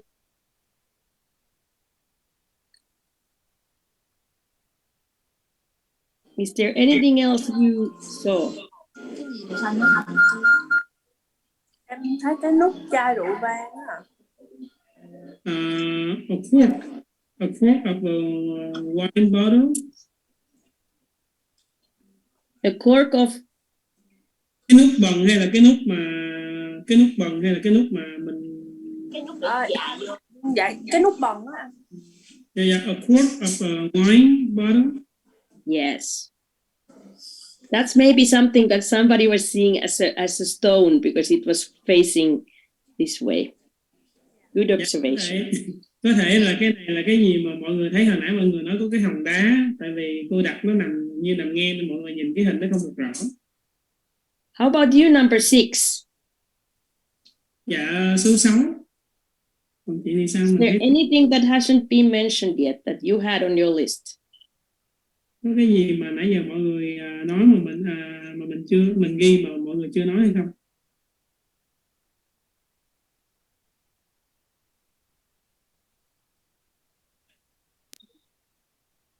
Có cái nút màu hồng đúng không thầy ơi? Set this pink button. No, we don't have a pink button here. Thank you. What about 8? Do we have 8 here? Dạ, mình có số 8 ở đây không? Số 8. Did I see 8 or are we missing number 8? How about 9? 9, what did you see? Dạ, vậy số 9 thì sao? Thì số 9 mình có thấy được cái gì không? I see a long object, but I don't know exactly what is it.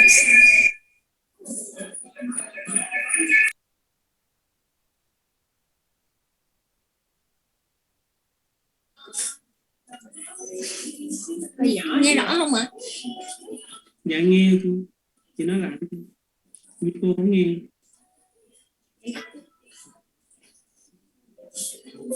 Dạ alo, nghe rõ em không ạ? Dạ nghe. Dạ em thấy một cái vật gì dài màu xanh nhưng mà em không có biết chính xác đó là cái gì hết ạ. Màu xanh dương ạ. Yeah, just like she said, she sees something blue, long blue things, but she don't know exactly what it is. Okay, can someone of you help her? What is the blue thing that was on the collection? Dạ, thì trong cái bộ sưu tập các vật này, cái vật gì mà nó dài màu xanh bạn mình thấy trong đây ai có thể giúp đỡ cho bạn của mình được không?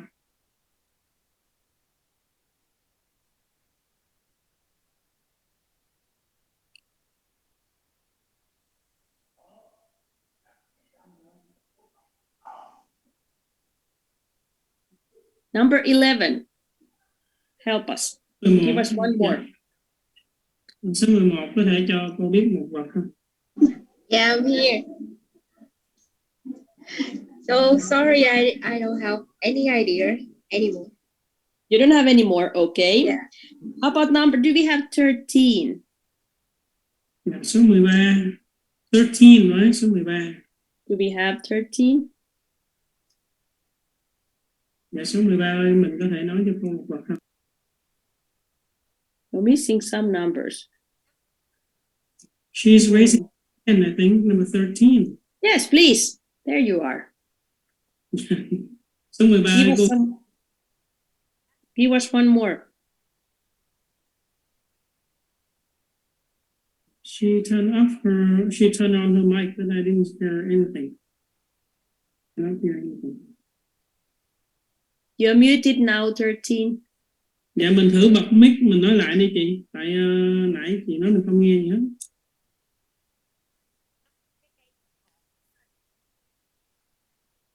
I'm sorry, but we cannot hear you. Dạ, And we cannot see you. Vậy cô không nghe, giờ cái cô không thấy luôn. Let's give turn to number 14 then. Vậy thôi, vậy tạm thời mình cho số 14 cơ hội chị. Vậy số 14 có thể nói cho cô biết. Dạ, em thấy một cái biển báo giao thông hình tam giác ạ. She see the traffic sign, triangle traffic sign. That has been mentioned. Yes, we had that. We still have 3 more objects to go. 32, can you help us? Dạ thì cái đó đã nói rồi. Bây giờ chúng ta vẫn còn 3 vật nữa. Dạ số 32 có thể giúp cho cô được không?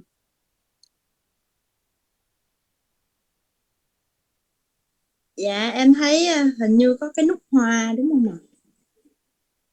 Nút hoa hay những cái nút hình có bông hoa?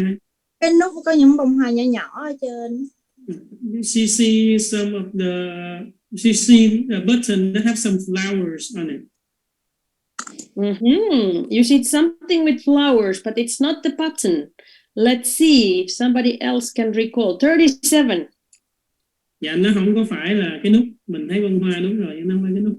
Dạ mời chị số 37. Mình nhớ là còn vật gì nữa không chị?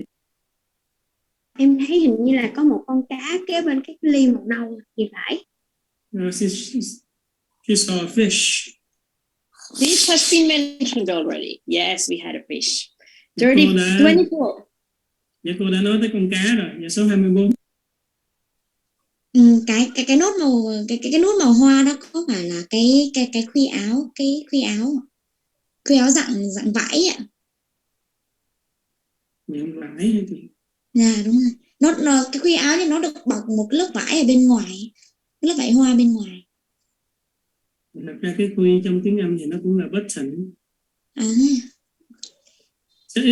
Is it a flower one? Is the button that have the cloth outside? It is a little tiny box that has the little tiny flowers in top. Thật ra là cái hộp nhỏ bé nó có những cái bông hoa trang trí ở trên đó. We have 2 more objects. Number 2, do you recall any of them? Thầy, cô cho em nói là có cái đồ mà để sâu kim á, màu xanh lam, nó có dài có cái màu xanh lam. This is a blue needle threader. Yes, a scriper, or yeah, we can empty the bowl when we are baking something. Oh, she said a threader. The one who you put through the needle eye, and then it is tiny, but it's a scriper that you can clean up the bowl when you are doing some cooking or baking. We have one more object. Somebody gave us a hint about it, but didn't know what is it. Does anybody know what is the last object we have? Dạ, chỉ số 13 nãy mình ghi trong tin nhắn đúng là cái miếng vét bột, cái miếng vét bột màu xanh dương. Bây giờ chúng ta còn một cái vật duy nhất là cái vật hồi nãy mà một người đã nói đến rồi mà chúng ta chưa biết chắc chắn cái vật đó là vật gì. 19, you are eager to tell us what is it. Dạ, số 19, chị có thể cho cô biết cái đó là gì không? Em nghĩ là 2 cái đầu màu vàng vàng đó, em có phải là cái đồng hồ cát mini không ạ? Is that a mini sand clock? Lại theo. Mini what? A sand clock. A clock that has sand on it, in it. Yes. Our class, a tiny one. Dạ đúng. All of the items has been recalled. Thank you. Was it easier or harder this time? Dạ, thì lần này là nó dễ hơn hay khó hơn vậy mọi người? Put your thumb up if it was easier. Dạ mọi Put người. your thumb down if it was harder. Mình đưa ngón tay lên đó là khi mình biết mình để mình nói là nó dễ hơn, còn mình đưa ngón tay xuống để mình nói là nó khó hơn. You can use your real thumb. You don't have to find the. So easy or harder. Mình có Number thể one dùng tay thiệt harder. 19 harder. 20 said it was harder. How about the others? Yes, somebody's showing their thumb, a little thumb. 20 says it was harder. Is there anybody who thinks that was easier than the first one? Dạ rồi, có bạn nào nghĩ rằng là nó dễ hơn lúc ban đầu mọi người?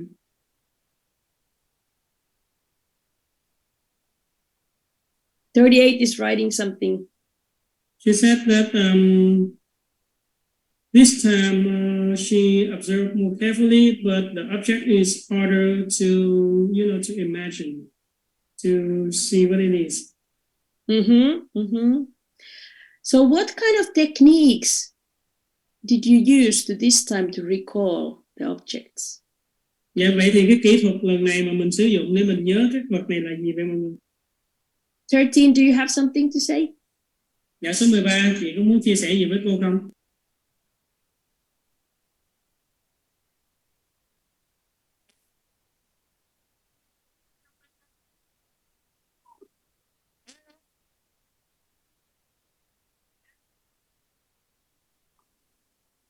I think maybe you have your voices down because we can only hear a little tiny voices.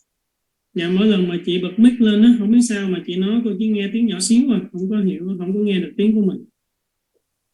So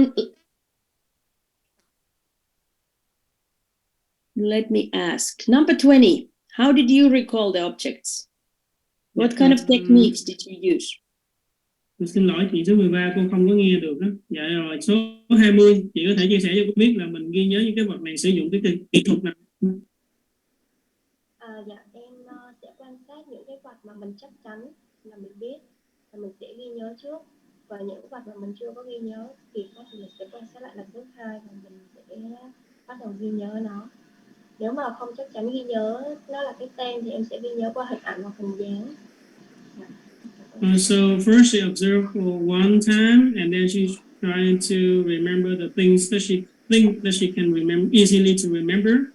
Then she looked at one more time to look at the thing that's harder to remember, and to those things she doesn't know the name, she will remember the image of it. Okay. Thank you. Any other techniques? Dạ rồi, cảm ơn chị. Mình còn kỹ thuật nào nữa không? Did any one of you try to classify them this time? 12. What did you do? Dạ, số 12 mình làm gì vậy chị? Kỹ thuật. Dạ, em nói thì đầu tiên là em nhìn sơ lược qua, xong em nhớ những cái mà em có thể biết được nó là chính xác là cái gì. Sau đó em đếm tổng số lượng trên này để mình cố gắng mình nhớ nhiều hơn, mà mình nghĩ mình nhìn thấy những cái món mà mình chưa biết mình kỹ hơn nha, mình tìm nó. Mình suy nghĩ có những cái giống tương tự. Yeah, so first she will look through one, and then she will try to remember things that she easily to remember. Then she counts the total numbers of objects in the collection, and then try to remember more to fit with the numbers of the object. Okay, a different good technique. Any other techniques? Dạ, một cái kỹ thuật cũng rất là hay. Còn kỹ thuật nào nữa không mọi người? Lần này có ai sử dụng kỹ thuật phân loại nữa không? 28. What kind of techniques did you use? Dạ, số 28, chị sử dụng cái kỹ thuật gì để mình có thể nhớ?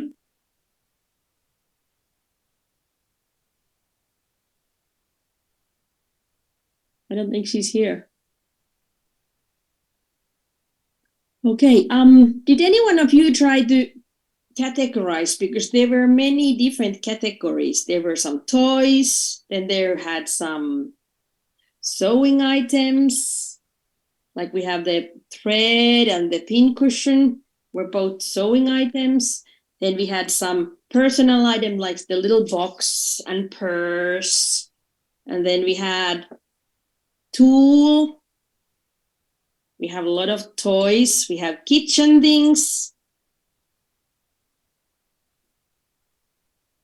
Or what else? What other techniques you used?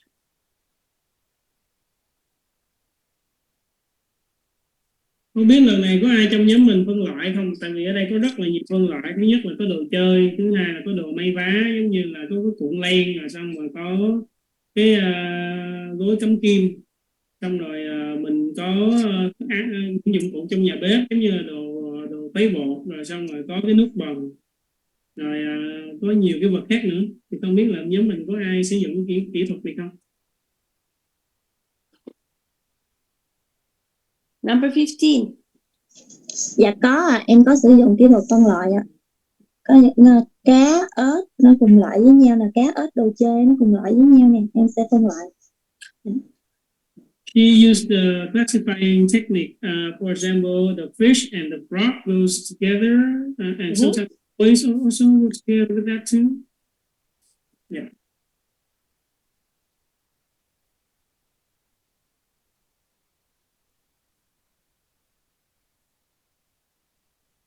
.38 is writing us something.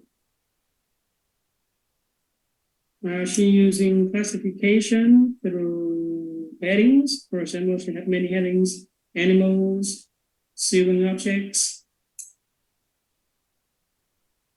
Yes.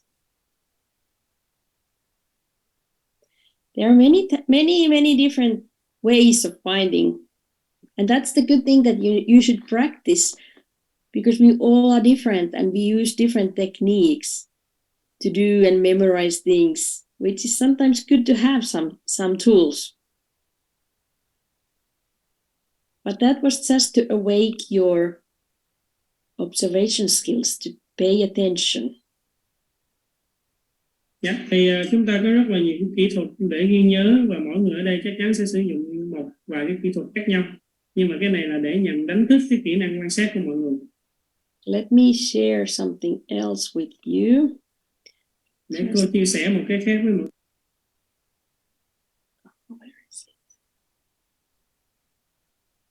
Here.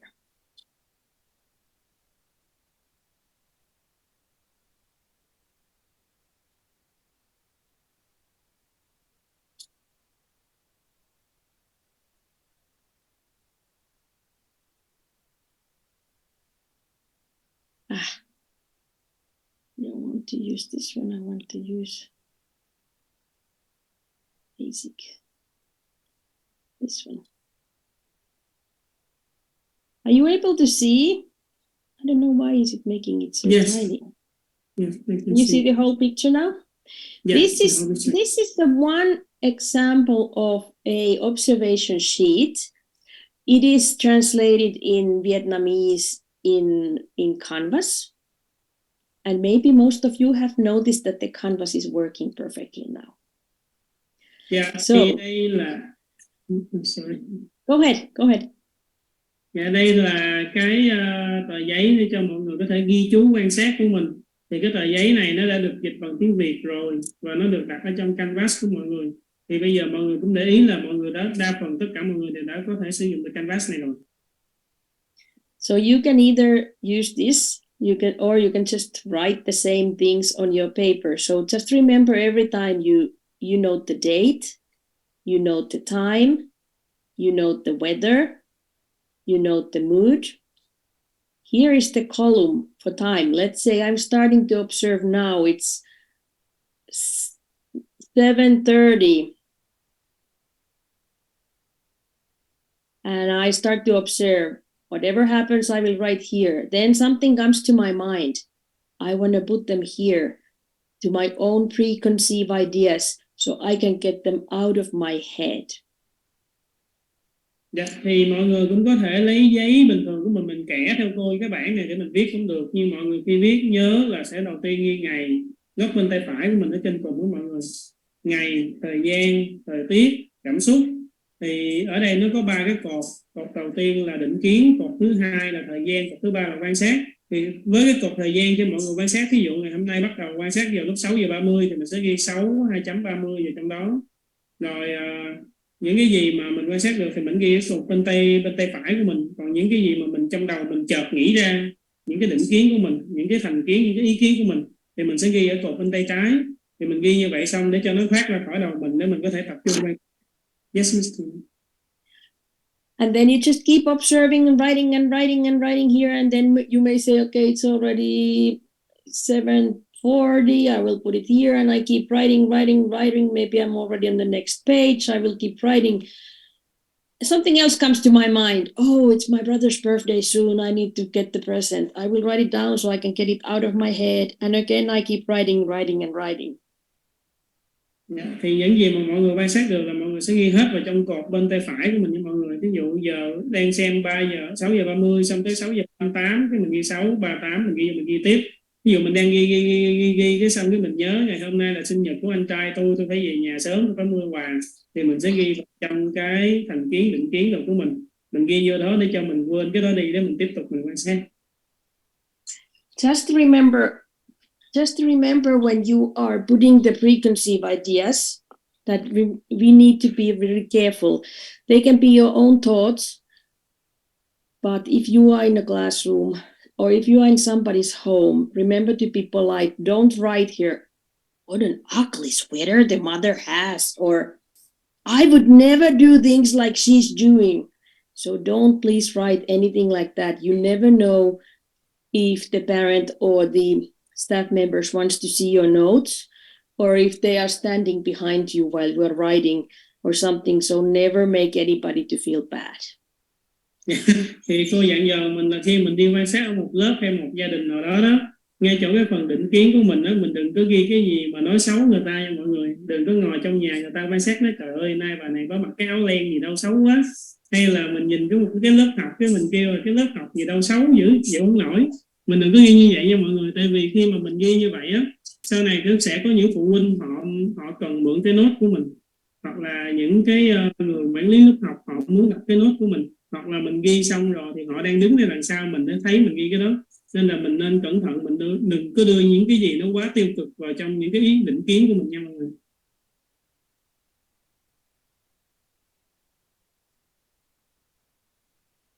Now, let's move on. All of you, when you came back from your lunch, I'm sure you brought your fruit and your veg. Don't show it. Don't show it. Nobody wants to see it. Keep it their own secret. That's gonna be your baby. That's gonna be your own baby for next 10 days. May I translate now? Yes, please. Dạ rồi, thì hồi nãy như cô đã dặn mọi người á, là cô nghỉ ăn trưa xong thì mọi người sẽ đem một cái rau củ quả. Mọi người đừng có cho ai thấy hết nha mọi người. Mình giữ nó là bí mật. Thì bây giờ nó sẽ là đứa con của mình. Nó sẽ là đứa con của mình trong vòng 10 ngày. You have to observe your baby every single day for 10 minutes. Chúng ta phải quan sát con của mình 10 ngày. Mỗi ngày chúng ta sẽ quan sát 10 phút là mình sẽ quan sát cái trái cây hoặc cái rau củ quả nãy của mọi người. You can smell, you can feel, you can hold it, see all that. If there is some changes, make sure you write them down every day, and you need to use 10 minutes to describe what you see, what you feel, what you smell on your baby every single day, starting today until Monday the 21st. Dạ thì mọi người có thể cầm, nắm, ôm, ấp, ngửi, hửi, xong sờ, chạm cái trái cây đó, cái đứa con đó của mình, để mình cảm nhận được những cái sự thay đổi khác biệt của cái trái cây của đứa con đó trong vòng 10 ngày. Thì mỗi ngày chúng ta sẽ dành ra 10 phút để ngồi làm như vậy, quan sát, thấy được có sự khác biệt gì trong cái ngoại hình, có sự khác biệt gì ra giữa cái cảm nhận, giữa cái mùi hương vân vân.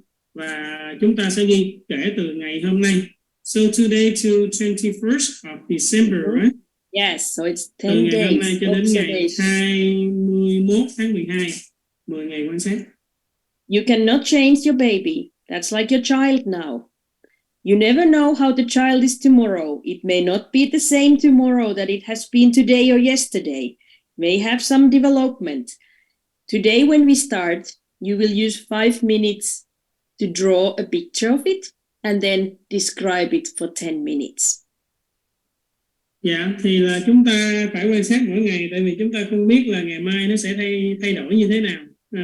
Con của mình mỗi ngày là nó sẽ thay đổi một chút ít, nên là mình phải quan sát nó. Và hôm nay khi mọi người bắt đầu quan sát, mọi người hãy dành ra 5 phút để vẽ được cái hình ảnh đó. Sau rồi 10 phút tiếp theo là chúng ta sẽ ghi những gì mà chúng ta quan sát được. And as it's your baby, you have to prepare the best kind of environment. You may not put it in the refrigerator.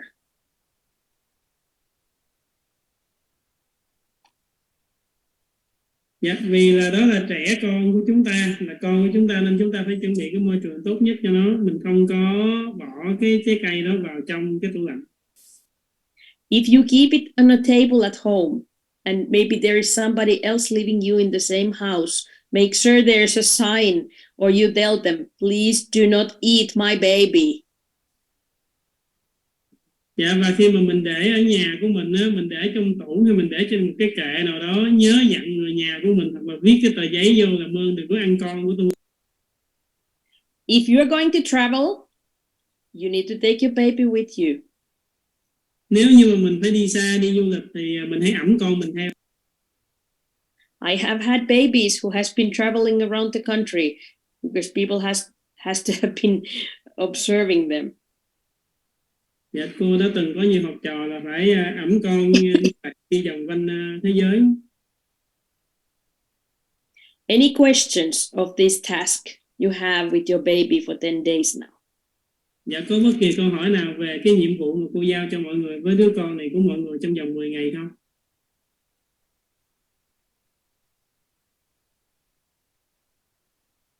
Everything is clear. So you start today. We will actually start pretty soon. You will have your notebook or wherever you're gonna observe it and your pen, and now you will draw a picture of it, and then you will observe it for 10 minutes, and you will repeat the observations every day for 10 minutes. Remember to write down all those things that we do every time when we start to observe.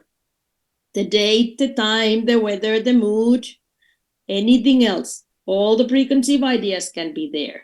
Remember to time your observations and write a lot about your baby. Dạ, thì là hôm nay khi mà chúng ta bắt đầu, chúng ta sẽ vẽ hình ảnh của cái rau củ quả đó ra. Sau đó mình sẽ ngồi quan sát 10 phút. Và mỗi ngày chúng ta cũng sẽ quan sát đứa con này trong vòng 10 phút.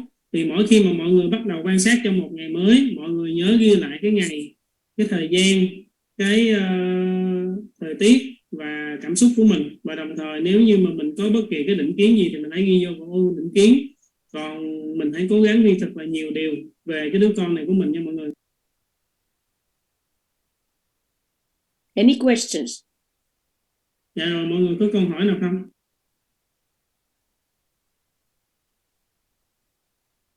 No questions. Okay. It is 20 to 7 in your time, isn't it? Yes. So you have time until 7 o'clock now. So almost 20 minutes to start your observations with your baby. Remember to draw the picture and observe for 10 minutes. And then we will have a short 10 minutes break. So we will get back 10 past 7. Dạ, thì bây giờ cô cho mọi người bắt đầu thực hành quan sát luôn. Là đầu tiên nhất là mình sẽ vẽ hình ảnh của cái trái con, của đứa con đó ra.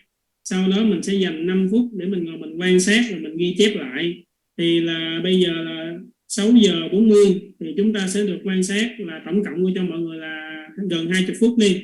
Thì là sau đó nghỉ thêm 10 phút nữa là 7 giờ 10 chúng ta sẽ quay lại.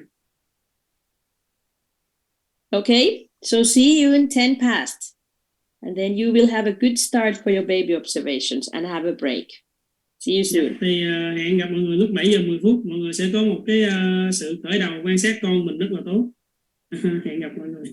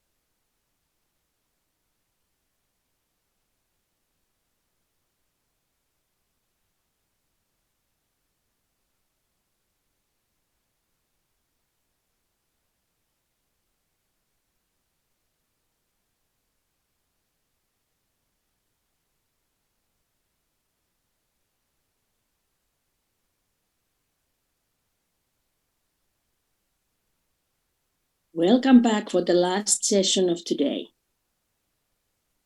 Chào mừng mọi người quay trở lại cho cái tiết học, cái buổi học, cái phần học cuối cùng của mình vào ngày hôm nay. So we did some practice with a sight, observing by seeing, as we did those two practices with objects. Now you have been doing in last 20 minutes observation by hopefully using all your senses. Except most probably you haven't been using your hearing. Thì là chúng ta đã luyện tập rất là nhiều ở hai cái bài tập mà mình gọi là sự tận dụng cái thị giác của mình để mình xem các đồ vật là gì. Xong rồi cô mong rằng là nãy giờ chúng ta đã tận dụng các cái giác quan của mình để mình có thể quan sát được cái vật mà cô yêu cầu. Nhưng mà chắc là mọi người vẫn chưa có áp dụng thính giác vào trong cái bài quan sát đó.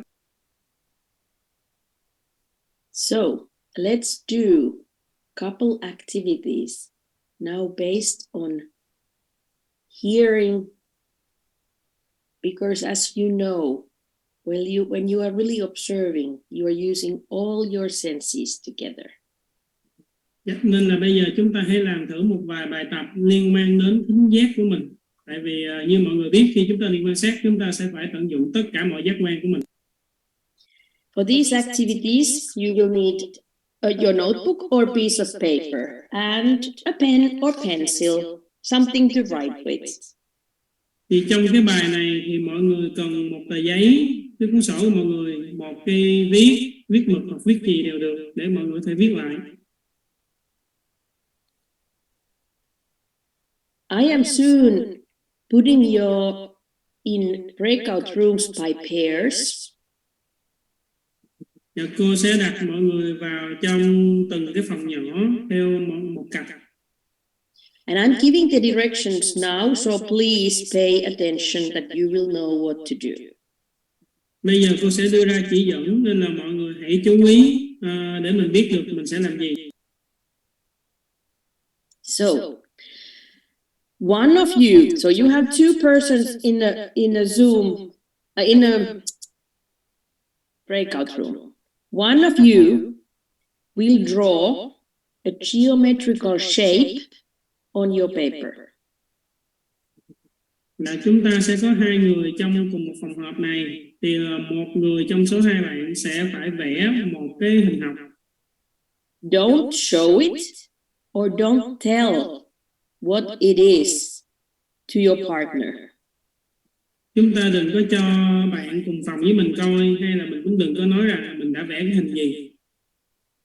But then start to explain how the other one can draw exactly same kind of picture that you did it by describing it. But remember, do not mention the name of the shape. Và sau đó là chúng ta hãy cố gắng miêu tả cái cách mà bạn mình có thể vẽ được cái hình giống y chang mình. Thì mình miêu tả hình dáng cái cách của nó, nhưng mà mình đừng có nói tên cái hình đó ra là hình gì nha mọi người. So then when you're done, you change your positions, the other one will draw another geometrical shape and explain it to the other one, and the other one will draw it in the same way. Dạ, sau đó rồi chúng ta đổi vai, là cái bạn hồi nãy mà bạn nghe và vẽ đó, thì bây giờ bạn sẽ vẽ trước một cái dạng hình học nào đó, xong rồi sẽ miêu tả cho bạn đối diện của mình nghe, và bạn đối diện của mình sẽ vẽ lại cái dạng hình học đó. And then when you are both done, then show the pictures to each other and you will find out how was your directions and how was your listening skills to take the directions in. And after that, please come back to the main room as you are both done. Khi mà mình xong rồi á, mình hãy đưa lên cái màn hình như vậy để cho bạn mình thấy, và mình thấy được là cái hình của hai người nó như thế nào. Thì lúc này mọi người sẽ nhận xét được là cái cách mà mình đưa ra chỉ dẫn ra sao, và cái cách mà người kia họ lắng nghe và họ thực hiện theo chỉ dẫn như thế nào. Và sau khi mà mọi người đã làm xong hết cả hai bạn, thì mọi người hãy thoát ra đến cái phòng họp chính này cùng với cô. Before you go to the room, make sure you check your camera. Many of you I see right now like this. I only see the head of your head, or then I only see the ceiling. So make sure your partner will see your face. I think that's nicer. Dạ, trước khi mà chúng ta đi vào phòng họp của mình á, mọi người nhớ kiểm tra camera của mình nha mọi người. Có nhiều người để camera cao quá, cô thấy có cái trán của mình thôi à. Nhiều người là cô chỉ thấy cái trần nhà thôi. Nên khi mà vào phòng họp với bạn của mình, nhớ cho bạn mình thấy được cái mặt của mình. Do you have any questions about this thing what we are doing now? Dạ, mọi người có bất kỳ câu hỏi nào về cái bài tập mà cô vừa giao cho mọi người hay không?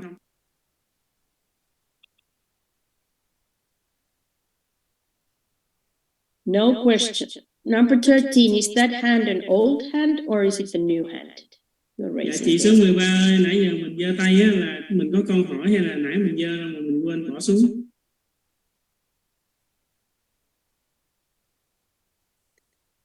Okay. Everything is clear as it could be. I'm putting you now in rooms. If by any chance you will have 3 of you there, then one will describe, two of you will draw, and you all take turns. If you have more than 2, don't waste so much time because the other ones will be waiting then here. Dạ, thì khi mà mọi người đến vô phòng, mọi người mà lỡ có 3 người á, thì là một bạn miêu tả, xong 2 bạn khác sẽ vẽ, rồi xong chúng ta cứ đi vòng như vậy nha mọi người. Number 12, do you have a question? Dạ, số 12, chị có câu hỏi nào dành cho cô không vậy? Dạ, em muốn hỏi là cái hình mà mình vẽ và mình miêu tả cho bạn đó là mình tự lựa chọn nó là hình đơn giản hay là có cần phải vẽ cái hình như thế nào? Có yêu cầu về cái hình đó không? Sorry, Miss Tina. So she asked about the shape that she going to draw. Is it a really simple shape or something that she trying to choose to draw? Don't choose anything too complicated. Dạ, mình đừng chọn cái gì mà nó quá phức tạp. Anything else? Number 13, I guess that's an old hand. It has been up since last hour. Or is that a new hand now? 13? Dạ, chị số 13 ơi, chị có câu hỏi nào không? Thấy chị giơ tay.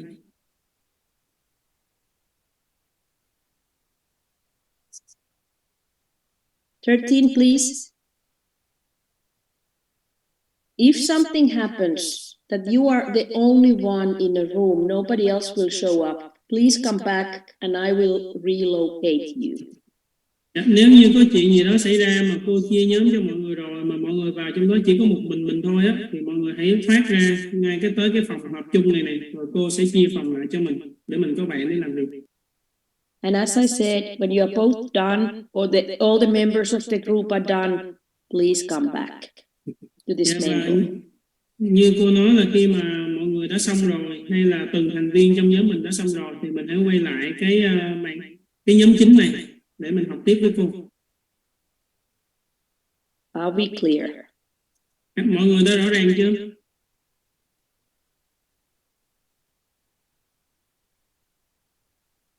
So we will have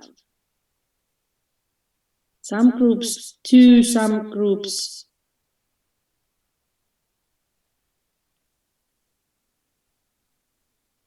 We'll have 2, some groups will